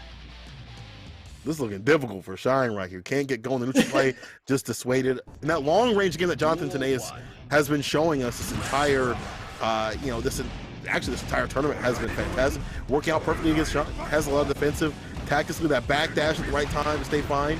And immediately before he even gets caught in the corner, he's got these jump keys and goes for the offense before that even happens. To get jump key situations as a punch gets a knockdown, and this is where Pot suffers. In the corner. Yep. This is where it's hard. And again, with stuff like Oppose, backwards Mega Fist doesn't work because you just sit there and watch Oppose absorb that and just kind of laugh. And so this is a tough situation right now. You see him trying to use that faultless defense to build the distance, but it just doesn't work because he finds his way back in with those instant air dashes and such. Right. Him up, yep, clap, applause. Ooh, counter hit, knockdown. Close range game. And just like that, we're even. Counter hit. Okay.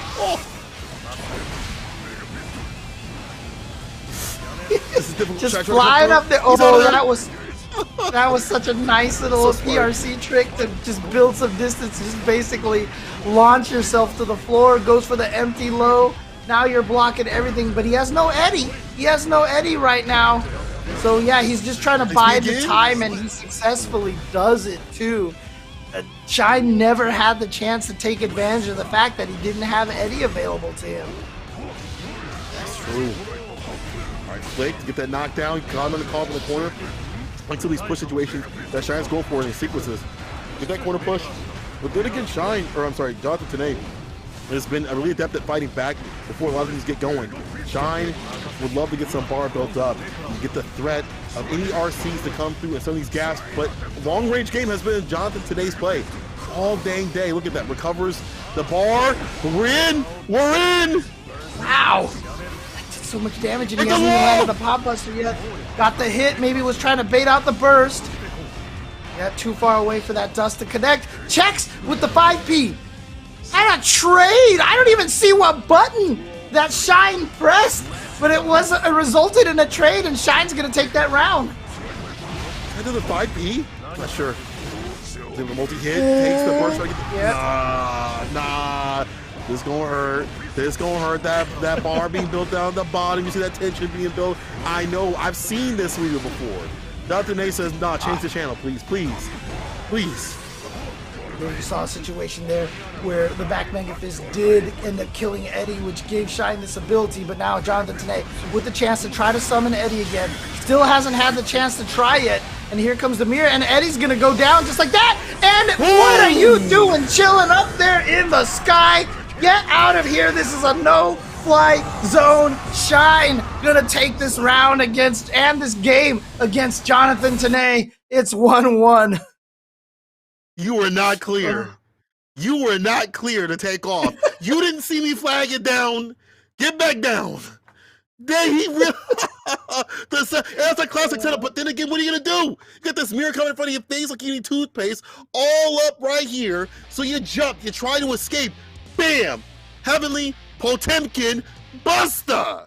1-1. Protagonist power up. Man. I'm telling y'all, Shine. Okay.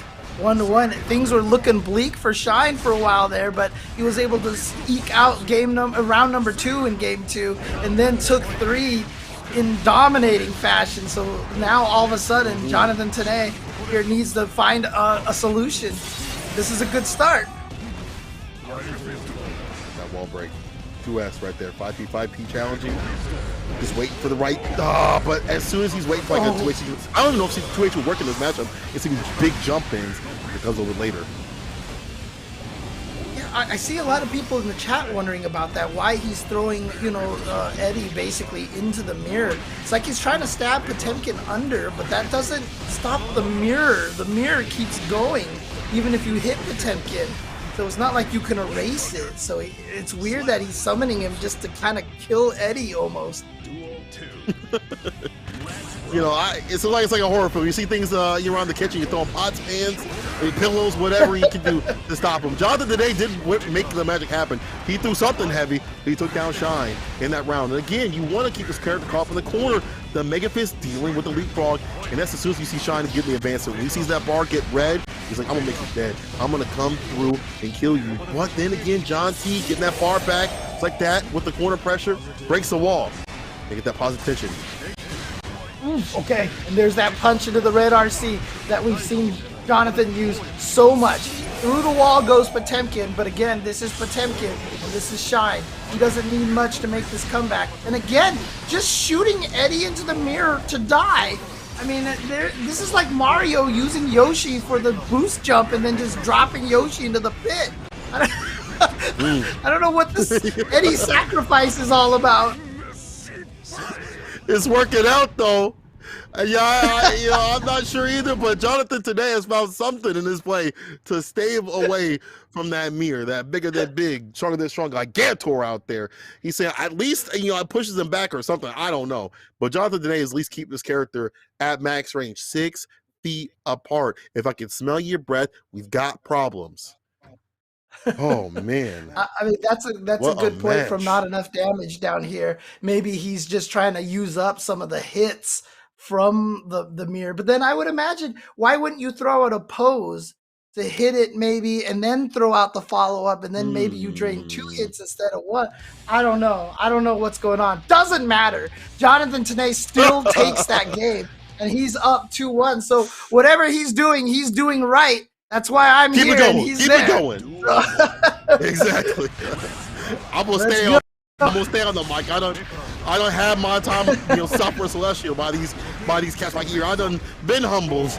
Let's see if Shine will be humbled. The protagonist will be able to move on this bracket. 5P immediately bursts out to Kim in the corner. Jonathan today has found a lot of play right here. He'll put him down on the ground with a leapfrog. Double down with it actually. Jumpman. That catches the backdash. Not going to be a lot of damage to the wall, just a bunch of punches, but that's fine. At least you get the positive meter bonus. And goodness knows once Zato gets positive meter bonus and you're in the corner, he could basically lock you down forever. But yeah, here we go. He's going to go Shark here.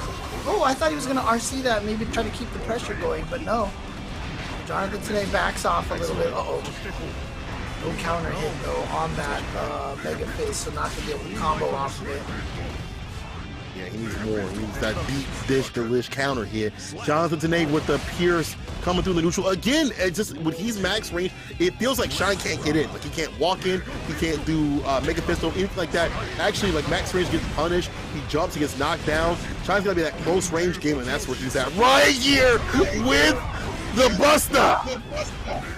So that's one Buster in there. PRC after that delays for a second Buster. Doesn't need anything else. Zato is dead. All right, Shine trying to stay alive. Needs to take this one to tie it up 2-2. Nice jump from Jonathan to avoid the slide head. So that's been a big problem. We've seen Jump P deal with it, but you don't have that many grounded, multi-hitting moves. Oh my God! Damage. He's close. Gets a knockdown. He's close. Yo, John T, run! Meeting again. Oh no! That's it. He's dead. Oh no! Wait! Wow! Why did he end it so early? He was hoping it would kill him before he got the burst. Is what he was trying to do. He was confident that it was gonna kill him before he got the burst. It did not. Doesn't matter. Shine still able to take that round. Shine was still able to take that round. Woo! Winning. As long as you win, you win. That's all. That's all it matters. Honestly, but it is one thing. Like top players, like if you drop something, you're able to stay solid and be like, hey, I'm just gonna keep going. Like that did not happen. You just, how you trip and you like catch yourself. It's like that with top players.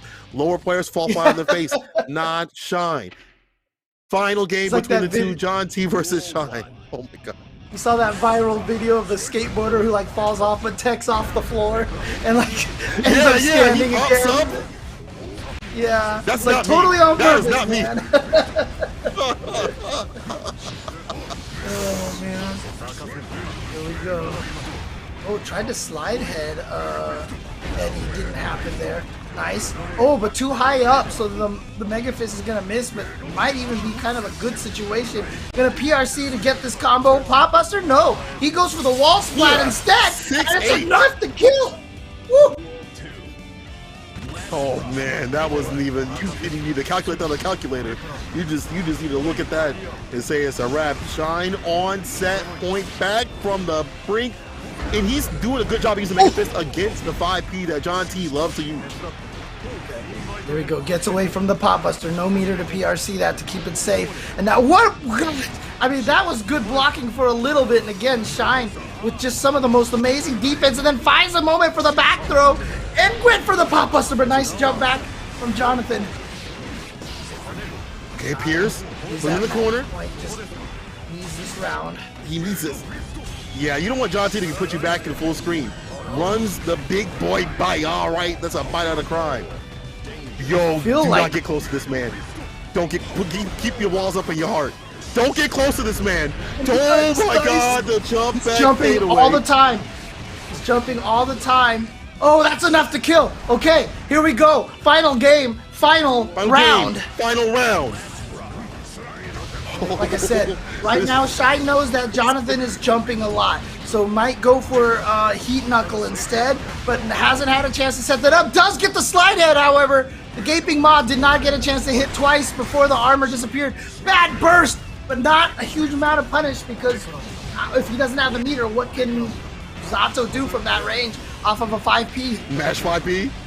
This 5P, that's all you see. Has his corner pressure right here. John T, if he can keep it up, locks him down. Leapfrog, Jumpman again. Close slash, 6H, the money returns. And this is what the return of John T. Can he still keep backing off? He's like, I want my attention. So I get that bar, so I can find the finish. PRC, jumping. Nice! Oh, he's out of there. 5P, 5P. Finish it. Yeah, Do that's it. You John can't T. survive Do this. it now. Go hard. There's no Do way it to now. survive that. And again, that PRC to slide under the jump from Jonathan Tanay was so clutch and so smart to avoid any situation. If he had blocked the jump attack, he would have been in minus frames. He would have been in the mix-up. The nerves would have kicked in. Sliding under with the PRC, attacking from the other side. He turned that situation into his offensive pressure. Nice job, Jonathan Tanay. He moves on to losers semis against Bean. Oh man, what a reward! You fought a pot. Now you're gonna fight the active, the no lean Bean out here with lots of protein. My heart can't take this. This John TV Masher and 5P like this is Dragon Ball. They ain't no auto combos in this one, dog. It's only Gatlings. But we got more action, as we said before. B coming up. Bean wants that run back. Being hungry for that, that fight back against that run back against Hotashi. We'll love to have it. I think if he got that run back, it's going to be real close in terms of a set. But let's see what happens if that even happens, because John T, his defensive tactics have been fantastic. Every time he gets blown up, I feel like he stays out of danger. He's like, no, you're a stranger. Get away from me. Stay away. Oh man, what a match, bro. That 5P button has got to be broke. That button, the punch button, is for sure broken on his controller. That thing it's like a crater. It's like at the old, like this. You had an arcade, you see a button that's stuff where the paint is rubbed off. You're like, yeah, y'all been using that one a lot. Yeah, those buttons are all like tested for like over 5,000 presses or something like that. That one's at the end of its life at this point. It's just, it is. It's had time. Oh man. Oh, but here we go. It is going to be Bean versus Jonathan Tanay. I'm sure Jonathan Tanay does not like Chip at all, so he's gonna have to deal with this. Chip's gonna run all through him, all over him. So he's gonna try to eat Chip for lunch. So by making Bean dip, is that how I can go? It could be. But it could be Chip no dip, though. It could be Chip no dip if Jonathan Tanay has his way.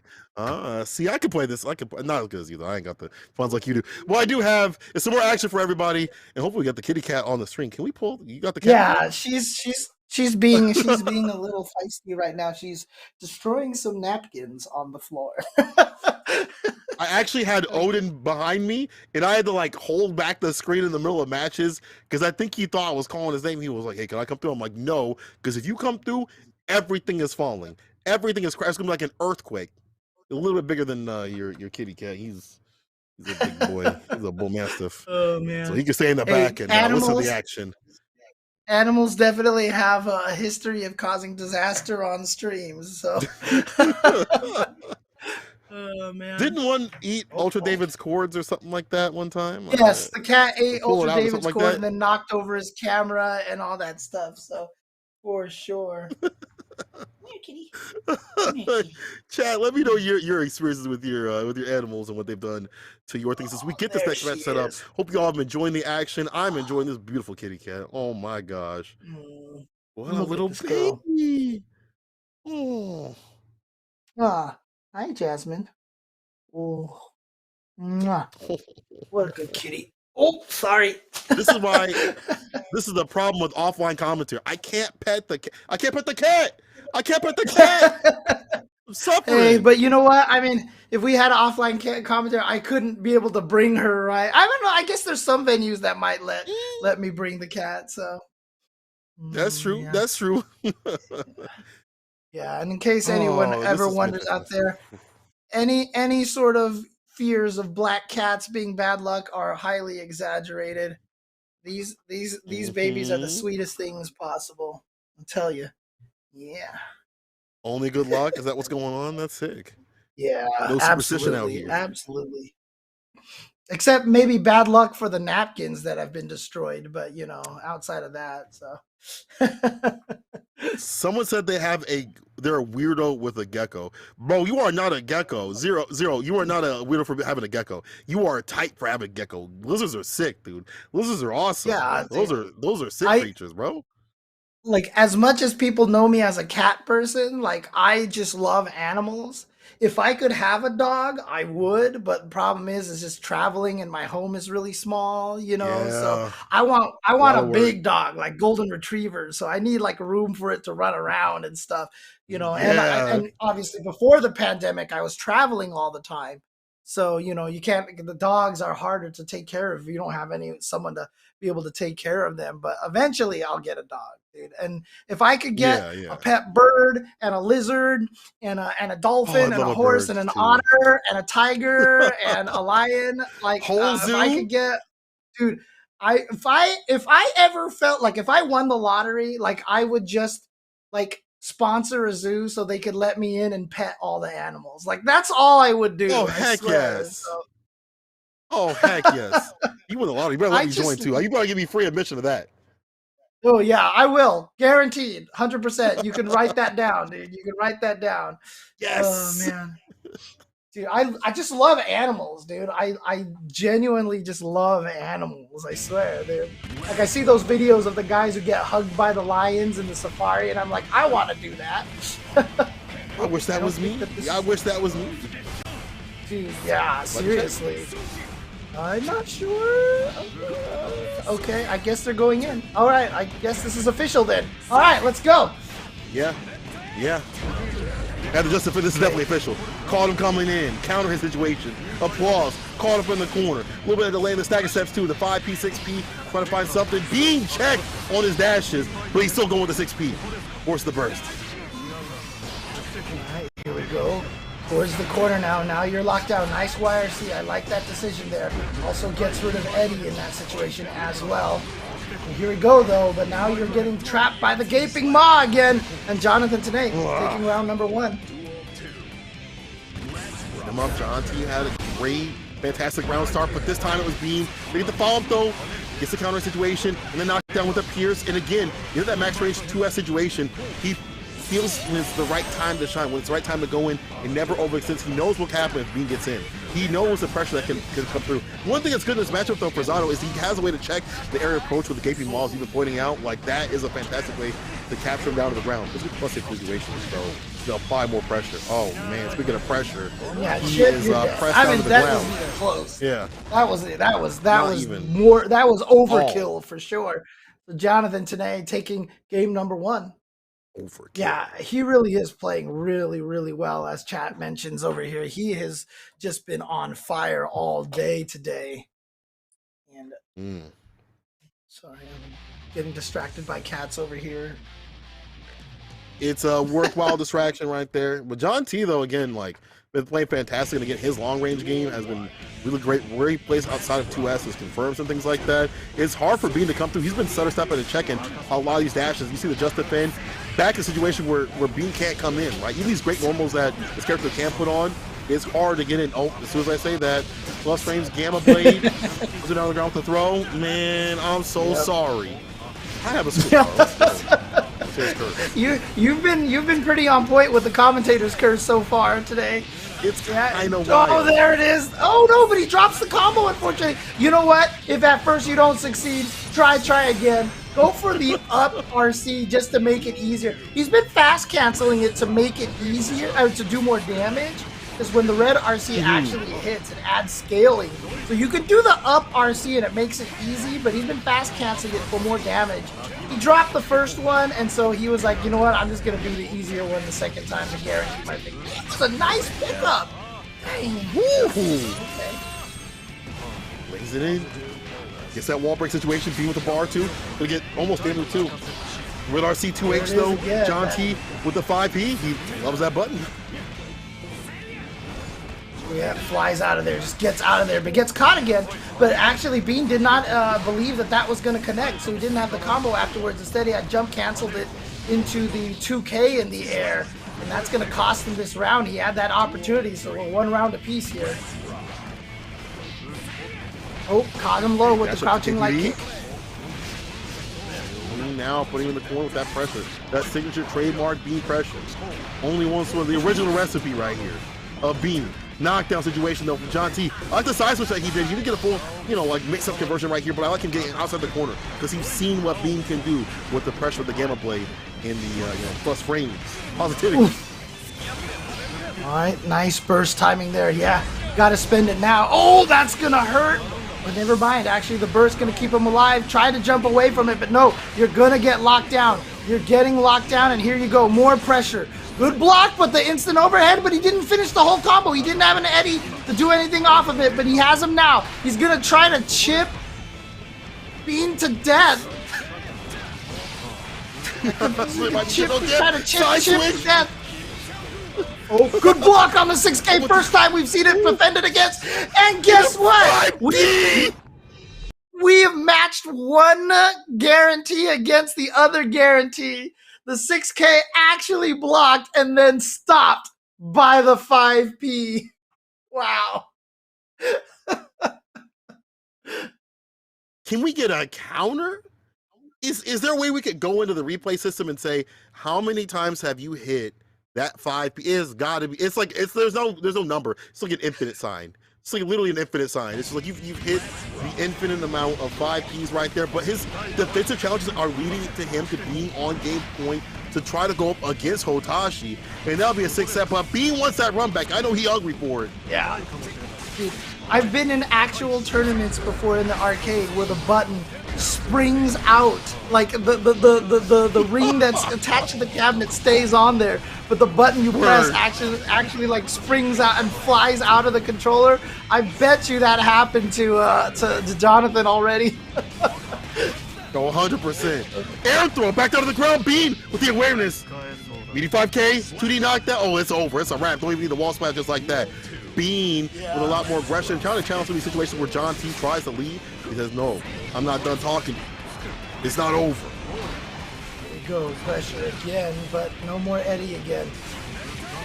And there we go, gets the hit. He's going to be able to combo off of that. Misses the OTG with the 2K. He's a little too far away for that, and that's going to give Jonathan today the chance to get this extension through the wall. Lots of damage and tons of meter gain right now at this point in time. And now chip damage is such a threat. I love that YRC. That was a smart YRC. Look at this, 5Ps again.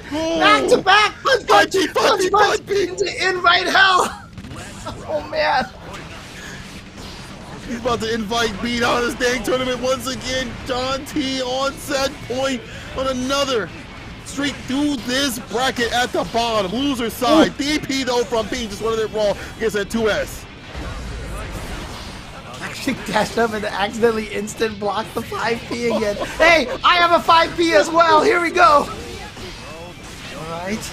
Nothing! He did nothing, and so he just got hit by a wake-up 5P into RC. Forced the burst out of him. There we go. Gets the fast cancel into jumping dust. Bean looking good. Trying to stay alive here. Gets the hit, and he takes his first game of the set.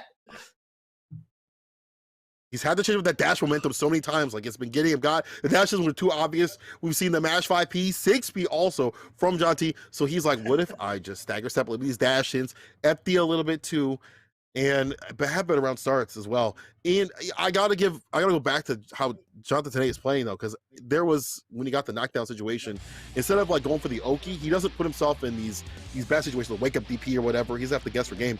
He says, listen, I'll just throw out invite hell at this range. I'll have to overextend. You know, he still had that max range kind of situation. And I still feel like he's still in control. Manda did the switch. Oh, bro. Honestly, he was doing fine with Zato. He says, what if I got a DP? What if I got that 3-frame 5K? You know what I'm saying? Wow. Okay, interesting. He went up 2-0 with Zato and switches to Soul. And I got to imagine Bean probably fights a lot of Souls, right? This is just a character that you run into a lot more. I feel like he would be more comfortable fighting. Well, nobody's comfortable fighting Soul. Oh. Let's be honest. But still, Yeah.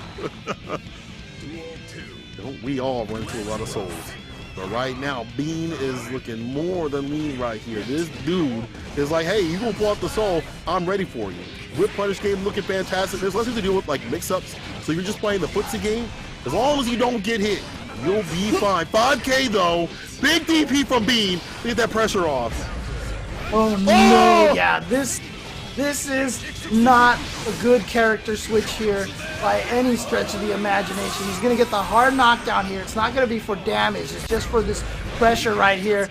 And yeah, you had better go back to that character select screen right quick, Jonathan, today, because that didn't work at all.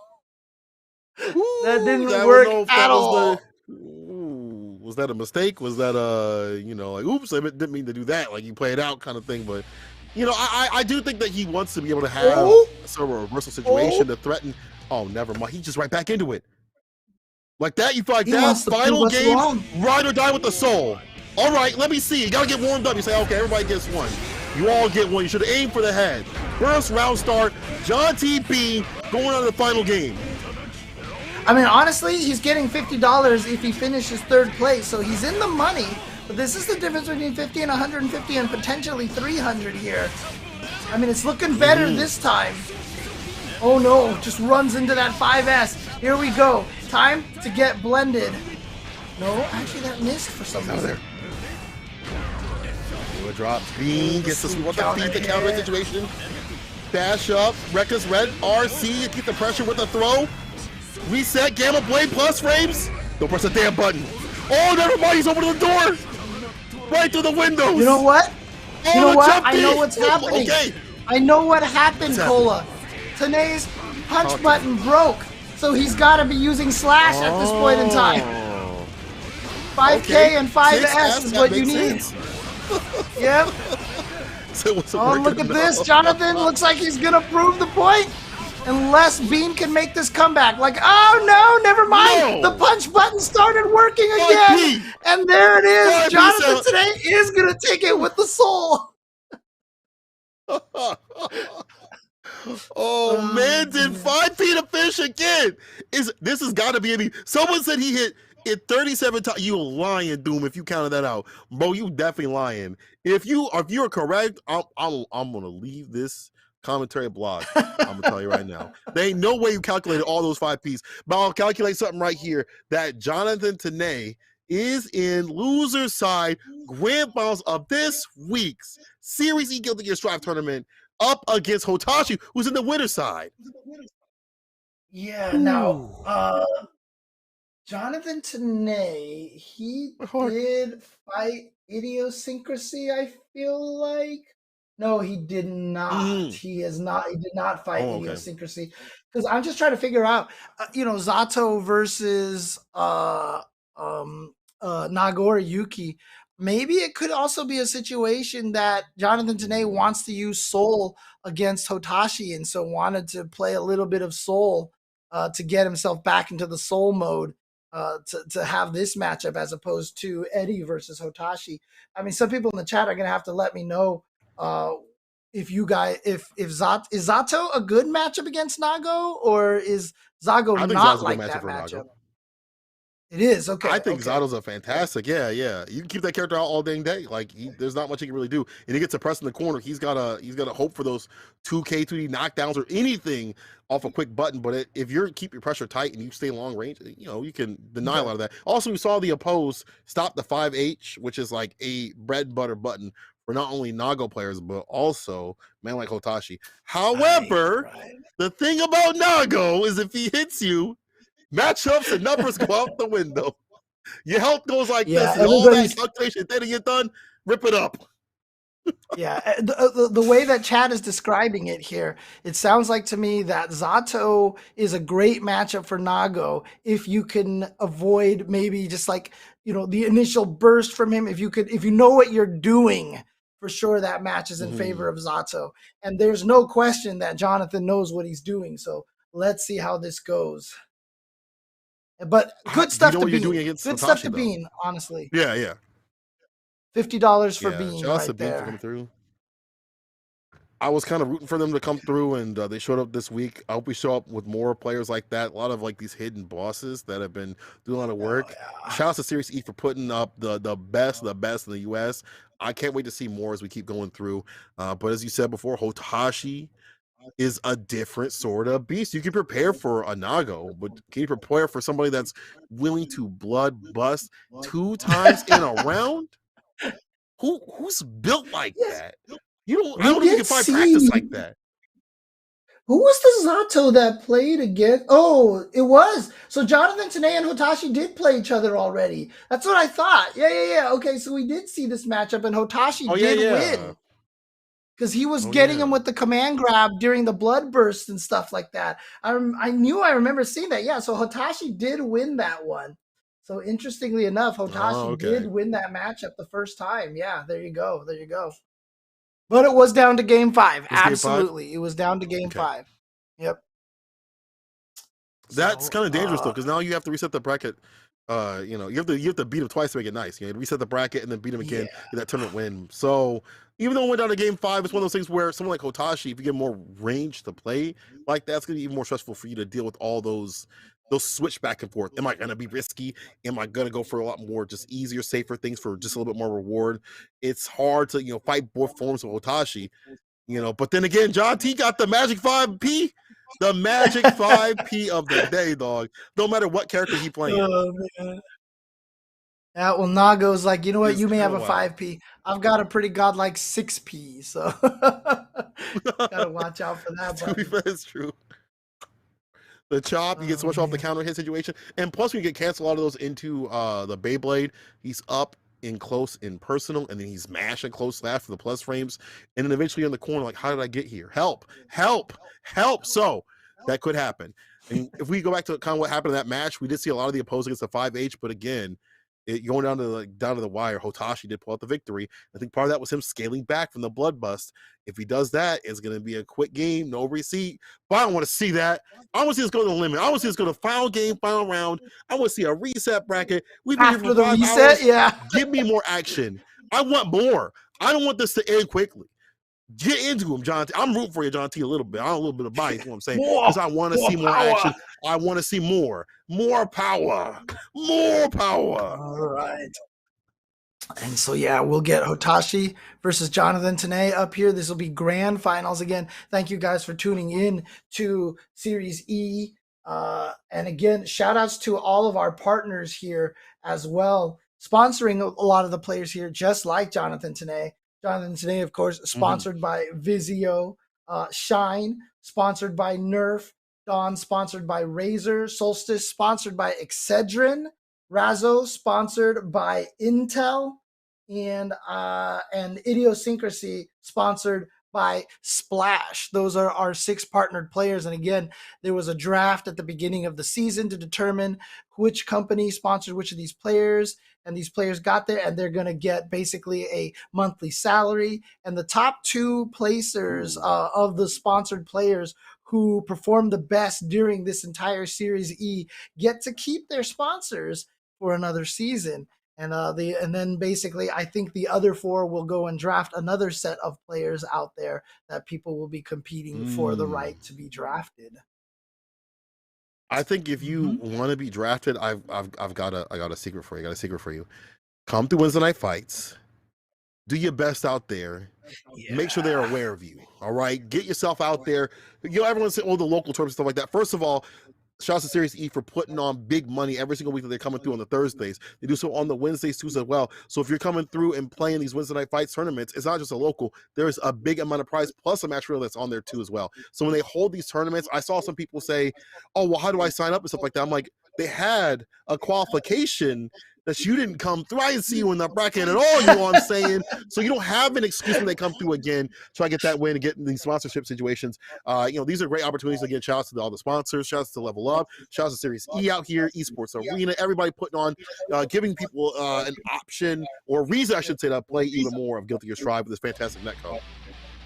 There we go. Here we go. So as you can see, Jonathan T starting in loser's side. That's what the parentheses L is, which means, as you mentioned, Cola, that he has to defeat Hotashi in a 3 out of 5 to send Hotashi to loser's bracket first, and then he has to do it again to take the tournament. It's a tall order against an Evo champion like Moist Hotashi. Gold burst, the round start, gets a lot in terms of that push because he had the lockdown with the super 2H, another sword send to the corner, and the applause. Clap of hands. Back though, Hotashi gets him over the corner. Delayed the close slash, but he's out of there. Oof, but not out of there for free. Hotashi drops that combo again, lands that jumping kick, but the counter hit doesn't cause that much of a hit stun that he isn't able to combo after landing from that jump K. But here comes Hotashi. Whoa, he's just tap dancing all over him, dude.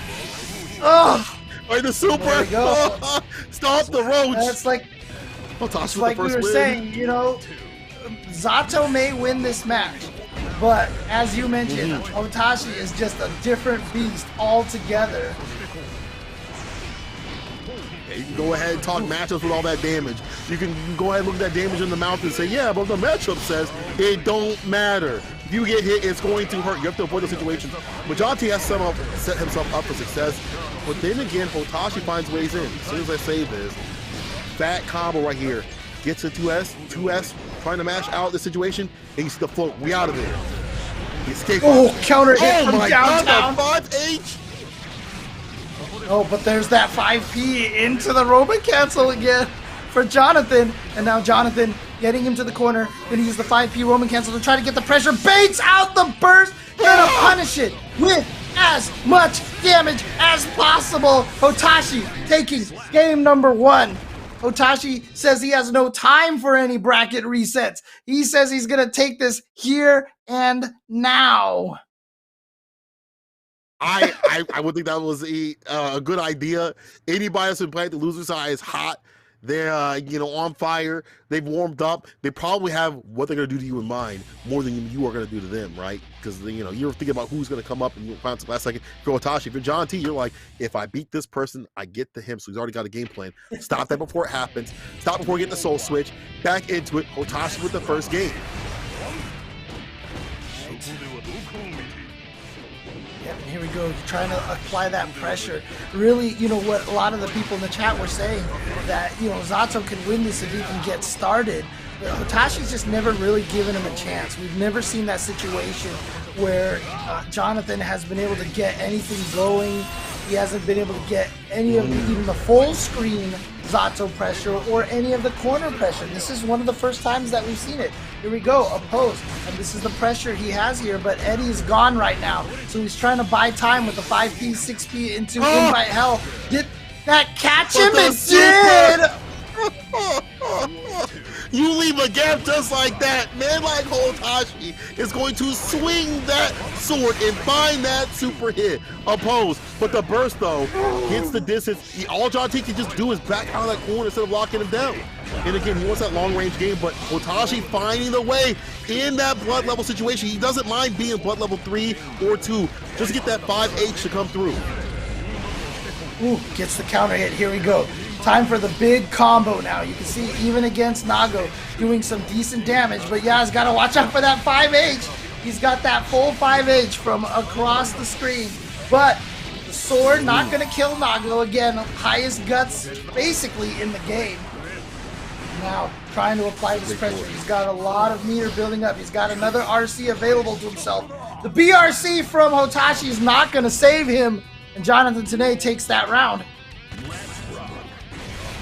Staying solid, but you see the difficulty. Round start 2S, the bread and butter, the basic breakfast of every Nago. 2S, 2S again, staggering 5H, Fukio right back. Again, he doesn't mind getting level 2 blood, because that means he can swing a lot harder and deal with the opponent before he even comes out. And threatening the neutral big jump in 6H, Fukio in. 5K, 6K, stop the Roach PRC. That's the victory with the 6H situation. Hotashi with the quickness. Yo, chill. Yo, chill, Hotashi. Dude, relax. You saw Zato's life melt. Not even in one big combo, but it was just hit, another hit, and then Zato was dead. And that was it. And here we go. Hotashi is at tournament game, trying to show that he is not your ordinary Nago. He is not worried about one of the best Zato players in the country.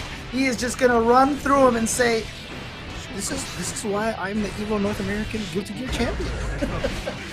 Talking smack in lowercase. Stream.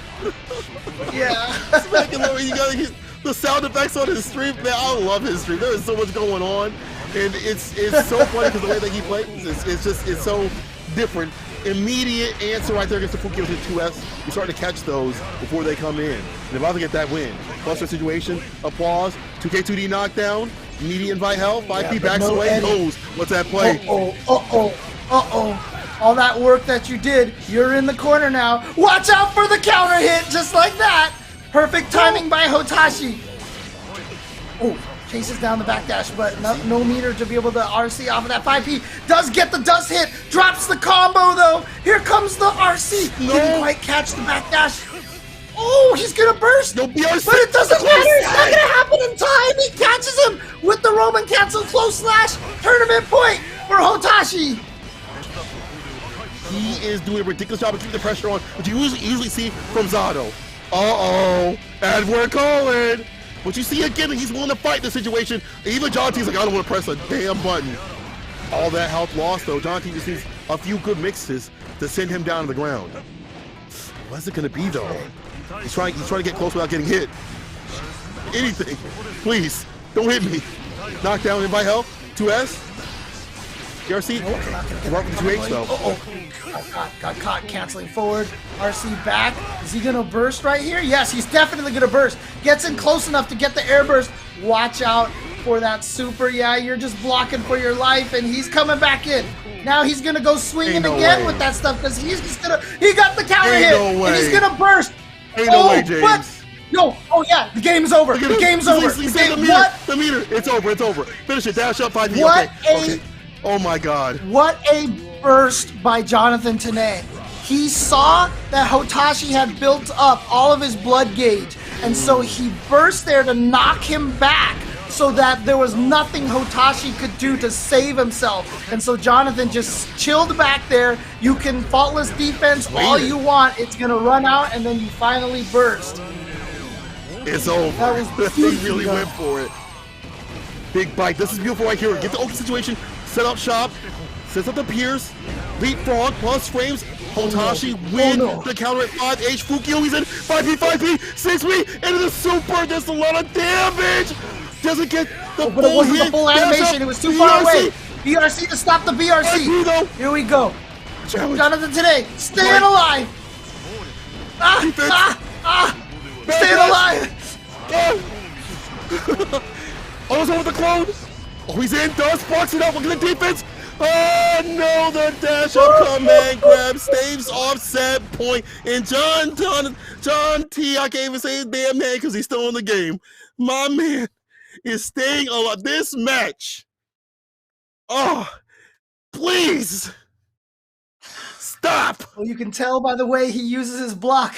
He's a woman's man, no time to talk. Oh, man. Staying alive. Oh, my God. Staying alive. It's basically this moment for Hotashi. That's the John T's. That's his like anthem right here. That's his, you don't need it right here. The burst off the table.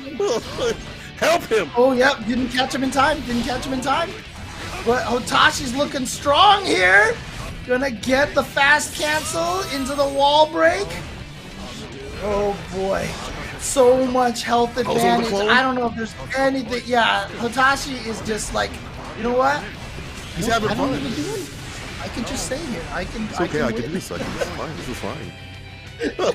5K for the finish. Oh my God, Hotashi, you're such a troll.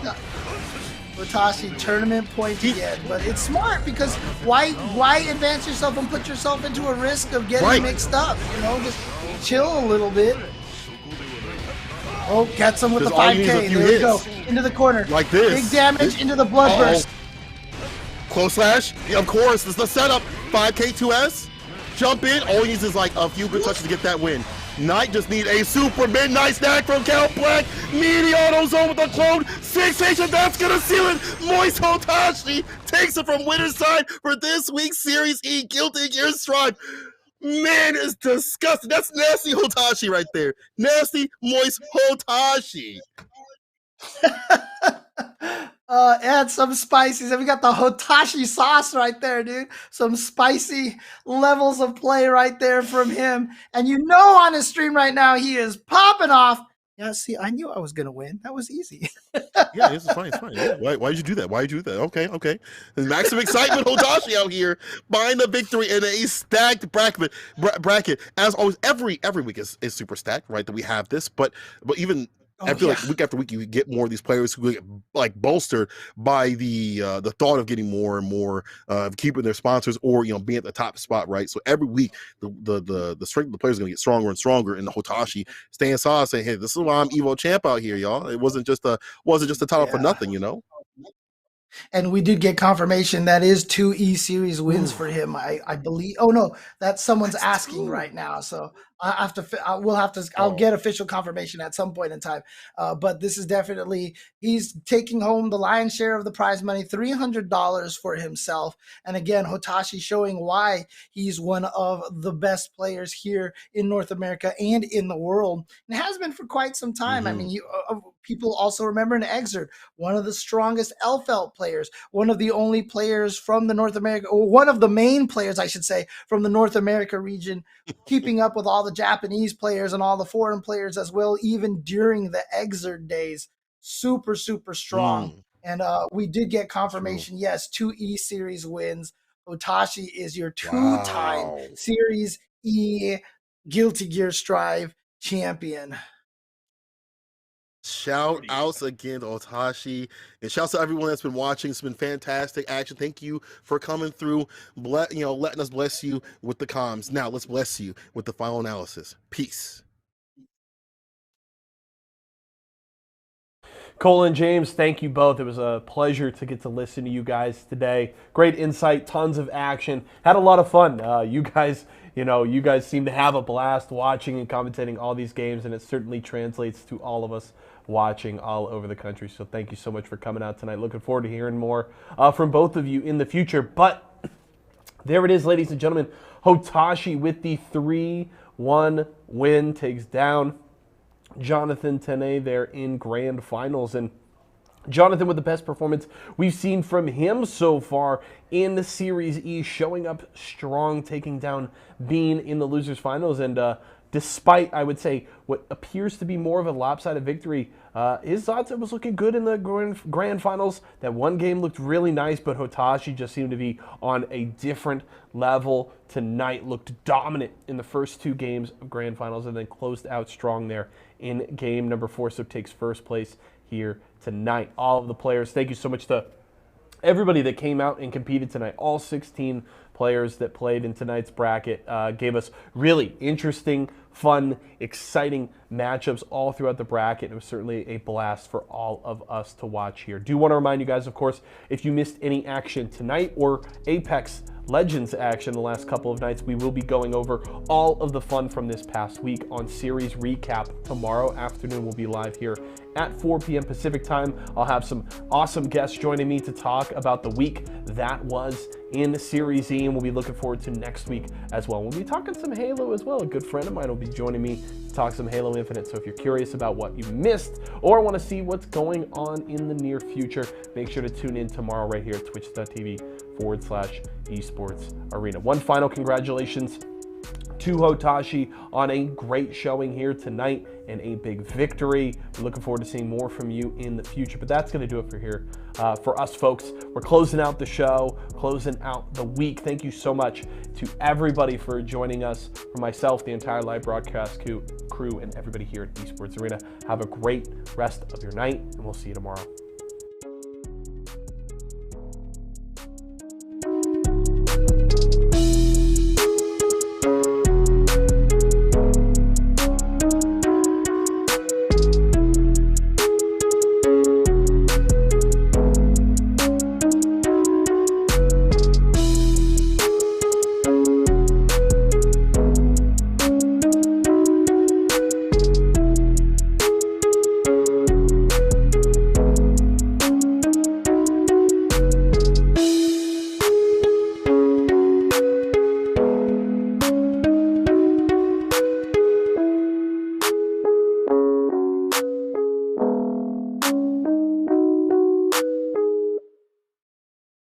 Looking up and now we 45.